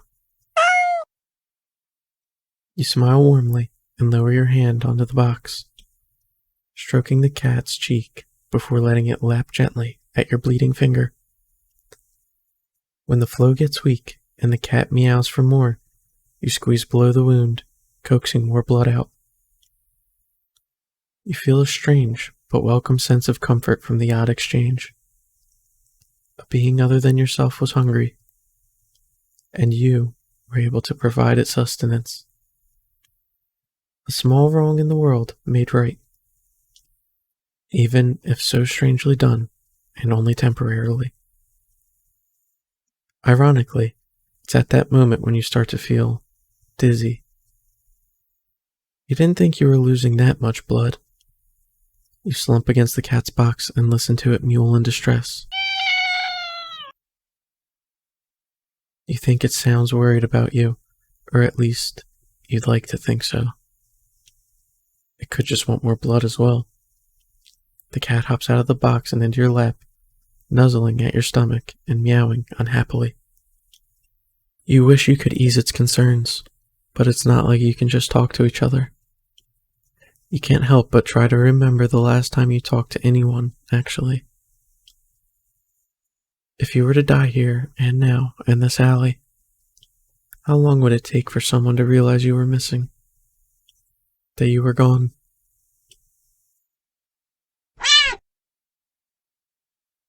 Your thoughts are interrupted when the cat yowls loudly, tensing up in your lap. You don't have time to wonder why, as a voice rings out from the entryway to the alley. Hello? Hey you, are you alright? You don't answer. You don't think you can. Your voice feels locked away, deep, deep within you. The cat looks up at you with a long stare, as if assessing you. It looks back towards the voice, and with a final nuzzle to your stomach, it hops out of your lap, walking towards the alley's entrance. But then, it starts to shift.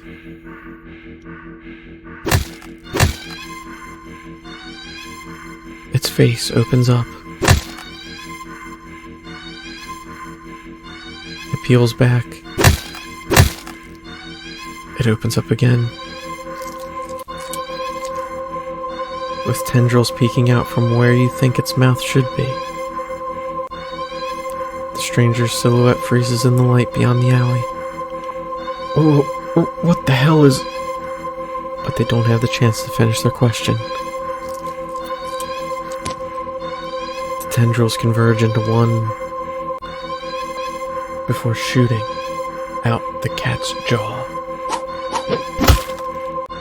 and piercing into the stranger's shoulder. Gah! Ah! They let out a pained cry, a fearful yell. They claw at the tendril, trying to pull them loose, but to no avail. You can't seem to process their screams. You stare at the creature before you, so different from the cat who mewled out of concern for you earlier. We gotta stop him. We gotta try to save this guy. You can't let this happen. You shakily crawl forward. You weakly grab at the conjoined tendrils that pulse as they drain the stranger's blood. When you tug as firmly as you're able, the tendril's pulsing halts, and the cat turns to you. It makes a strange trilling noise that sounds like a question, but you have no answer. You can't even understand the question, so you simply scoop up the creature, the cat, cradling it in your arms. You gaze almost longingly at the light beyond the alley's entrance. You don't know what's going on, but you can't just sit by and watch someone else be eaten so viciously. Not when they tried to see if you were okay. Not when you could offer yourself instead. You think the stranger is set free, because after the sound of shoes hastily scuffing on the pavement fades into the distance,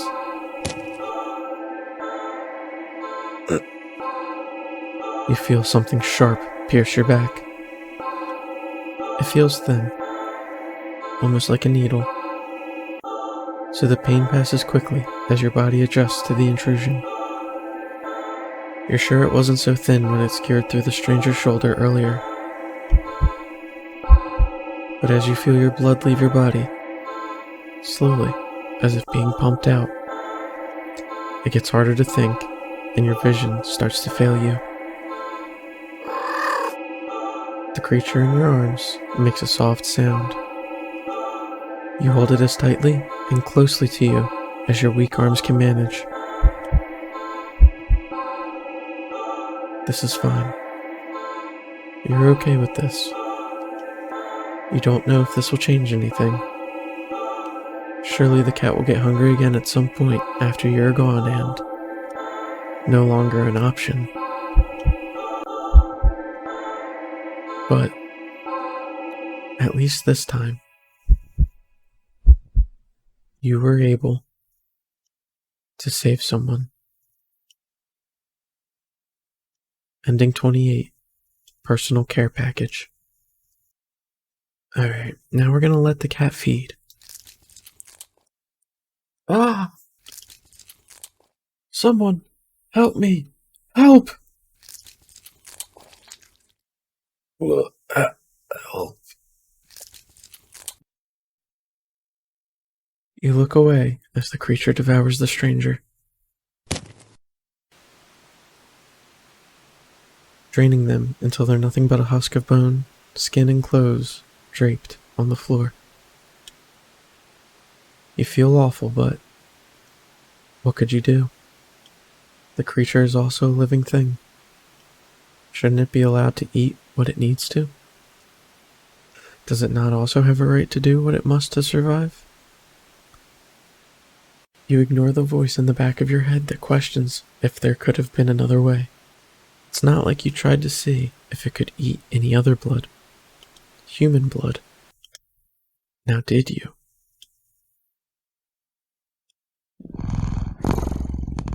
The creature purrs as it rubs its side into your arm. You realize that after a bit of rest, you've already started feeling better. But you also think that something inside you feels a little bit broken too. You're just not quite sure what it is yet. You You stand and hold out your arms. Still hungry? The creature trills happily and hops into your outstretched arms. Let's go then, yeah? You leave the alley together. You go into the world together. The cat is hungry, and it will be hungry often from now on. Very often.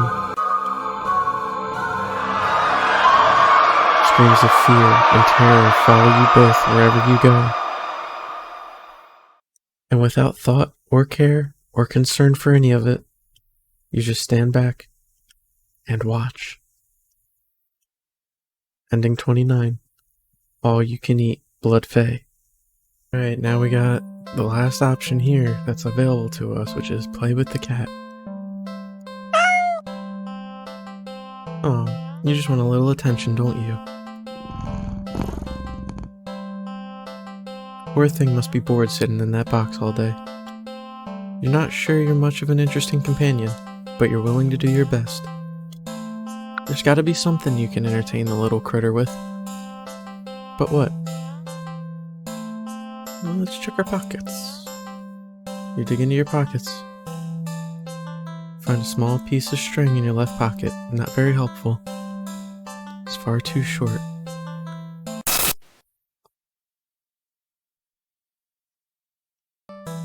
In your right pocket is a bar of chocolate. I'm sorry. Not too helpful either right now. The only other thing you've got on you is your phone. It's not much of anything the cat can play with, but it is something you can do.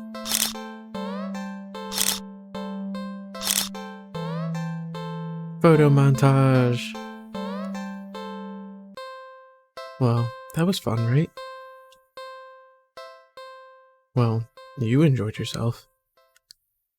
With nothing else to do and no intention of taking the cat home, you decide it's probably best to just leave.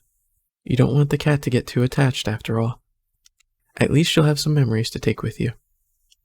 Okay, see you around, I guess. Good luck? Okay. You turn and walk. Your phone just got a message. You open it up and... What? Aren't I cute? It's a picture of a familiar looking cat. Huh? The cat does look cute and happier in the picture. But it's not a picture you recognize. What the heck? Did I... You didn't take this picture. You peek over your shoulder at the cat.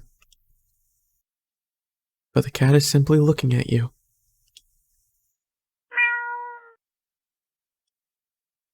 It mewls sadly, as if pleading you to come back.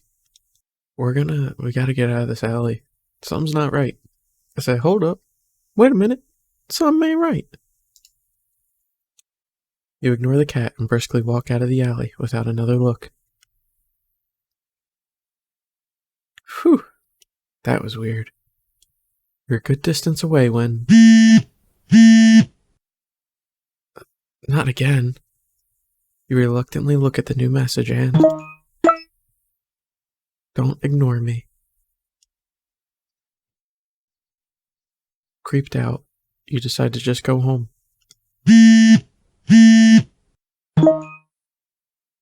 I know you're seeing these.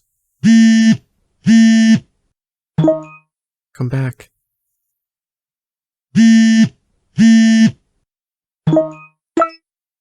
Come back.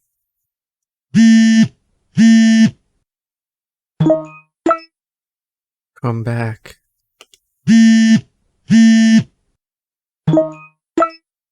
Come back.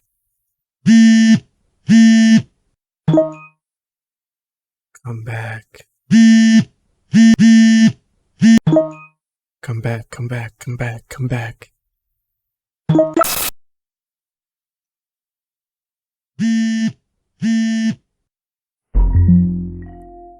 see you. And always see you. You can't hide. I'll always find you. Ooh woo.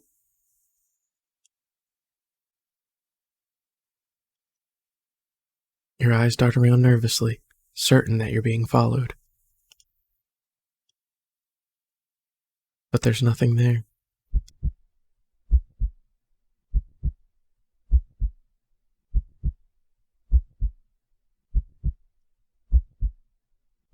You're finally home, but you feel too shaken for any relief to calm you down.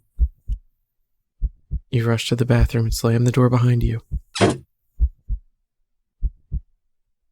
Everything's okay. This isn't real. It's just like a bad dream. Everything's okay. You fumble in the dark to turn on the sink and splash your face with some cold water, hoping it will calm your mind and stop the hallucinations. Because that's all they are, right? Hallucinations. You're really regretting leaving home today. You must have been overworking yourself more than you realized. Yeah, that must be.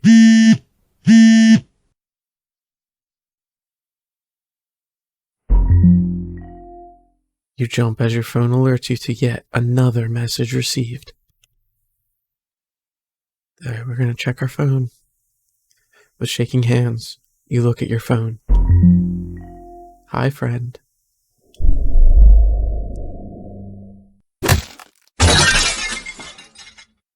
What? Startled, you whir around and instinctively jump back. You slip, smashing the back of your head into the bathroom mirror. You don't register the pain just yet, your eyes shifting wildly around the room.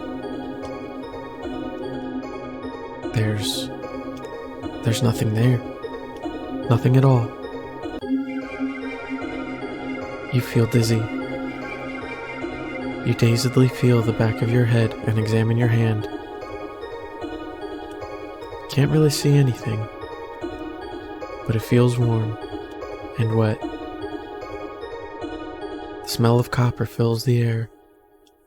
The dizziness overwhelms you and you collapse on the bathroom tiles. Help. You reach for your phone to call an ambulance. The batteries are dead. Ending 30. Photo bomber. Now we're gonna ignore the phone. The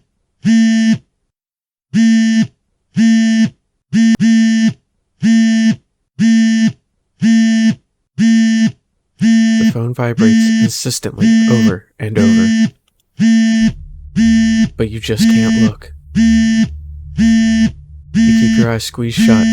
Your fingers tightly grip the sink. In your mind, you beg whoever or whatever is doing this to just stop already. Please, please, please just put me out of my misery. You mutter this quietly. You don't really mean it. You don't. But as the words take shape in the darkest corners of your mind, the phone immediately stops vibrating. You think that this would give you relief, but you only feel dread sinking heavily into your stomach. You can feel eyes on you. You can feel puffs of air on the back of your neck. Damp and deep and slow. You take a deep breath and open your eyes. You look at the mirror. Nothing. You peek around the room. Still nothing. Nothing at all.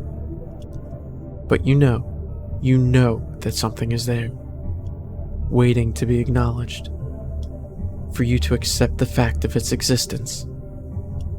Only then will it deign to give you peace, to free you from a life of constantly looking over your shoulder, of fearing your own image, your own reflection. You can feel its patience, limitless and old. You can't win against it in a war of attrition. Your lifespan will long expire before it tires of you. So, you close your eyes and accept it.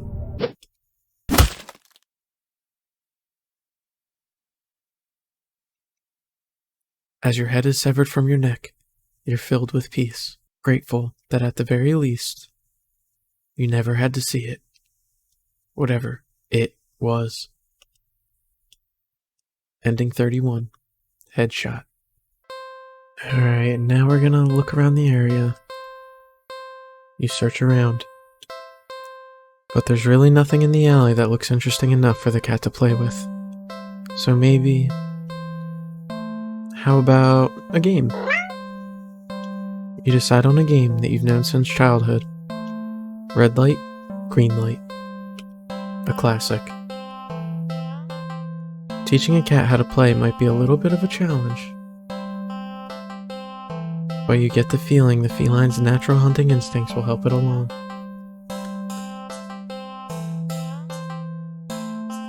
You walk to the entrance of the alley, the cat meowing at you.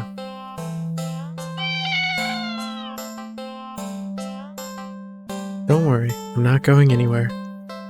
You exaggerate your movements, covering your eyes with your hands, and turn around. 1, 2, 3. Red light. You spin around. The cat hasn't left the box, tilting its head at you in curious confusion. You try again. This time you go a bit slower. 1, 2, 3. Red light. When you turn around this time, the cat is out of the box. The cat freezes under your stare, as if it thinks you can't see it if it doesn't move. So cute. Satisfied that the cat is getting the hang of the game, you turn around again, speeding the back up.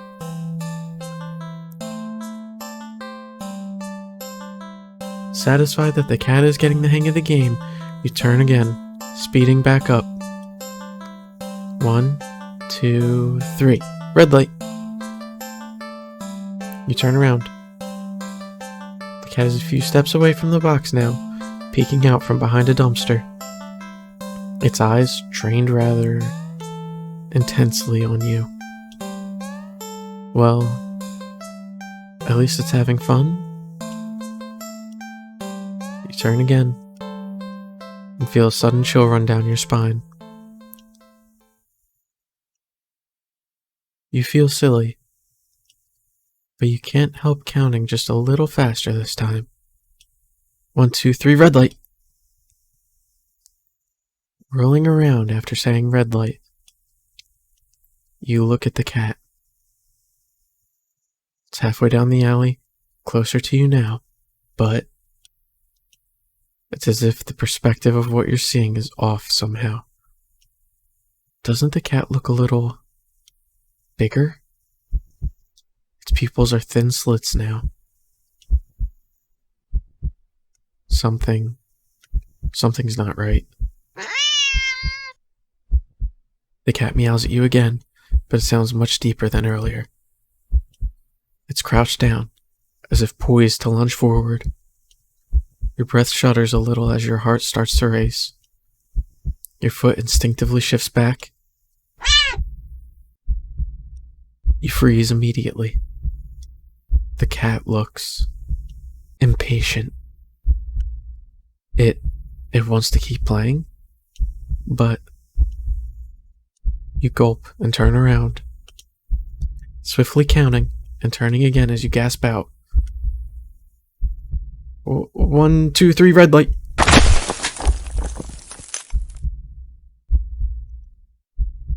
The ground shakes as you whirl back around, to find yourself staring at a long surface of black fur. You slowly back up, and up, and up, to see a giant, shadowy figure leering down from its position hunched over you. Fangs dripping with saliva, claws crushing into the concrete walls of the alley. Its glowing eyes are unblinking as they look back at you. The cat waiting for your next turn, but it's so close. If you turn around now, you don't want to play anymore. We're gonna run.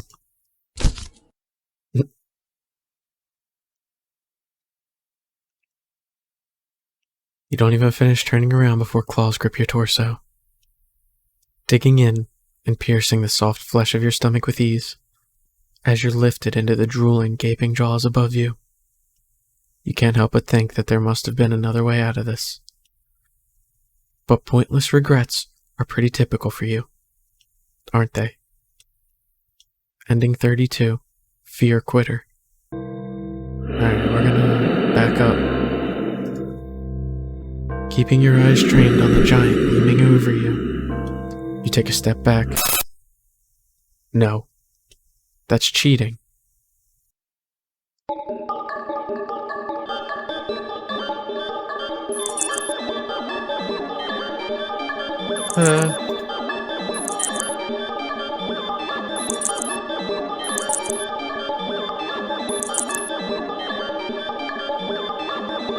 What are you doing? Stop. You'll break. The cat stares as you keep eye contact and back up. You step back and back. And as you take one more step back out of the alley,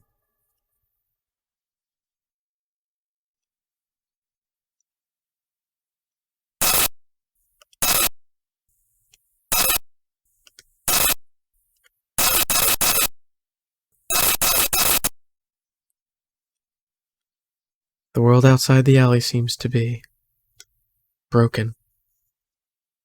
What exactly did you do? Ending 33. Error found. And now we're gonna buy him a toy. After being out in this alley all alone for who knows how long, you personally think your furry friend deserves something special. I'll be right back, okay? You quickly leave the alley and rush to the nearby pet store. You browse through all the different toys for cats. There are so many to choose from, plush and bright colored and scented with catnip. But you realize that most of the toys aren't meant for a cat to play with alone. You can't stay in the alley playing forever. And you can't exactly afford to get another cat as a playmate. Another. That's it. You know exactly what to get now. After a quick and successful search of the store, you make your purchase and rush back to the alley, eager to show off your find. I'm back. The alley feels even gloomier after spending time in direct sunlight. It makes you feel that much prouder of your gift. You skip over to the cat and dig in the store's plastic bag. I've got something for you. The cat leans up, curious at the bag's contents. You pull out your gift to the cat. Ta-da! It's a small cat plushie. The plushie is a light orange cream color with burnt sepia stripes, making it resemble a tabby cat. The synthetic fur is soft, but not unrealistically so. And the large eyes are a pale green, more subdued than you would have expected for a toy. There's no denying it's just a plushie, but the thoughtful details still make it almost uncanny to the real thing, which makes it perfect. A companion for the cat, and one you could actually afford. Win-win. That's not all. You give the plushie a little squeeze and... meow. The cat looks unimpressed. Well, You think it's cute.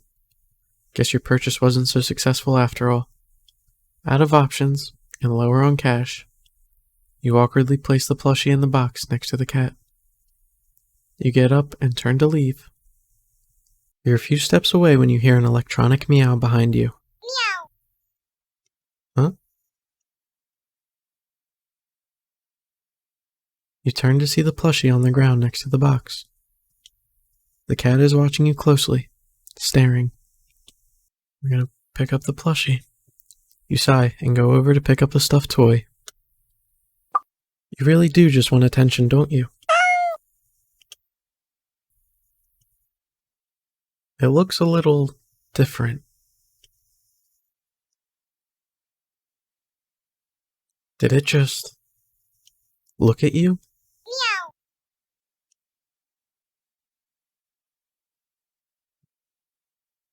Meow.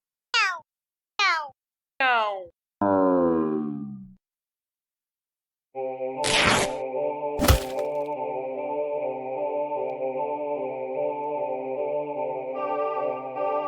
The plushie somehow opens its sewn-on mouth before biting into your wrist. Ow!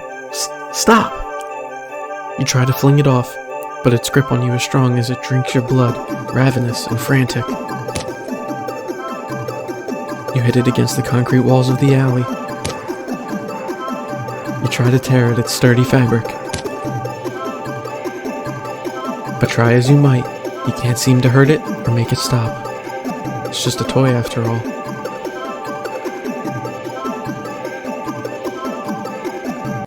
Eventually, you start to feel faint, enough to collapse to your knees in defeat. The stuffed doll is drinking more calmly now, as if its previous aggression had been a mere reaction to your desperation. It seems satisfied that you're no longer putting up a fight. You think you blacked out for a second. Because, though you're still sitting the next time you're conscious, your eyes are closed. You feel so weak. You have to use all your strength just to pry open your eyes, and when you do,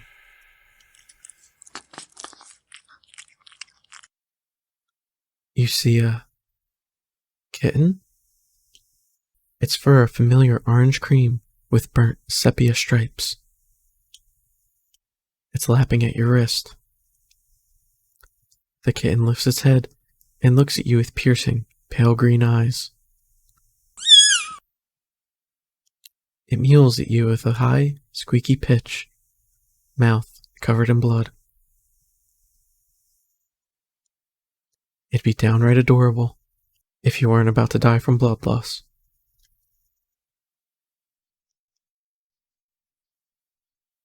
The cat strolls into your line of vision and picks the kitten up. It gives you an indecipherable look before turning away. The cat carries the kitten back to the box and starts to carefully and dutifully clean it.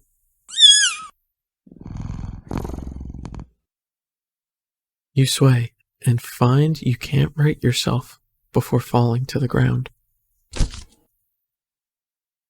It would seem that in the end, you'd gotten the cat a playmate after all. Ending 34, Living Doll. Alright, this is our last ending before the real, quote-unquote, true endgame endings. So we're just gonna leave. Ungrateful little monster. You huff in annoyance. You're welcome. Shaking your head, you turn to leave once again. Ah! When a sharp pain lances up your arm. Gah! Crying out, you grab at your arm only for it to fall off. Your arm just falls right off. You stare in shock at your severed limb on the ground. Gathering your courage, you turn to look at where your arm had once connected to the rest of you, only to see. Not blood? It's cotton? touching it. The stump doesn't even hurt. That is... Until the same thing happens to your other arm. Ah! Gah!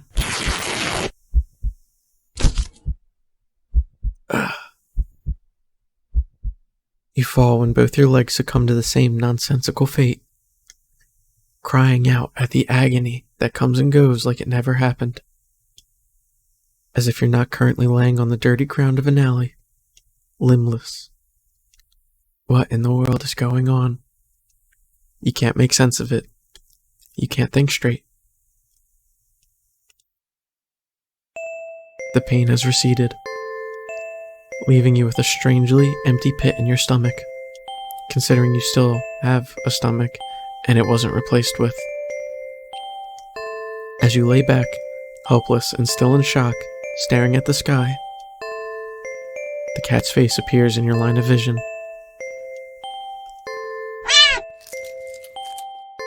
It lunges at your torso and starts biting and clawing into your chest like you're a chew toy. It doesn't hurt anymore. You feel like it should. You're not sure if you're glad that it doesn't. Eventually, you feel the cat pull something out of you. A small doll that looks very, very familiar. It's hard to tell, but that doll that's you, isn't it?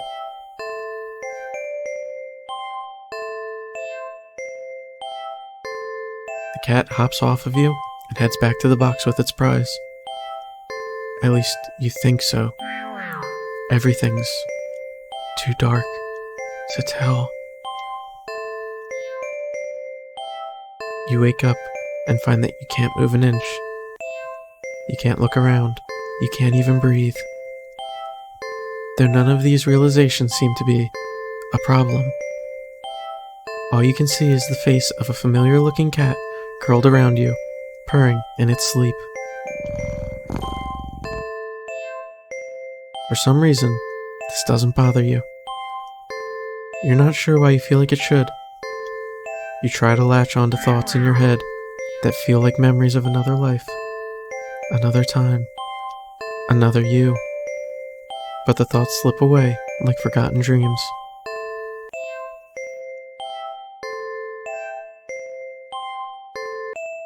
Oh well.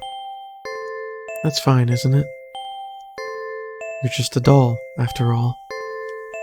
And a doll's role isn't to have silly thoughts or to remember unimportant things, but to be a companion.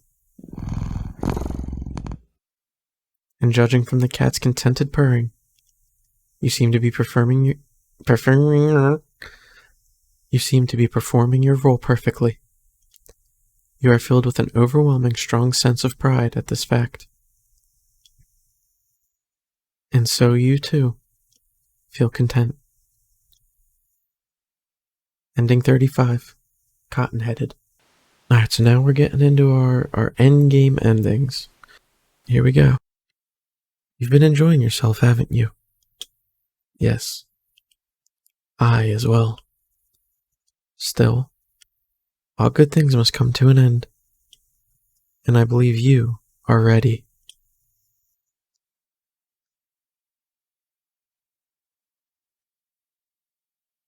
Alright, we're not going to take the cat home this time. We're ready. Only one thing left. So, what should you do with a cat that has been very, very, very naughty?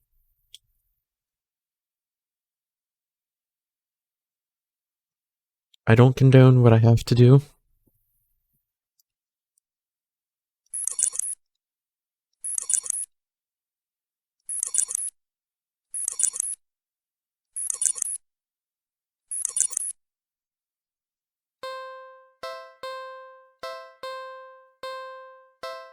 I'm sorry, kitty.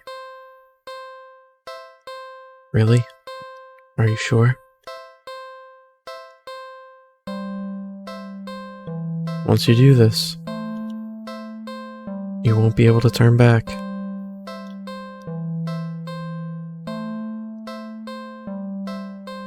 Last chance. Are you really sure about this? This is the point of no return. Are you sure there's nothing else you wish to do? I'm sorry, bud.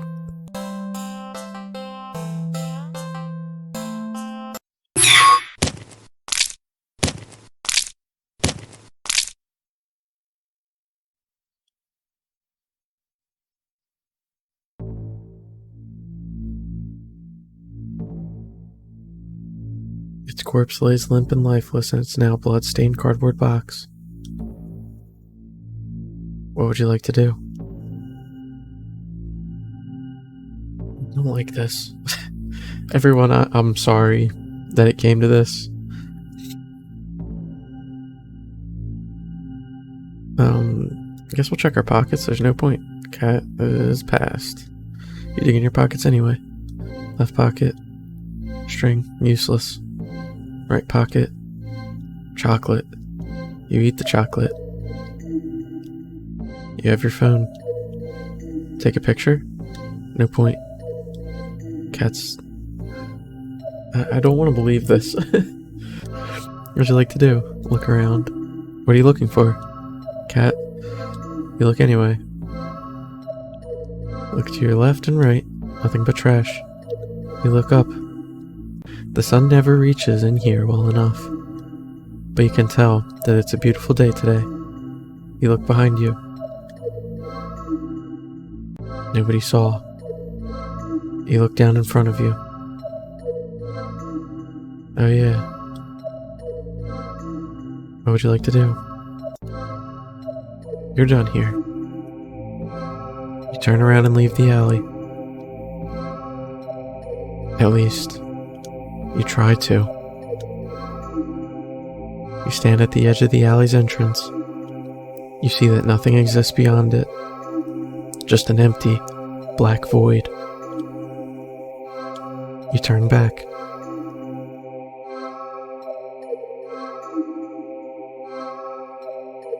And see that the back of the alley has become shrouded in darkness. You can't see a thing. With no other options, you step towards the darkness. Closer. Closer. And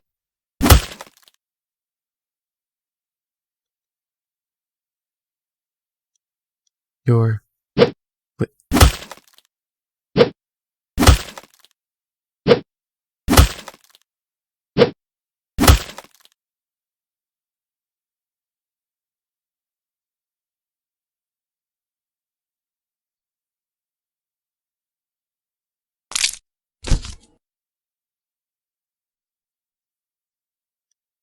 You collapse to your knees. The front of your body is slashed open, leaking blood and guts and organs down your torso and over your lap. Don't you know that cats have 9 lives? Wait.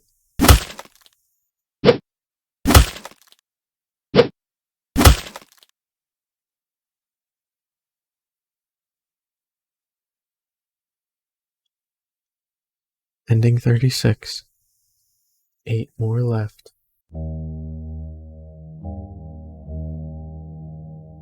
Do not take it home.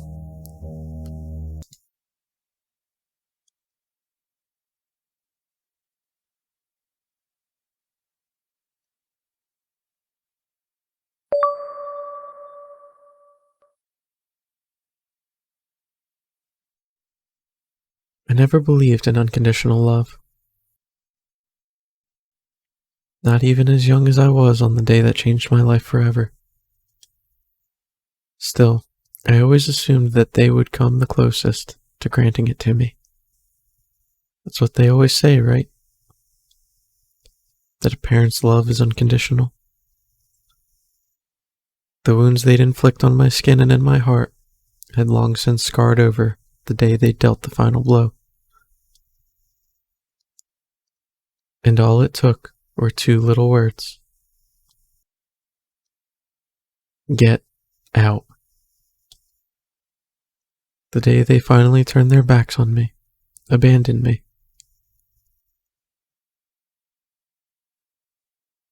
That was the day it found me. It offered me an unfathomable kind of love. A love that could be limitless, endless, powerful, all-consuming. A love unmatched. A love unlike anything that could exist in this world. There was one thing that the love it offered could never be. Unconditional.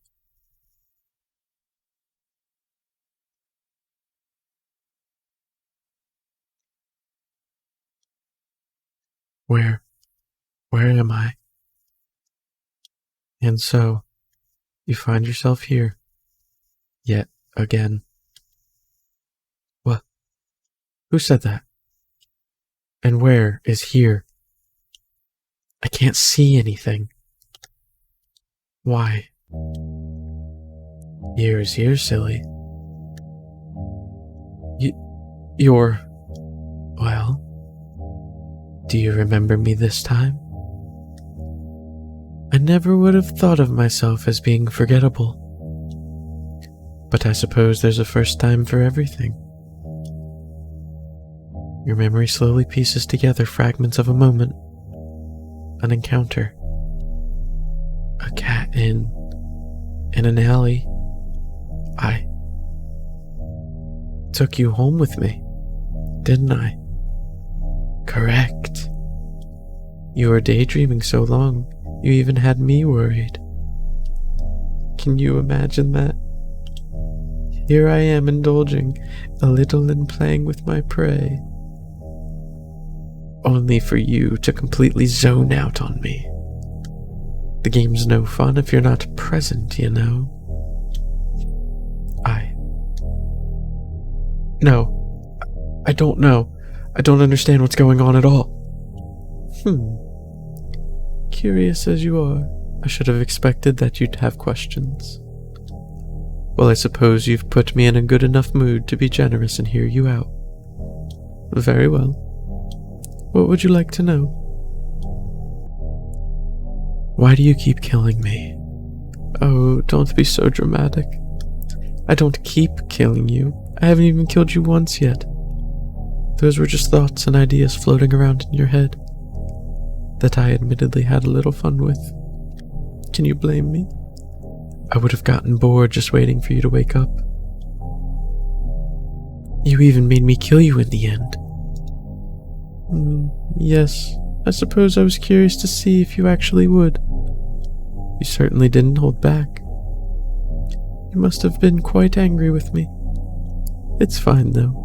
You know what they say about curiosity, yes? It was my own choice, and besides, I got you back, didn't I? What would you like to know? What do you mean I was daydreaming? It's the first thing that came to mind, really. You were on the brink of death, but instead of watching your life flash before your eyes, you got stuck reliving the moment we met, subconsciously coming up with scenarios in which you managed to survive. Well, maybe you would have, but I couldn't resist messing with your imagination a little bit. You did just start ignoring me out of nowhere after all. You know by now how much I love attention. Your little thought experiments were rather amusing. But, if I might say, you must have had a pretty dull life to forego indulging in precious memories of bygone days, in favor of daydreaming about a single encounter, over and over and over again. I've heard of having regrets on one's deathbed, but this has been ridiculous. Ridiculously intriguing, that is. Or perhaps rather than regrets, I was what you found intriguing. Am I still dreaming? You're lucid, I'd say, since you finally remembered me and all. Seems you're finally ready to end this farce, amusing as it has been. What would you like to know? Where are we right now? Inside your head, silly. The real versions of ourselves are halted in time back in your reality, though I doubt much time has actually passed. These things tend to happen in the blink of an eye after all. Well, usually anyway. What would you like to know? You're a cat. How are you talking? What do you mean? I've been talking to you all along. Intriguing as your imagination is, it would have run wild without my help. I was guiding you the whole time. Didn't you hear me in your thoughts? Like this? But you're a cat. How are you doing this? I'm quite powerful, yes, but also not so much. What does that mean? Besides, what makes you so sure I'm a cat? My appearance? I doubt I resemble any cat you've ever seen before, right? Then what the hell are you? If you're not a cat. I didn't say I wasn't a cat, did I?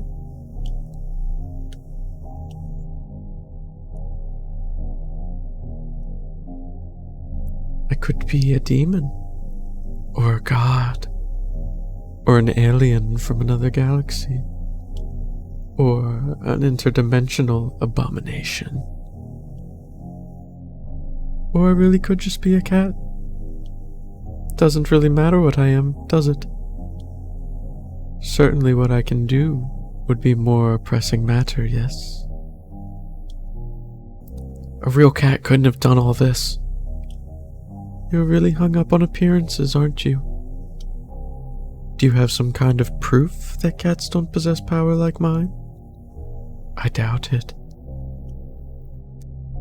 And you know, it's pretty rude of you to keep going on and on about what I am, before you even asked who I am or what my name is. Okay, then what's your name? Well, I'm not going to tell you now. Learn some manners first and we'll see. Well, maybe in your next life anyway. What would you like to know? What do you want? Well, if you're talking about my original goals, those are a bit personal, I'd say. And anyway, things have changed. Right now? Well, presently, I'd like to have some more fun with you. Your company has been very entertaining thus far. Given more time, and under different circumstances, perhaps we could have even been... Well, all good things must come to an end. You can't truly want to spend what little time you have left in regret and delusion, right? Alternatively, I'm also quite hungry after waiting so long for you to wake up. At this point, I could go either way. Have I satisfied your curiosity now? I just have one more question. Why me? Why call out to me, of all people? All I did was call out for someone to hear me. I called out, and you were the first person who came to me. Simple as that. Were you hoping for some special reason? I'm afraid I don't have one. Everything I've come to like about you were things discovered after our initial encounter. So there's no big reason for any of this. The reason is far less interesting than the results that came about from our interaction. I only called to satiate my hunger, but in doing so, I found something far more valuable. I know for a fact that regardless of how this plays out, I will never forget you. What do you mean? I've taken a liking to you, human, and so I'll grant you another chance. Another choice.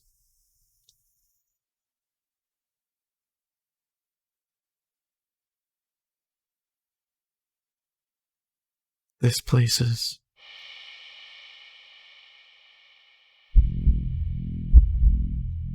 You remember this place. Being chased. Being hunted. Being afraid. So afraid. That fear that also attracted me to you. That instinctive desperation to survive. I craved it all, as I am the origin of those delectable emotions. You are already mine. But I will still permit you the chance to accept the reality of your fate. Human, join me, or perish. Now we're gonna see what happens if we join him. Splendid. Come forward, my human. You step forward and pick up the cat. You cradle it in your arms, reaching up to scratch its head.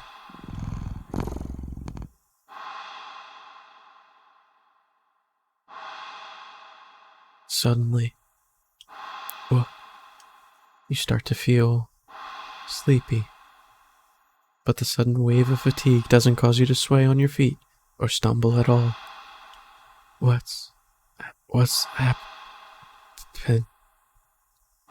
Shh. Don't worry. You no longer need to worry about anything anymore. Just sleep and dream those sweet, sweet dreams for me.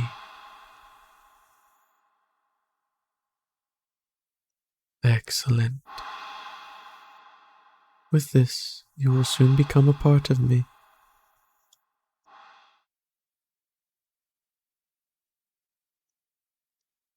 Ending 37. Forever. Back again, are you? You've already reached the best outcome you're going to get. What more are you hoping to achieve?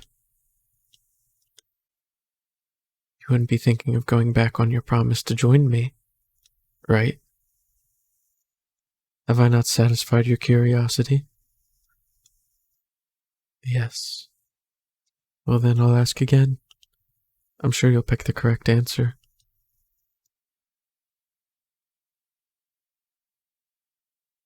Will you join me? Or perish? I'd rather die. I see. Then there's nothing left to say.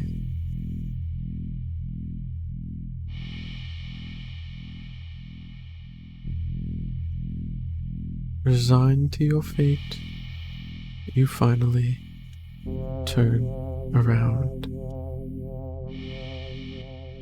It's enormous, shapeless, billowing like thick smoke in the wind. The shadow-like entity towers over you. So high, it looks like the sky poured it down to earth, is still pouring it even. It is unfathomable that your tiny world is even able to stand under the weight of the reality of such a being's existence, and that you and your fragile mind haven't fallen to ruin as well.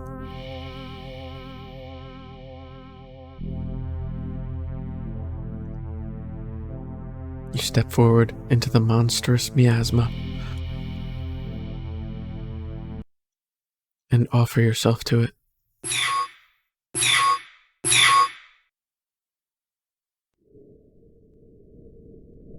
Darkness, surrounded by pure and absolute darkness. You are very suddenly hit with the feeling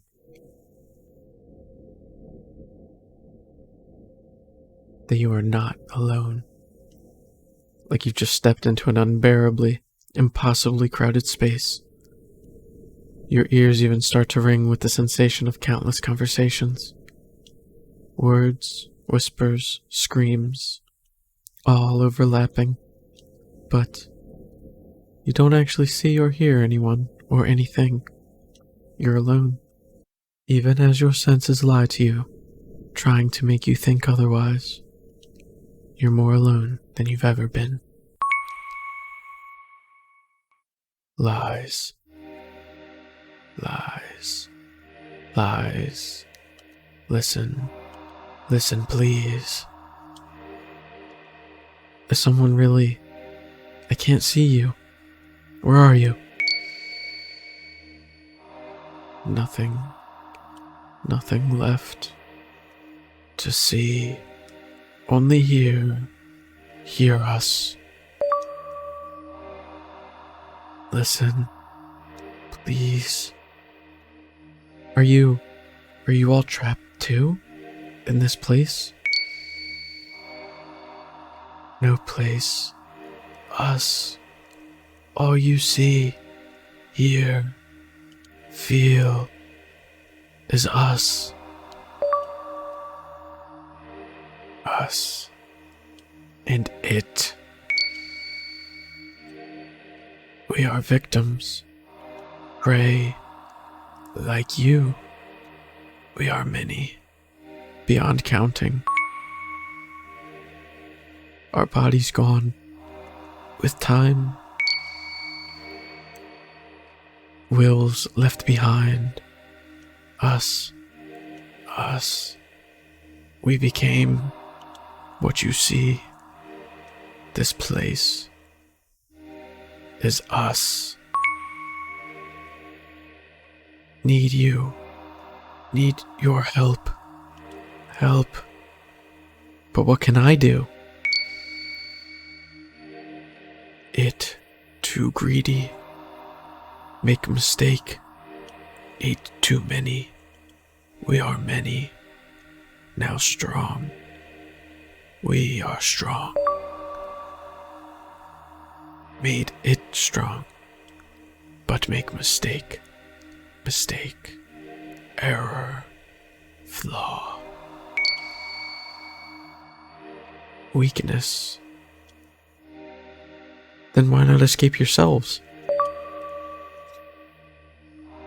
Too long here. Too long. One. We are one. With it. Bodies lost. Minds. Wills. Us. All corrupted. No body. Can't escape. You too. You. We. It. One. All of us. All now one. But you. New. Fresh. Body. Still have body. Escape is possible. Because still one with it. Even just you. If escape with mind, with body, it would unravel. Lose power. Lose strength. Lose us. Us. Set free. Forever. Finally. Escape. Help. How do I do that? Remember, it lies. Hidden in truths. Lies. Lies. Escape. Push forward. It lies. Persist. Persist. Persist. Persist. You ignore their words. Deep down you know, there's no way someone like you could win against something like it. The cat. A pointless effort. The hopes of those words, their wills, it would all be wasted on you. So, You accept your fate. You choose to perish.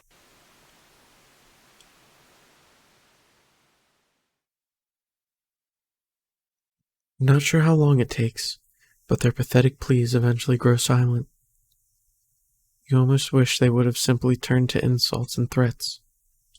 This endless silence, it bears the weight of your guilt and shame, long after your body fades away, and becomes one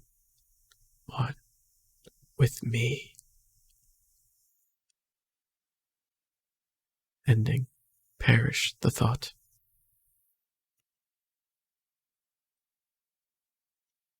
No. No, this is another daydream, isn't it? You're lucid again. In here? But how did you... Well, when you've been dreaming about the same day over and over, you kind of start to notice the patterns. Listen, I'm nothing special. I don't really have any friends. I don't like crowds or going out most of the time. And more often than not, I'm alone. Even in my home. One bedroom, one bathroom, and one me living alone in it. It'd be easy to say that I don't have much to lose. My life is admittedly pretty boring. But it is my life.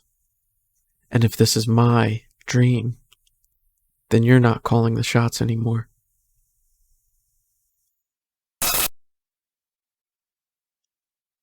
I don't think you understand what's going on here. No, you're the one who isn't getting it. You called me. You're the one who needs me.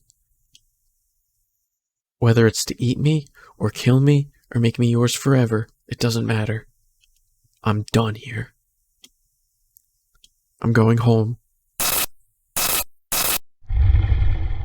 You forget yourself, human. You ungrateful little creature. I give you my patience, my attention, my love, and you think you can just leave? I didn't have to, you know. I could have just eaten you whenever I liked, but instead, I gave you time to understand, time to accept what was happening. I gave you a choice. You, an unremarkable little nothing of an existence, whom no one would even notice was missing if I'd just taken you as I pleased. Dreaming away about endless possibilities, never having to worry about permanent consequences ever again, about choosing wrong, a little world all your own inside your head. I offered it all to you. I gave you the choice to join me and have it all. And you refused. You said you'd rather die, didn't you? And yet here you are trying to go back on your choices. Only to continue to reject me. To reject my love. So foolish. So ungrateful. Just like the others, you don't even know what you want. Another bundle of contradictions. You wish for solitude, yet you fear being left alone. You fear being forgotten, undesired, unloved. Yet even though I love you and desire you, even though I promise to never forget you, even though I am the only one willing to never leave you, you still reject me. Stupid little child. I'm done waiting. You do not get a second chance. You made your choice and you will accept the consequences of that choice. You are going to stay here with the rest of these ingrates. Forever. Haven't you ever heard of changing your mind? Such a thing doesn't erase your original decision. It has been permanently etched into reality. Do you think yourself so important that you are above facing the truth of that reality? No, but that doesn't mean I can't do my best to make things right. I'm still here, aren't I? That means I can always make more choices, better choices. You gave yourself to me. You are already a part of me. This might be your pathetic little delusion, but don't forget that I'm the one in control here, human. Oh yeah, that's right. Those twisted choices in my dreams were all you, weren't they? We help. Running and dream. What's persist? What are you doing, you useless traitors? Stop! I think it's about time I started making my own choices.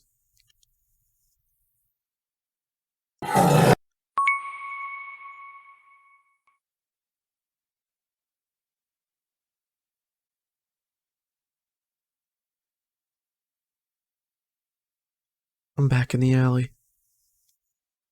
It's not here. Good. I think I need to get home. I step forward out of the alley. This is gonna take some getting used to. I step forward towards the entrance of the thankfully empty alley. I'm almost out of this place. Almost, when suddenly,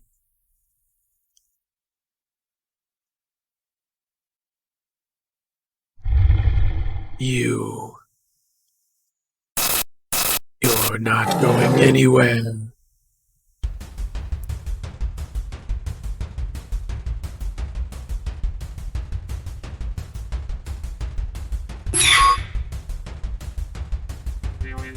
Damn it, it overrode my choice. Where the hell do I go? I've got to escape. Anywhere but here.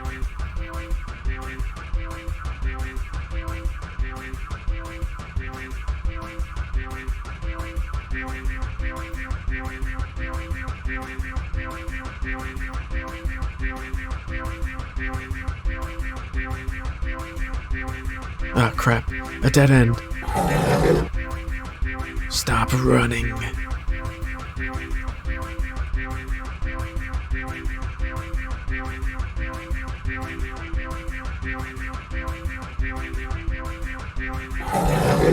Get back here.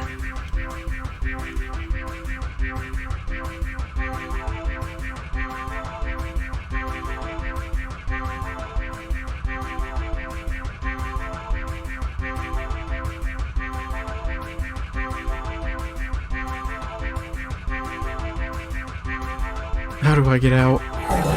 No escape.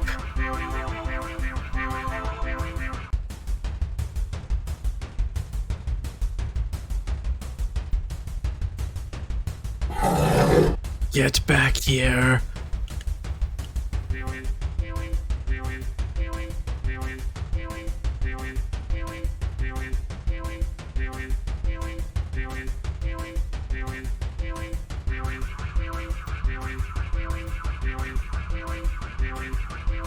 Dead end. Where do I?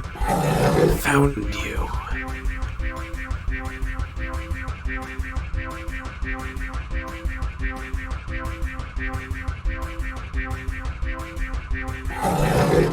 Get back here.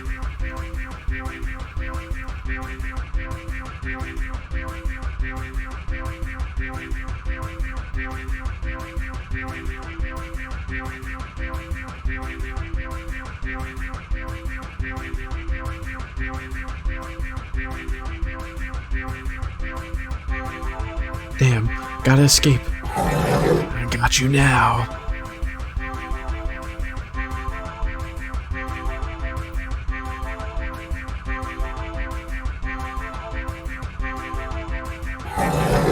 Get back here.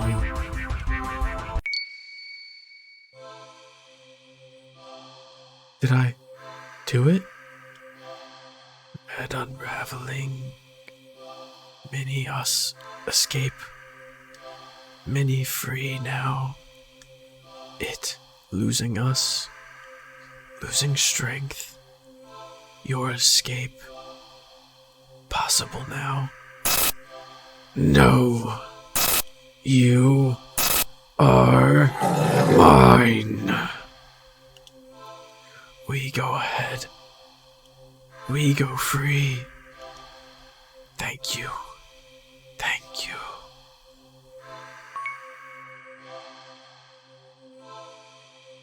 Thank you too, all of you. I won't forget you. They were right. My choice is back. No!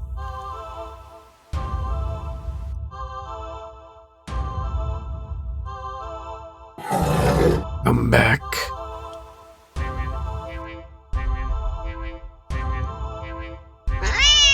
Come back. Please.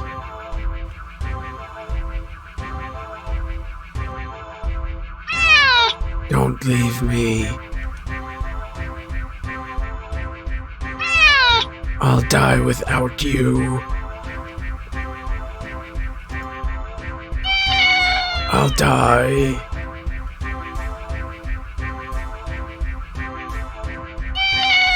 I'll die. Wait.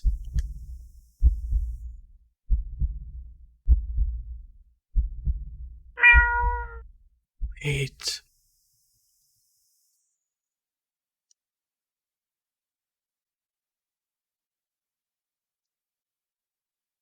I'm back. Back where it all began. The alley. And in the cardboard box. At the back of the alley.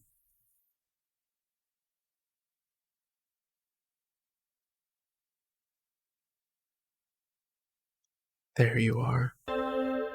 You look nothing like the impossibly cute cat I met. Well, it feels like a lifetime ago. After escaping and releasing the wills of all your victims, all that's left now is an inky black blob seething up at me. The endless hatred pouring out of your singular eye doesn't scare me at all. Do not take this cat home. Don't leave. You are mine. No, I'm not. You took them away. They were mine. And now they're gone. You took them away. You took everything from me. They weren't yours either. Alone. You never had to be. If you were lonely, you could have just been their friend. But you didn't want friendship. They left because you tricked them, kidnapped them, hurt them. You stole their lives, their time, never to get any of it back. You brought this on yourself. You are perfect. I'm not. You are. Don't need the others. Just need you. Stay with me. I won't. Can give you anything. Can be everything for you. No, you can't. You couldn't even before. You definitely can't now. And even if you could give me everything I ever wanted and more, I'd still never stay.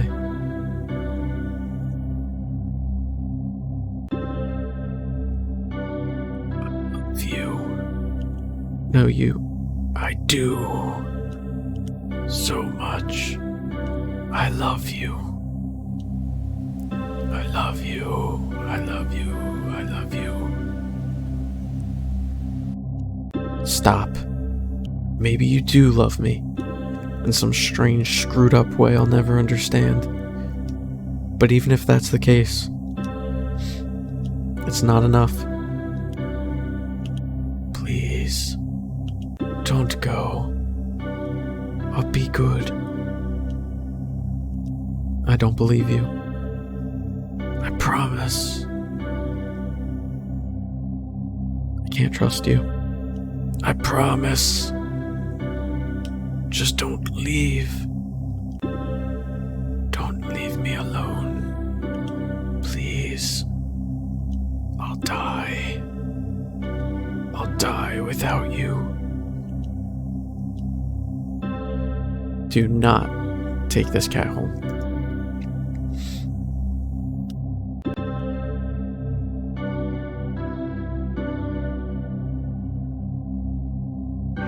I hate you. Now that I can believe. There's nothing left to say.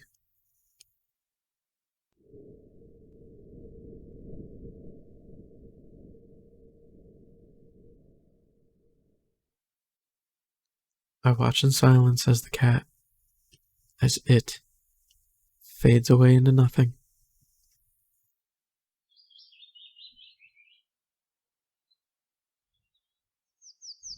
Goodbye. With one last glance around the alley, I turn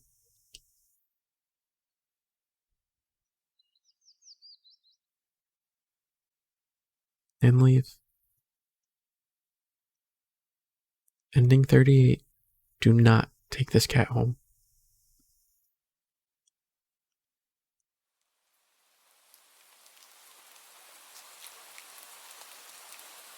Today's been surprising? Yeah, pleasantly so. A day off that started with admittedly crummy weather led me to the old theater, where I enjoyed a movie by myself. My laughter filled up the empty theater. The rain had stopped by the time the movie was over, and I was in such a good mood, I hopped over to the not-so-new cinema. Not to watch another movie, but to play around in the arcade, earning a few high scores. With the gamer in me awakened, I went to the carnival to play some more, and was humbled fairly quickly. But I did manage to win a small stuffed animal at the ring toss booth.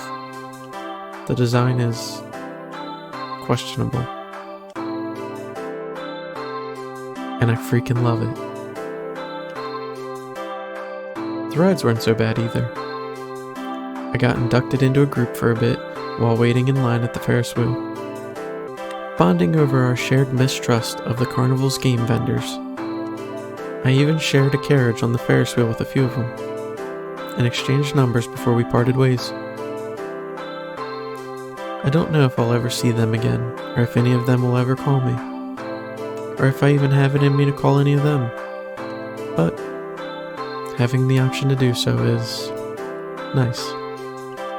It feels nice. Baby steps. After all, even that tiny bit of interaction, though fun, exhausted me. So I went to recharge at the dog park, feeling rejuvenated at the sights of dogs. Old, young, big and small, all running around, happy and carefree. A few of the owners even let me take pictures. Yeah, today was a good day. I don't think about the cat, or it, I guess, all that much these days. It was hard at first. In the immediate days and weeks that followed, what happened to me was all I could think about. There were days I blamed myself, days I questioned my choices. I went back to the alley more times than I want to admit. The feeling that always went through me at the sight of that empty cardboard box was so indescribable, so overwhelming. I'd sometimes break down and cry right where I stood. It took a while, but eventually that strange emotion became clearer and clearer until I had the courage to recognize it for what it was. Relief. I'd been afraid to feel it for so long, terrified to let my guard down. But that sense of relief finally returned. Relief that it was gone. Relief that I was free to live my life.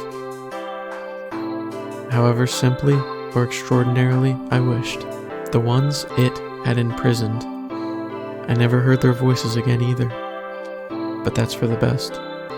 Living here and now, never forgetting what they did for me. And what I did for them too. For now, I think that's enough.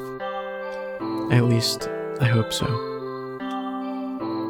And that wherever they are, they're finally at peace. I'm fighting for my own peace too. One day at a time. One tomorrow after another.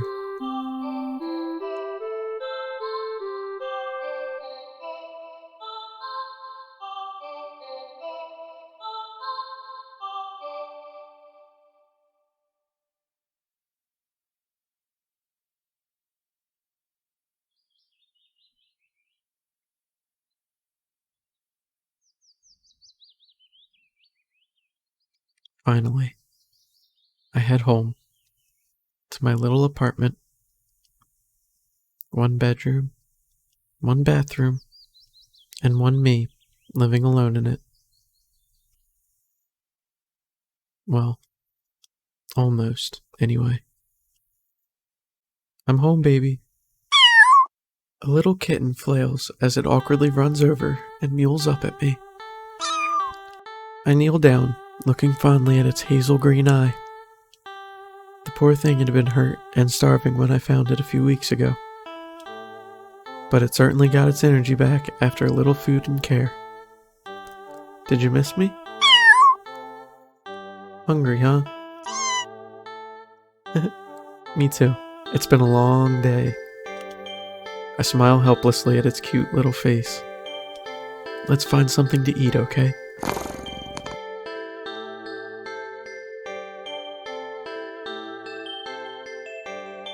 Well, I guess there is one more thing living in my home. And, at least for now, I wouldn't have it any other way. Ending NA. Another day.